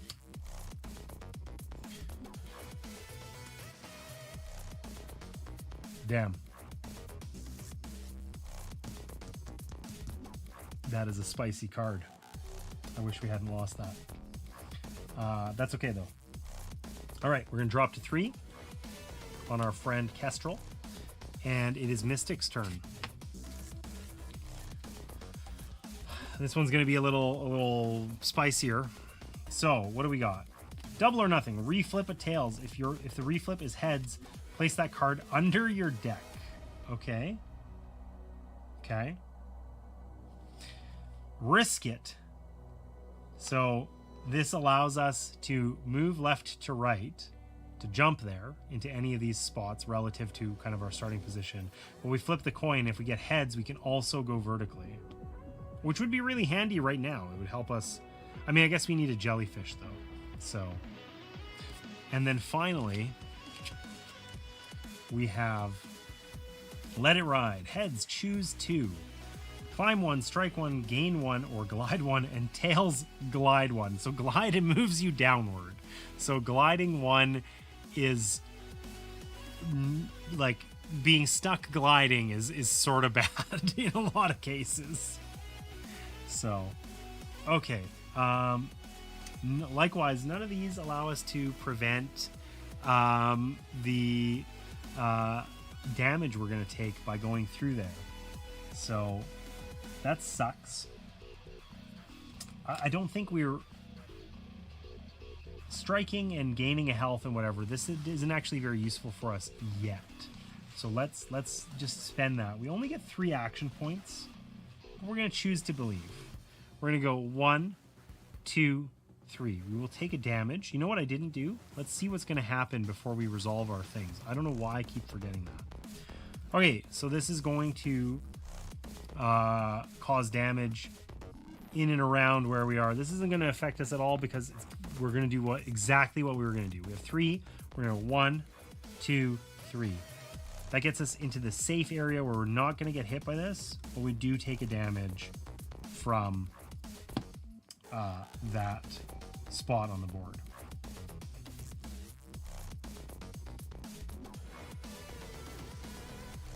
We have our jellyfish, or we should have picked it up while we were going through there. And we can just sit on this, risk it, and double or nothing.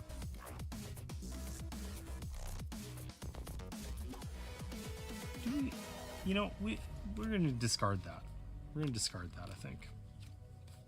Okay. This effect doesn't hurt us. We've drawn up to 3. Back over to Kestrel. What's going to happen to her? Them. Okay. Leftmost. It's going to get hit. Rightmost is also going to get hit. That sucks. This is what hurt us last time. But in good news, it's damage, and we have any climber may block 1. So we can prevent that damage from happening to our friend here. So let's holy crap. We're just hyper mobile. Like, we go wherever we please.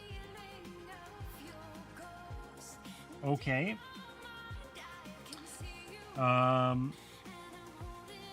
As long as we're not in a diagonal line from where we are, we won't take damage. Once again, we don't have anything that's going to prevent nasty damage from the board, which kind of sucks.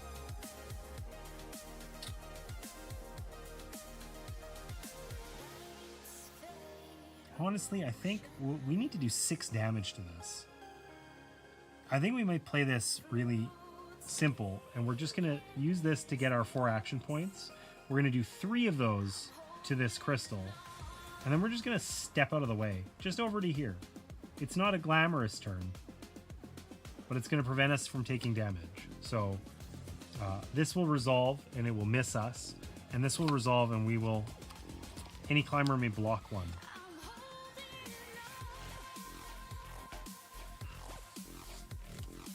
Probably going to have to think about resting sometime soon.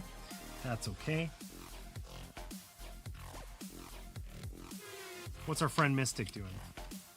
Oh, we got some cards now that have big numbers. So we got our relic staff. Strike 2.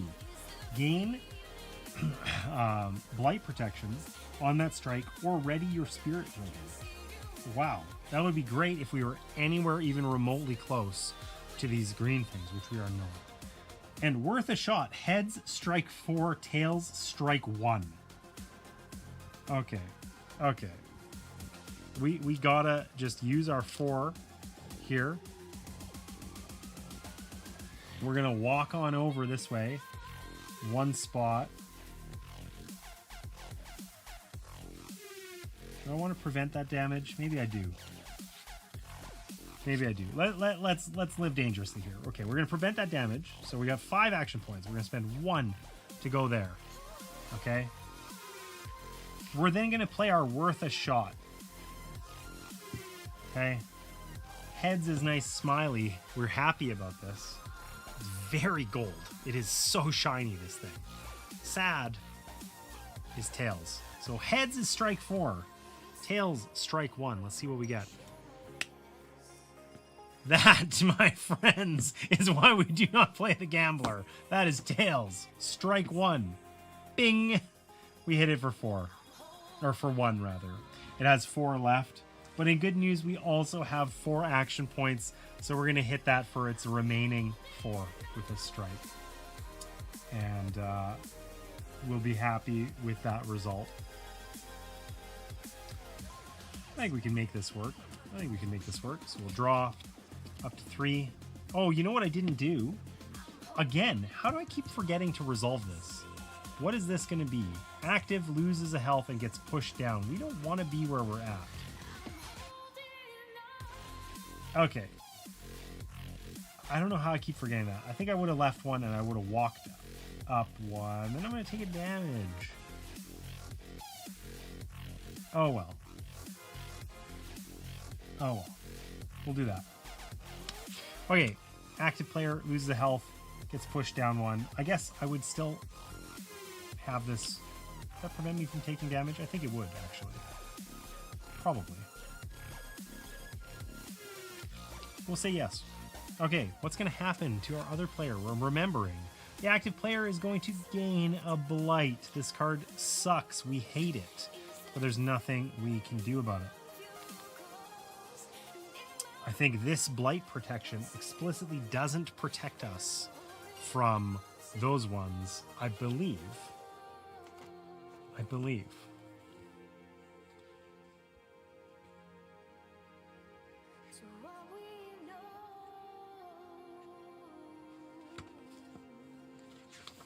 We've never had cards that actually have this on it at a useful time.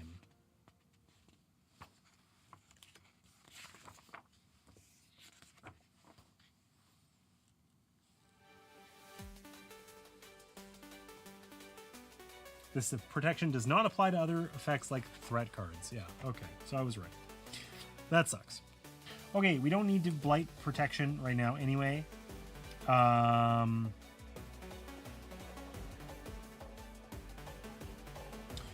So we want to move over there and smash that thing. And we would like to be able to get up to here so we can rest probably. So we're going to play this one. And we're going to move here. We're going to strike this. So that's 1. We'll play this. Any climber may apply +1 to their strike. So we'll spend 2, 3, but do 3 damage instead of 2. So we have 2 remaining. And we can move through this, so we can go 4 or 5, like that. And we are happy. We're going to end up drawing our whole deck, which would make us fall, but we are on a ledge, so we don't care.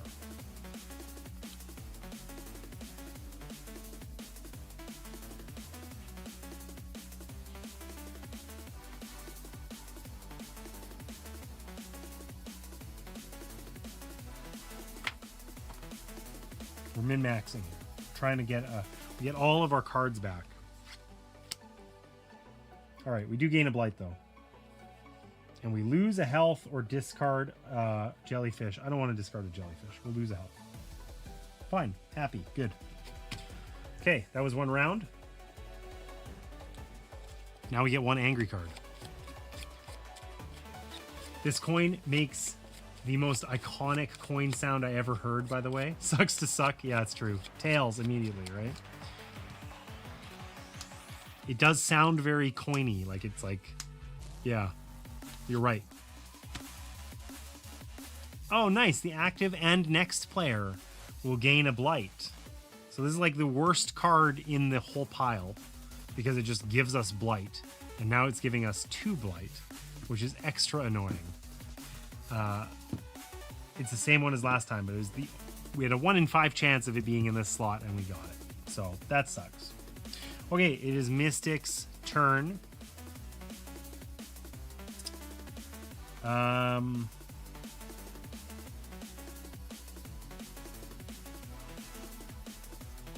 man, this card is brutal.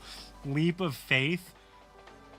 You could go to all sorts of cool places, or you could just immediately stumble and fall. I don't know if I have it in me to play that. But I am going to use it for action points. So we have 4 action points. We're just going to bonk this thing for 1. It's gone now. We're happy. We have a couple action points left.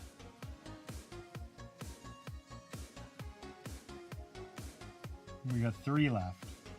We're going to risk it. We're going to risk it. Surely this time. Listen, look at this. If we nail this, we get right onto that platform and we have enough action points left to rest. And if we fail, well, we'll talk about that some other time.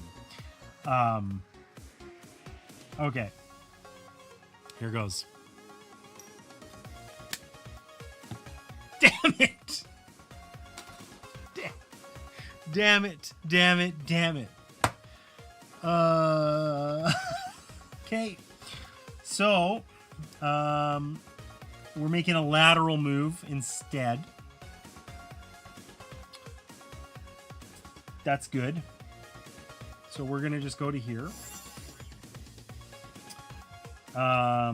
We still have 3 action points.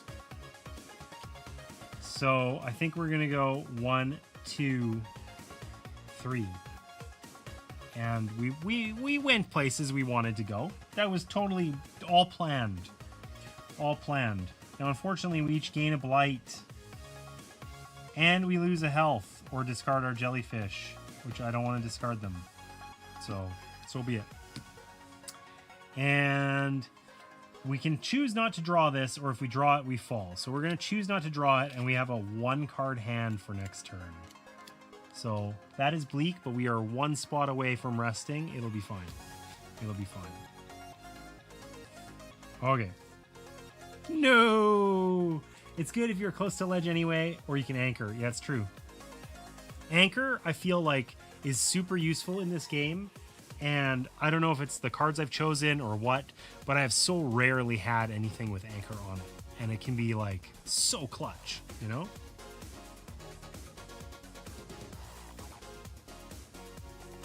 You could use your spirit token to gain 2 grip. It is right here. And when I rest, I do get to get it back. Okay, fine. Yeah, that's a good call. That's a good call. I kind of forgot that existed. It's his whole thing. Her whole thing. Their whole thing. I don't know. What am I doing? I don't get to take the whole thing. I get to... That was there. I get to take 2. These are still discarded. What am I doing? Okay. But I do get to draw 2 of those and have a full hand of cards. All right. Where were we? This is the effect for Kestrel. She's going to lose a health and get pushed downward 1. We know we want to rest here. We know it.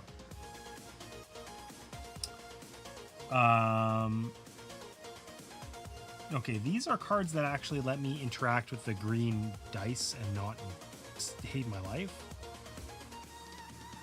Those might be, like, they might even be worth holding on to at this point. We're going to use this swerve card for its 4 action points. And while we're hanging out on this ledge, we're going to rest.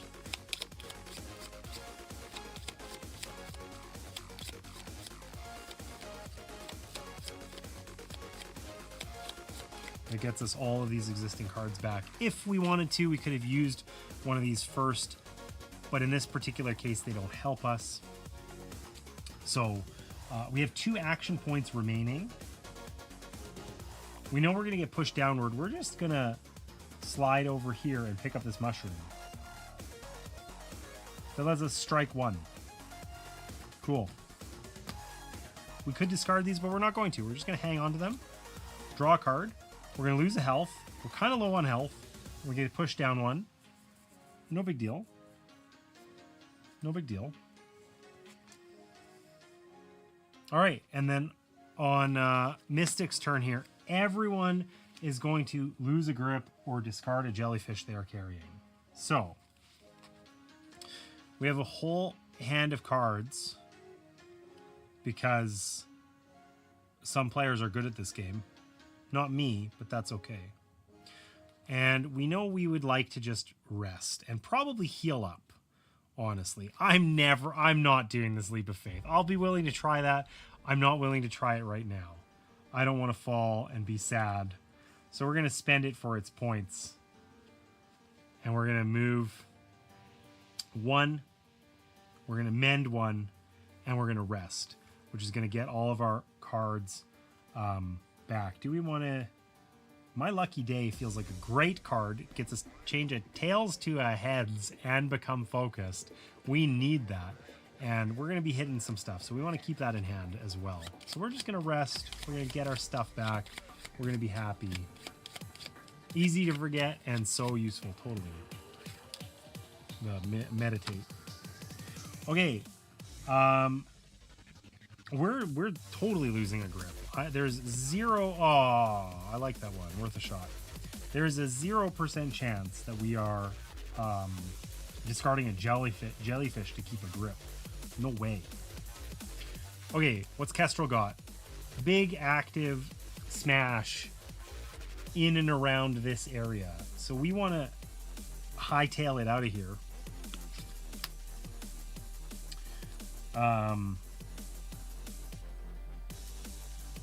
Not today. Any climber may block 2 and gain 2. We want to keep this because we're going to need it here.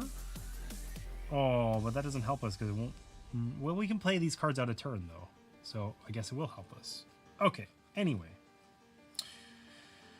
Razor's Edge gives us strike protection. Let's just play that one. We get 4 points of glory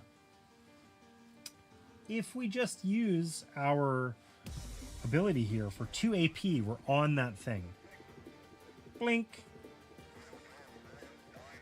Now we need to strike it for 4, which I think we can do. We can strike 2 with our pummel because we already have the protection. I assume that gives us additional again. So we can hit it for 2, and then we have 2 action points left over, and that means we can hit it for 2 again, and it is gone. And we are happy.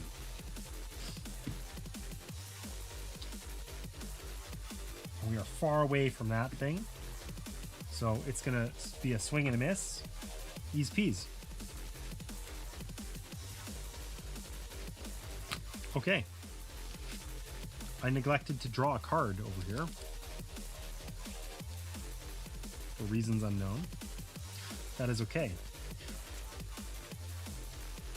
Don't forget to refresh the spirit token. Oh, because I already did rest. You're right. Okay, here's our leftmost and rightmost attack.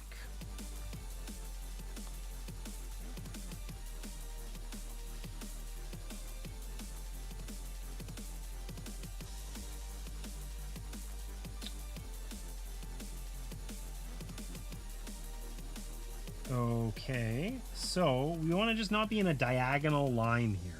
So we could be down on this one. We could also leave that and come back for it later. I think it's better to move upward towards this other one. Sadly, we have both of our reflipping cards in hand, which is sort of like it's cool to have them, but then we don't have other cards that we can, you know, do cool stuff with them. And I really don't want to... I think we just got to use up my lucky day.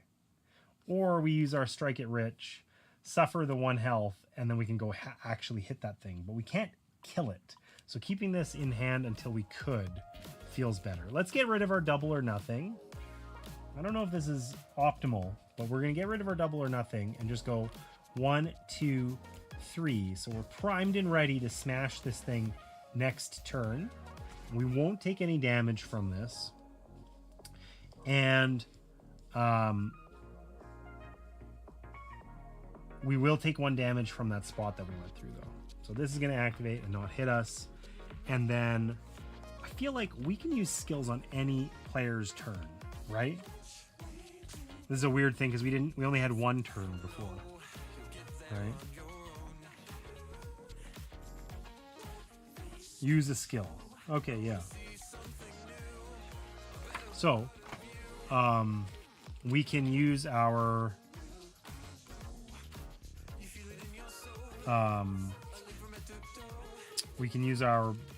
not today to block 2, so we don't take any damage, and then we gain 2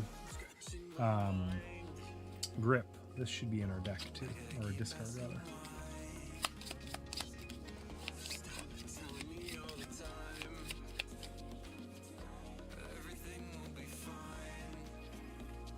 Okay. We didn't take any damage. It has been another round, though. And we're going to have more angry jellyfish. But this is already feeling way easier than the last one.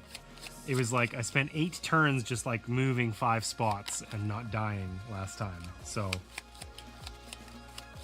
feeling a little better. All right, 2 enraged. 3 normal ones. Swift! Bang! We just get smucked right in the face. That would be a great thing to have a block card on.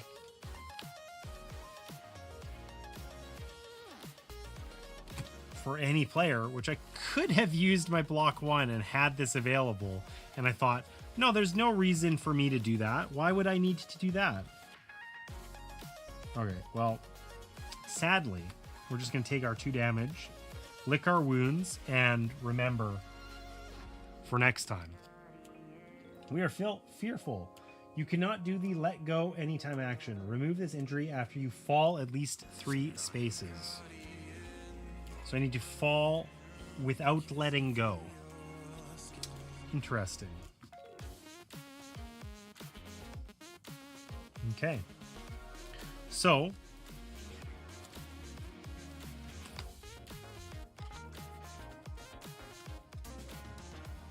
we're just going to use this because we don't want to take blight here. So we want blight protection. And we are going to strike this for 3 and it is going to be gone. And then we have 1 left over and we are going to mend with that because yikes. That's already been resolved, so we don't need to worry about that. To be fair, you can't get not today in your deck with itself because the skill enters the discard after it fully resolved, but it didn't happen here. Oh yeah, you know, so that was something that I was wondering about because I shuffled this in, right? And it was sort of like, yeah, I think I keep second guessing myself because in the rules, it does explicitly say that you would include cards that you used that turn, but it means like not the one you're resolving, right? But like you can, like if you're going to rest, you can explicitly use cards, put them in the discard, and then rest and get them back, right? And I think I keep thinking about that, and then I accidentally include the one that's resolving the thing. But yeah, I shuffled it right to the top anyway, so it worked out. Or right to the bottom, rather. Anyway. Appreciate it. Okay, what are we doing here? We did 4, we healed 1, we drew a card. Did I draw a card? I already did draw a card, because this is already done. We're finished. That's what we're doing. And I forgot to draw one over here. I keep forgetting to draw up to 3 for some reason. Okay. Leftmost and rightmost. Fabulous. Our favorite card. And it's the enraged version. So we have to actually go significantly more out of our way in order to not get hit. Right? So how is that going to work?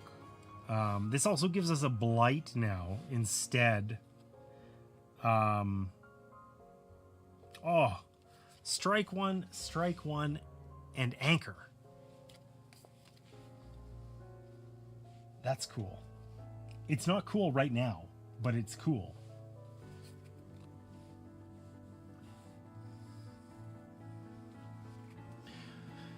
So, leftmost, we just got to move like 2 to the left or something to avoid this. And I don't think we're doing anything to save our friend Mystic over here.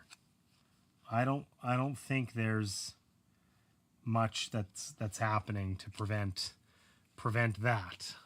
They're just gonna get blighted, and we're just gonna live with it.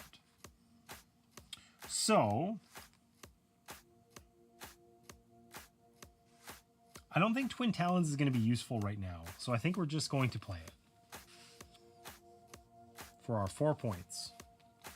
And we are going to swiftly and speedily run away.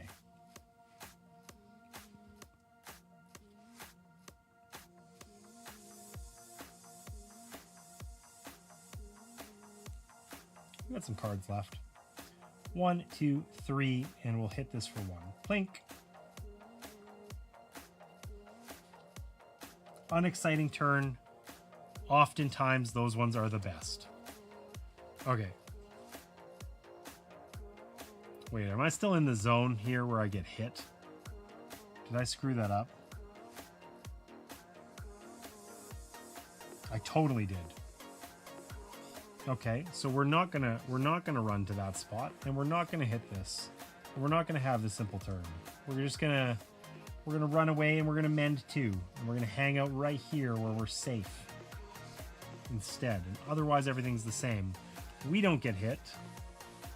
They get hit. They sad. We're gonna draw to 3 cards. We're gonna actually remember this time. Any climber may block 1. Maybe that'll be useful. What's going to happen to our friend Mystic? We're all going to lose a grip. That's okay. We don't need grip. Grip's optional. Okay.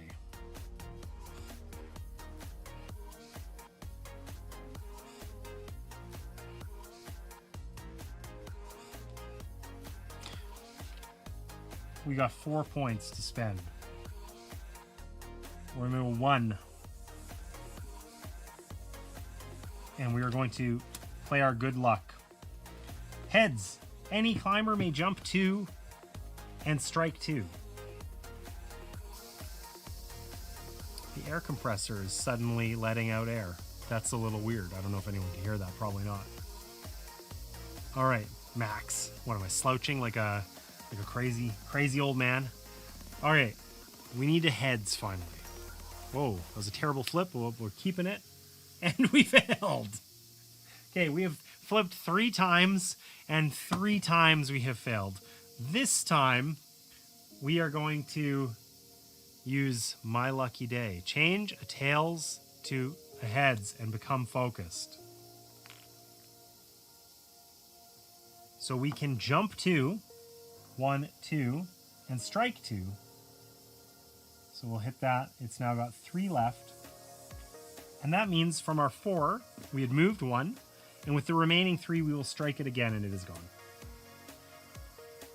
I can hear the air, surprisingly. It is quite loud, actually.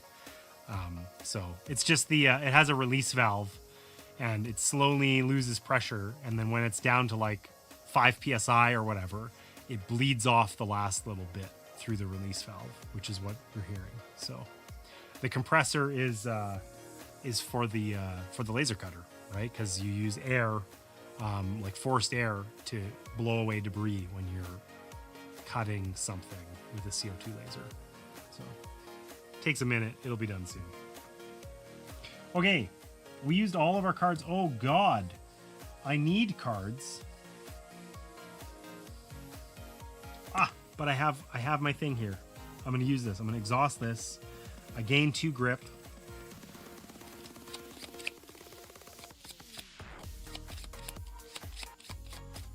God, that is useful.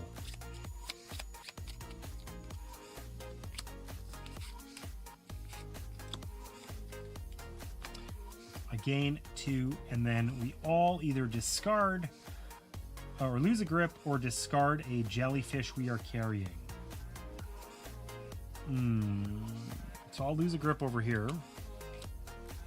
That sucks. Do I want to just get rid of this jellyfish? I probably have to go through that spot anyway to get it back. And then I don't have to deal with falling and I can have a full hand. So we'll do that.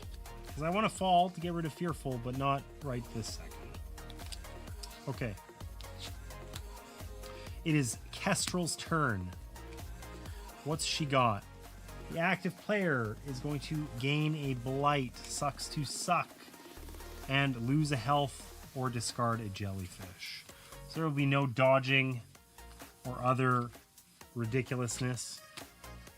Now that I'm standing above that, that would have been a great time to have that anchor ability that I don't have. So that's sucky.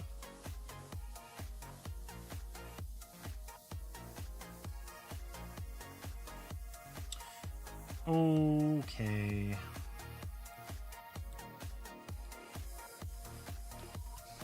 We're gonna need to rest up here really soon. I want to somehow hit this and also rest, but I think that basically means I have to fall or something. We're really close here. Let's not screw this up. Let's not screw this up. I mean, I can always use my token here as well.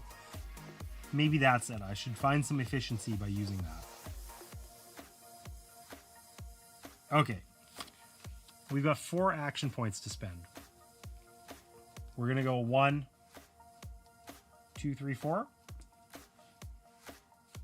Sure. And we're going to use our token here to get 2 extra grip.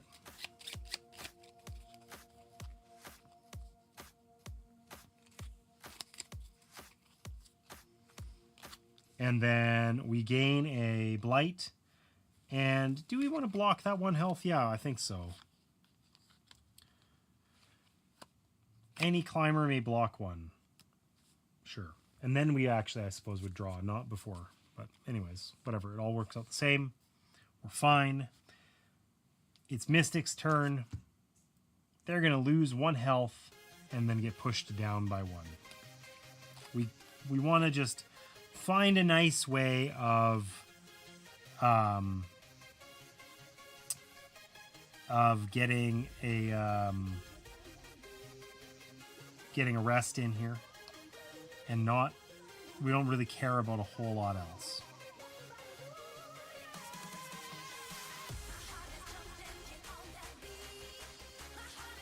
All right, we're gonna play our relic staff. That gets us 5.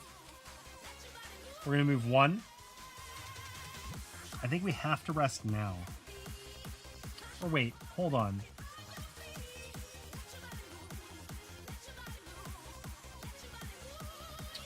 We can come to this one. We can just ignore that mushroom. Who cares? It's a mushroom. We don't care. We're going to let it ride because we've been so successful. We're 0 for 3 on coin flips so far. Okay? We're going to let it ride. We're either going to get to choose 2 things or we're going to get to glide 1. But gliding 1 is actually fine this time. So that's not a terrible outcome for us anyway. We're 0 for 4. 50-50, right? It's gonna even out. Okay, so we're gonna glide 1. We're protected from that spot anyway, and we still have 5 action points. So that feels nice, you know? That feels great. And we can go 1, 2, 3. We can rest. We can ready any climber's token. Do we want it to be our own? Or do we want it to be his? Let's do Kestrel's, because it might... That gives us some extra flexibility. Let's do Kestrel's.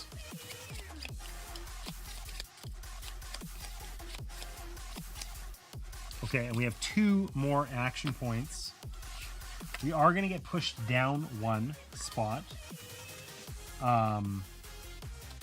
Let's go 1, 2. We'll gain our jellyfish back. And then I don't think we have any block. We don't have any block. Nor does Kestrel. So we're going to get pushed down 1 and lose a health. we're kind of hurting pretty bad. We might actually have to invest a turn in just mending, honestly. But that's okay. That's okay. This is feeling a lot more viable than last time. That's all I'll say. We're up to 3 nasty things this time. Hopefully we don't get the blight both characters card in the first slot again. But we'll see.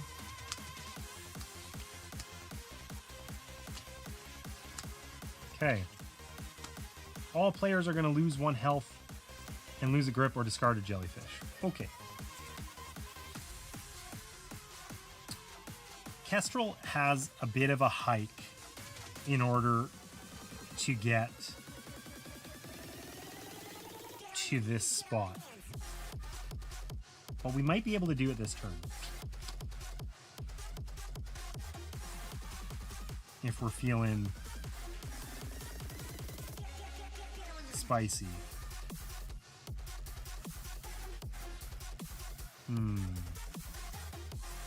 We can almost do it.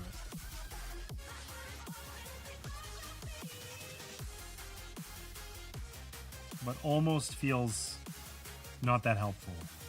Okay, so we're just gonna forego that.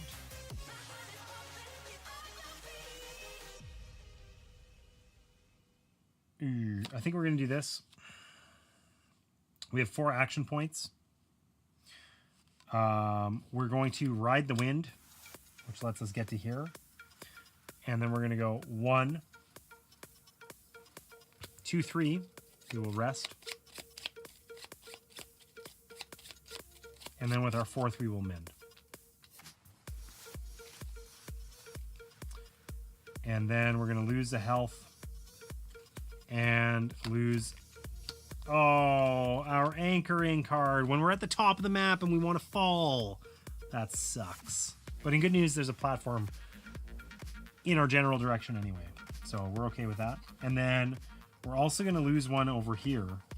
And then I don't think we have any block. This is a problem. We're going to lose the game here. You know what? We can just discard a jellyfish. We can like pick it back up immediately this coming turn. Okay, what do we get? Active and next. Okay, so it's a good thing this wasn't Swift or we would have lost the game. But this is the bad card. We really want this to be over here. It significantly affects the difficulty, but that's okay. We're going to gain some more blight. Us and Kestrel. And if we don't heal, we're just going to die. So...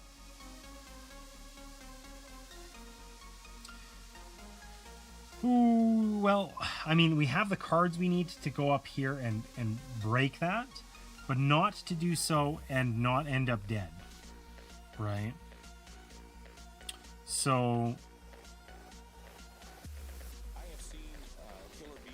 I mean, we could play it greedy and just heal 1.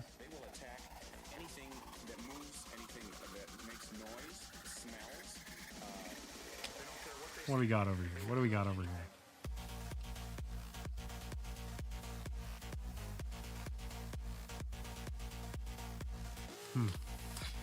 Okay. I think being greedy means we die, right? Like, so we have worth a shot here, or we can strike 4. We could just nuke this thing immediately. It's a 3. But we have to get there. We can be protected with our Strike It Rich. But it's going to cost us 1, 2, 3 to get there. And then we would play our worth a shot. And we break it. Awesome. Excellent stuff so far. But then we can only heal 1. And we're going to die basically immediately then. Let's pick up that jellyfish.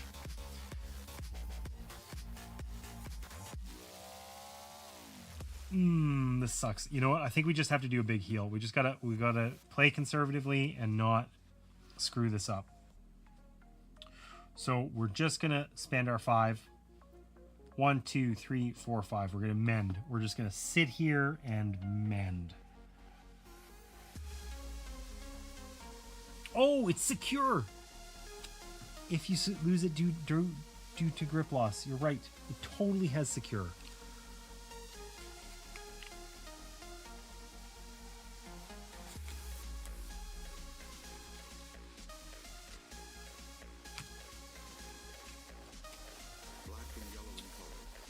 Because we lost it due to this. Wait, does that would... Yeah, I wouldn't have drawn cards yet. So yeah, I would still be at 3. Okay, anyways. We spent our whole turn healing. It's not glamorous. We cannot discard this jellyfish again because we can just pick it up again because we didn't move. Likewise, we can discard this jellyfish because we can pick it up right there. That means we're not going to be able to jump across. Which jumping across is very... You know what? We're going to keep the jellyfish because we're going to jump across and smash that thing. I can feel it. Okay. What's up next for our friend here? Swift, -2 health. Oh gosh. Okay, but I think... There we go. We got retaliate. Block 2. Then after the blocked effect resolves, strike 2. Okay, well, the strike 2 is worthless, but we don't take any damage from that. Does that mean we still resolve the injury or not? Probably. Probably we do. I'm going to assume yes.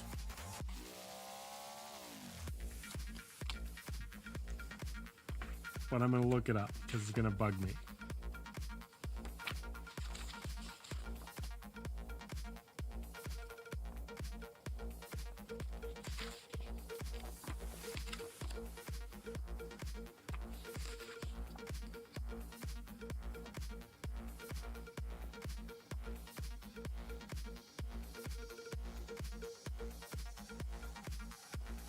I'm going to assume yes.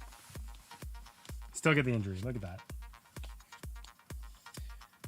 We are numb. We cannot gain protection from difficult squares. When remove this injury if you rest while activating. Okay, that's very easy. That's not a big deal to deal with. What is a big deal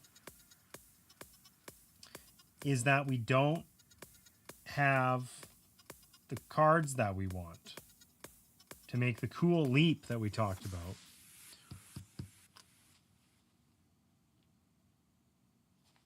So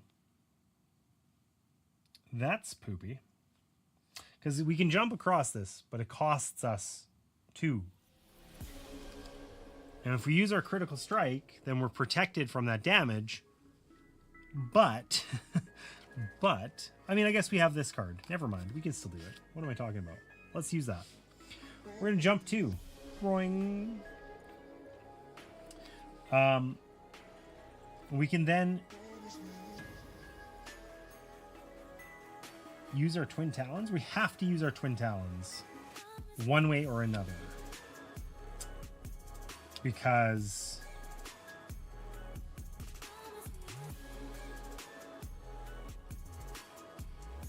we only have 1 action point left to strike with. So let's just use it and just eliminate this. We're protected from the thing anyway. We want that out of there. And we got 1 action point left. We're going to let go. Scoop up this mushroom as we fall.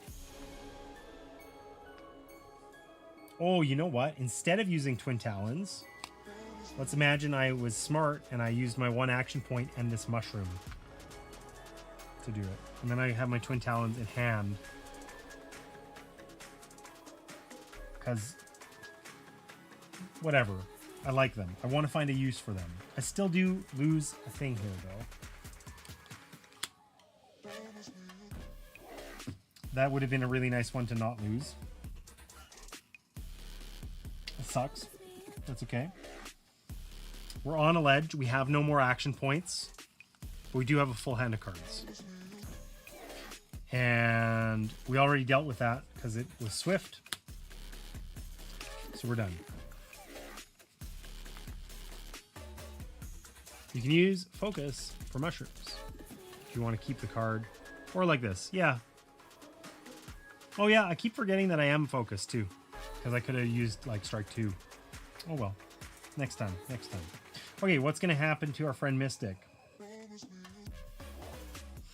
They're going to lose a health and get pushed. Good thing we healed up real big. Okay, this should be discarded. We're going to play our card here so that we can hit that thing. And we are going to go 1. It is time. We need some good luck. We're 0 for 4 on coin flips. Heads, any climber may jump 2 and strike 2. We have been here before. We have done this. This has worked for us. We are protected from it. We have spent only 1 action point so far. Surely, this is our moment. Holy shit, we got a... We did it. All right. Any climber may jump 2 and strike 2. So 1, 2. Clink. This is now down to 1. Oh, we do have to lose a card here. A grip. That's okay. We have 3 action points remaining. So... let's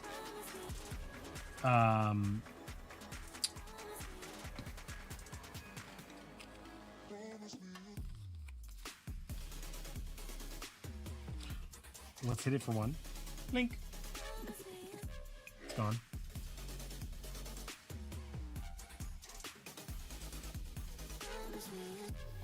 Thank you for taking care of me, Martina. Wait, does that mean you're home? Or does that mean that that was Sarah being tricky or something like that? Martina had to go into work. Okay, so we got 2 action points left. Sadly, we can't just let go. But what we can do is move to here, suffer our 1 damage, and then mend it. Because we're going to lose 1 health and then get pushed 1 whoop, and fall down as a result of that card. And that means we fell at least 3 spaces. We are no longer fearful of falling. Boom. We get rid of our injury. And we're where we want to be. Life's good. It looks like we're resting next turn, I think. Okay, what's going to happen to our friend here? No, I'm not home, but might get to come home early. What's early mean?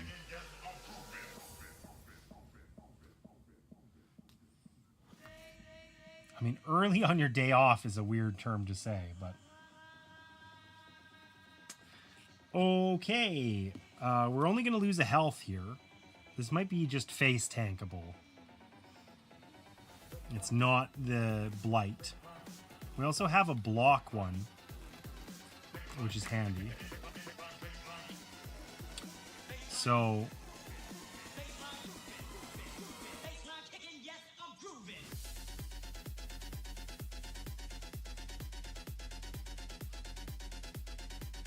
I wish this wasn't green.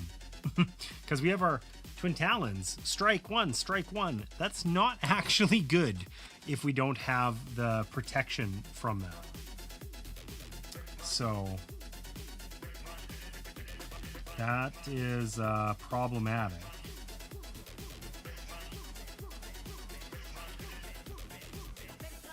Oh, and this only hits in a diagonal line. So if we even just move down 1, we're fine. Okay, so let's use this. Because we can just climb down to that spot. And then we're out of the way. We got 4 to spend.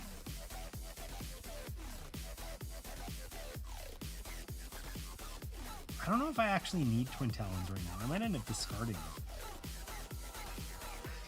I don't know. But, oh, you know what? You know what? We're going to get rid of our numb. We're going to use our Twin Talons because we're going to rest right now. We're just going to rest. Not the most effective rest, but it gets rid of our numbness. And then we still have 2 AP. We can just move down 1 and heal 1. We're full. We're in the place we need to be. I might discard this one because we want to draw one of those cards that we just put on the bottom of our deck. I don't know how we're going to do that. Well, we're going to have to turn over our deck to make it happen. So we'll do that. Our thing will resolve. This will miss us. It will not miss our friend Mystic, though, who does not have any ability to block. So we'll simply take a damage and be sad. That's okay, though. That's okay. All right, we're up to 4 angry cards now. It's getting serious, but like the board is so much better. This is like, this feels so achievable compared to last time. Last time it was sweaty, it was difficult, it wasn't working, you know. This is like, oh yeah, I could win. I could still lose, don't get me wrong, but it feels like plausible. So I'm a big fan of that. Active and next. Oh, it's the least. Why are we not getting this over here in the... We've had this every single time. It's our timer. We better hurry up, I guess. Okay. What do we need to do? We need to heal a bit and we need to shuffle. So...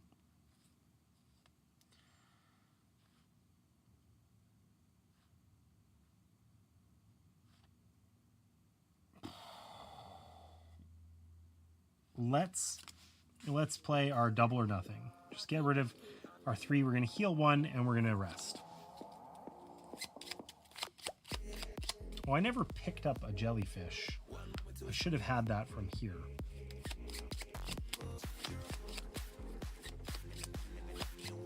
Like maybe I don't have to close and we'll be home in a couple of hours. Okay, well that would be cool. I would like that very much. Okay, so we gain a thing, he gains a thing, and then we either discard a jellyfish or, you know what, he can discard a jellyfish because there's not even any, like we gotta run across the map. Oh no, we can't discard a jellyfish because we're on a, what am I talking about? I didn't see this thing hiding in plain sight. So we're gonna lose a health. We really don't want to lose a health. But we want to come up to this one. So I think we're going to. Okay. We'll draw 1. Why do I not have cards over here? Because I forgot to draw, because I keep doing that for some inexplicable reason. This token's back, because we rested. Okay, what's going to happen to our friend? We're all going to lose a health, and we're either... losing grip or discarding a jellyfish. All losing a health is really bad because this is like, then we could lose on this card basically. We could be quite unlucky there. Any climber may block 1. We have the card we need. That is sweet.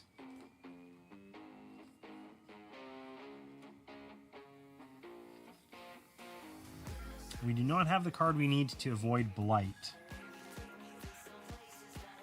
But I think we might just have to, like, suck it up here.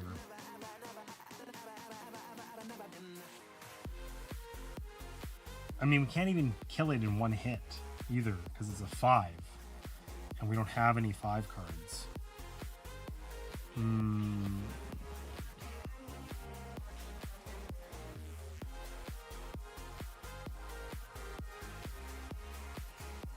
I don't think I can use focus to increase my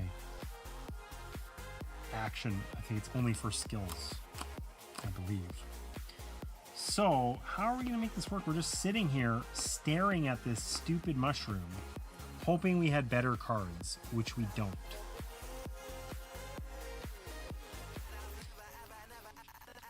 We have 4 action points.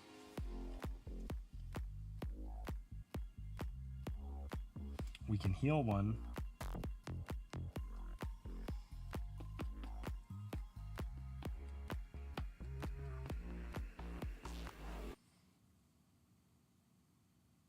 We don't really have a whole lot to do here. We don't want to strike that thing unless we're protected, which we can't be.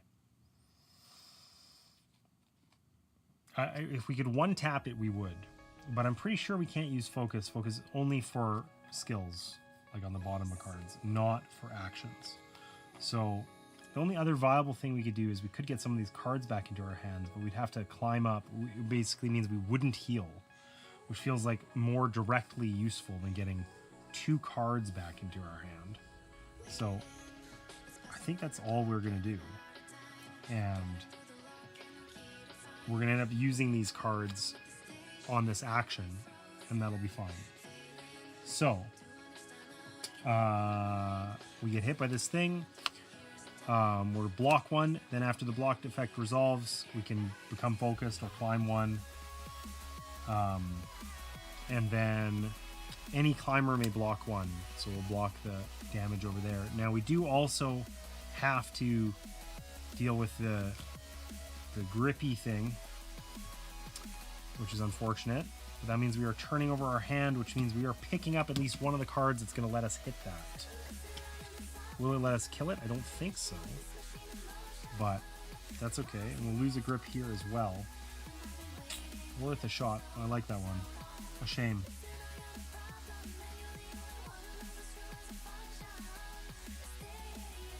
Okay. So, what's going to happen to this guy? Swift, active. We just lost.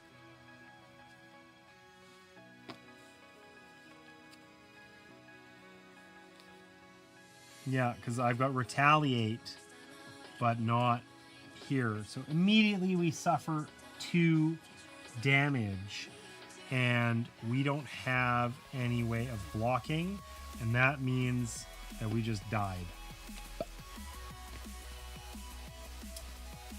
We talked about this. We could still lose.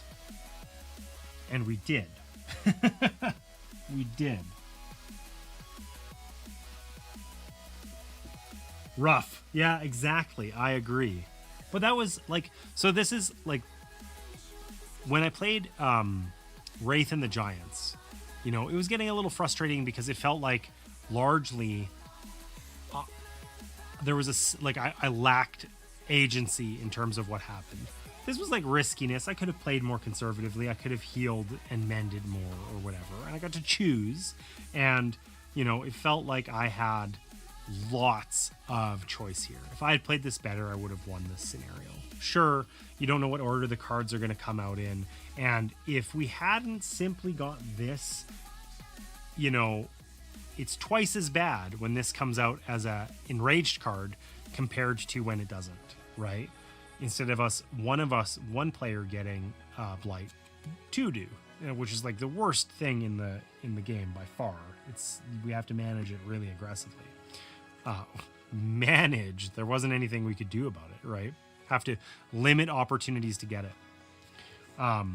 So that was unlucky, but like whatever. It was still fun, you know. Whereas the other one was like more frustrating than fun, you know. I didn't feel like I had a lot of clever plays to do. It was like sort of everything's exploding and you can manage one of those things, and if you're unlucky, the other thing will kill you, you know. And if you'd managed that thing, you could have just been unlucky and that thing would have killed you. You know, it felt like that. So fun is the most important part, totally. Why we're here playing board games, in fact, you know. So overall,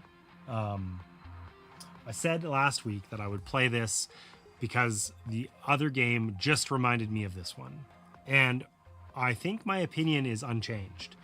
I don't feel like there's any reason why I would want to have both of these games in my collection, and this one is undoubtedly better.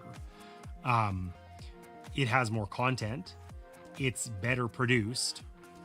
The system gives me more agency, and I think it's even like it's just as easy, if not easier, to play.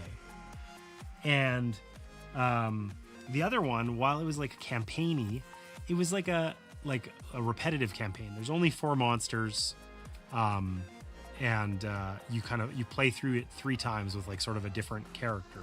The variability here is crazy, right? There's so many characters, and lots of options with the class system as well, you know.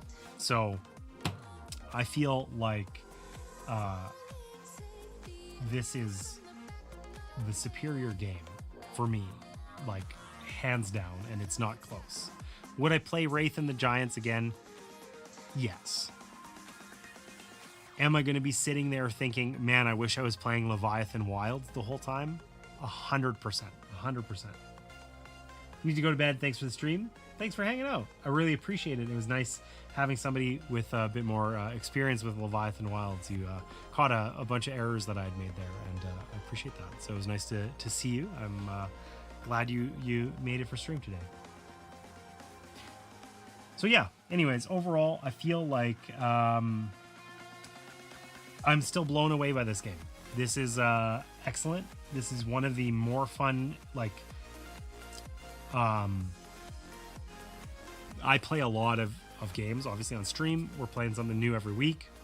And I think that often I'm playing games that I would describe as like really gratifying. They're enjoyable, but I wouldn't say that they're like fun per se.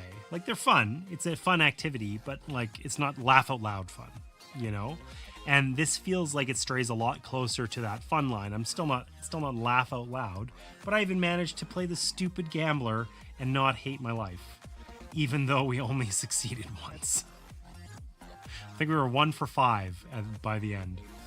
Gosh, this coin is so shiny. Like, even just on stream, it's crazy there. Wow. So, anyways, Leviathan Wilds, excellent game. Loved this. I think that what I'd like to do with this game is play it with a few more players, and that's something that we're gonna do in the new year. So sooner rather than later, Sarah's gonna start streaming with me again in the new year, and one of the things that she is really eager to do is play this game. So I'm probably gonna set it aside until that time, and then we can see how it works as a true like 2-player game, and kind of go for there. Good games, good stream. Thank you, appreciate that. So yeah, that's the plan at this point. I'm not going to do any additional streaming between now and the end of the year. I am going to continue streaming on Sundays, but no extra streams, because I really want to focus on other content opportunities and on getting a couple last few things figured out, so that I wonder if I mess with the exposure here, if you guys can actually see the laser. You can see something in the top corner, something mysterious that means nothing. What do we got here? Oh, that's literally like the highest exposure. It can't be any brighter than that. Anyways, I have a functional camera sitting in the laser cutter and stuff that I gotta make. I want to do some print and play games and all that sort of stuff. So I'm gonna figure out how that's gonna work. I see the head just a little bit. Yeah, totally. Anyways, awesome stream today. I had fun. Thanks for being here. And I guess I should find a place to raid. Should be yeah, out of context, that is a little questionable. You're not wrong. That is, yeah. I thought about making a joke, and then I thought better of it, and I regretted saying it out loud. But anyways, I gotta use that little. I gotta use this thing more often. The little the chat thing.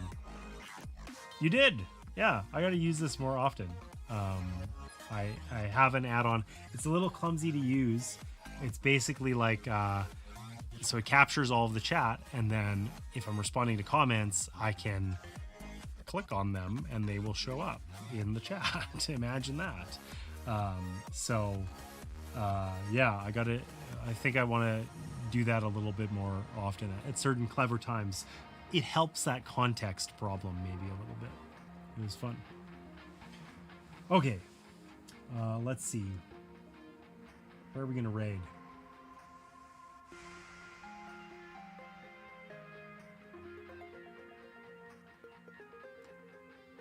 Giggles. Oh, this also means that now I can see One of the things that I hate about the current Twitch raid interface is that if you're in streamer view and you go to raid, it covers it up and you can't see what's happening in chat while you're looking for somewhere to raid. And it's just sort of like the stupidest thing ever. I hate it. And now I can. So that's cool.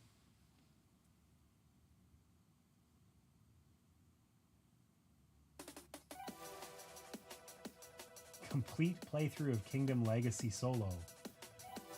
I have done that. I've been there. I've been that person, you know. Another person playing Earthborn Rangers. We raided into somebody playing that. There's a lot of other random board game streamers that I've never seen before, which is kind of cool. So that's fun. I have no idea who this is, but they are playing Valheim, the board game. Let's go meet someone new. We'll do that again. We did that last time. Oh my god, the thing screwed up again. Jesus Christ, this interface sucks. I don't know who designed this, but I hate that. Alright, we're gonna raid in to go meet a new friend. They're playing Valheim, the board game. No idea what to expect. But thanks so much for being here, and I will see you next Sunday.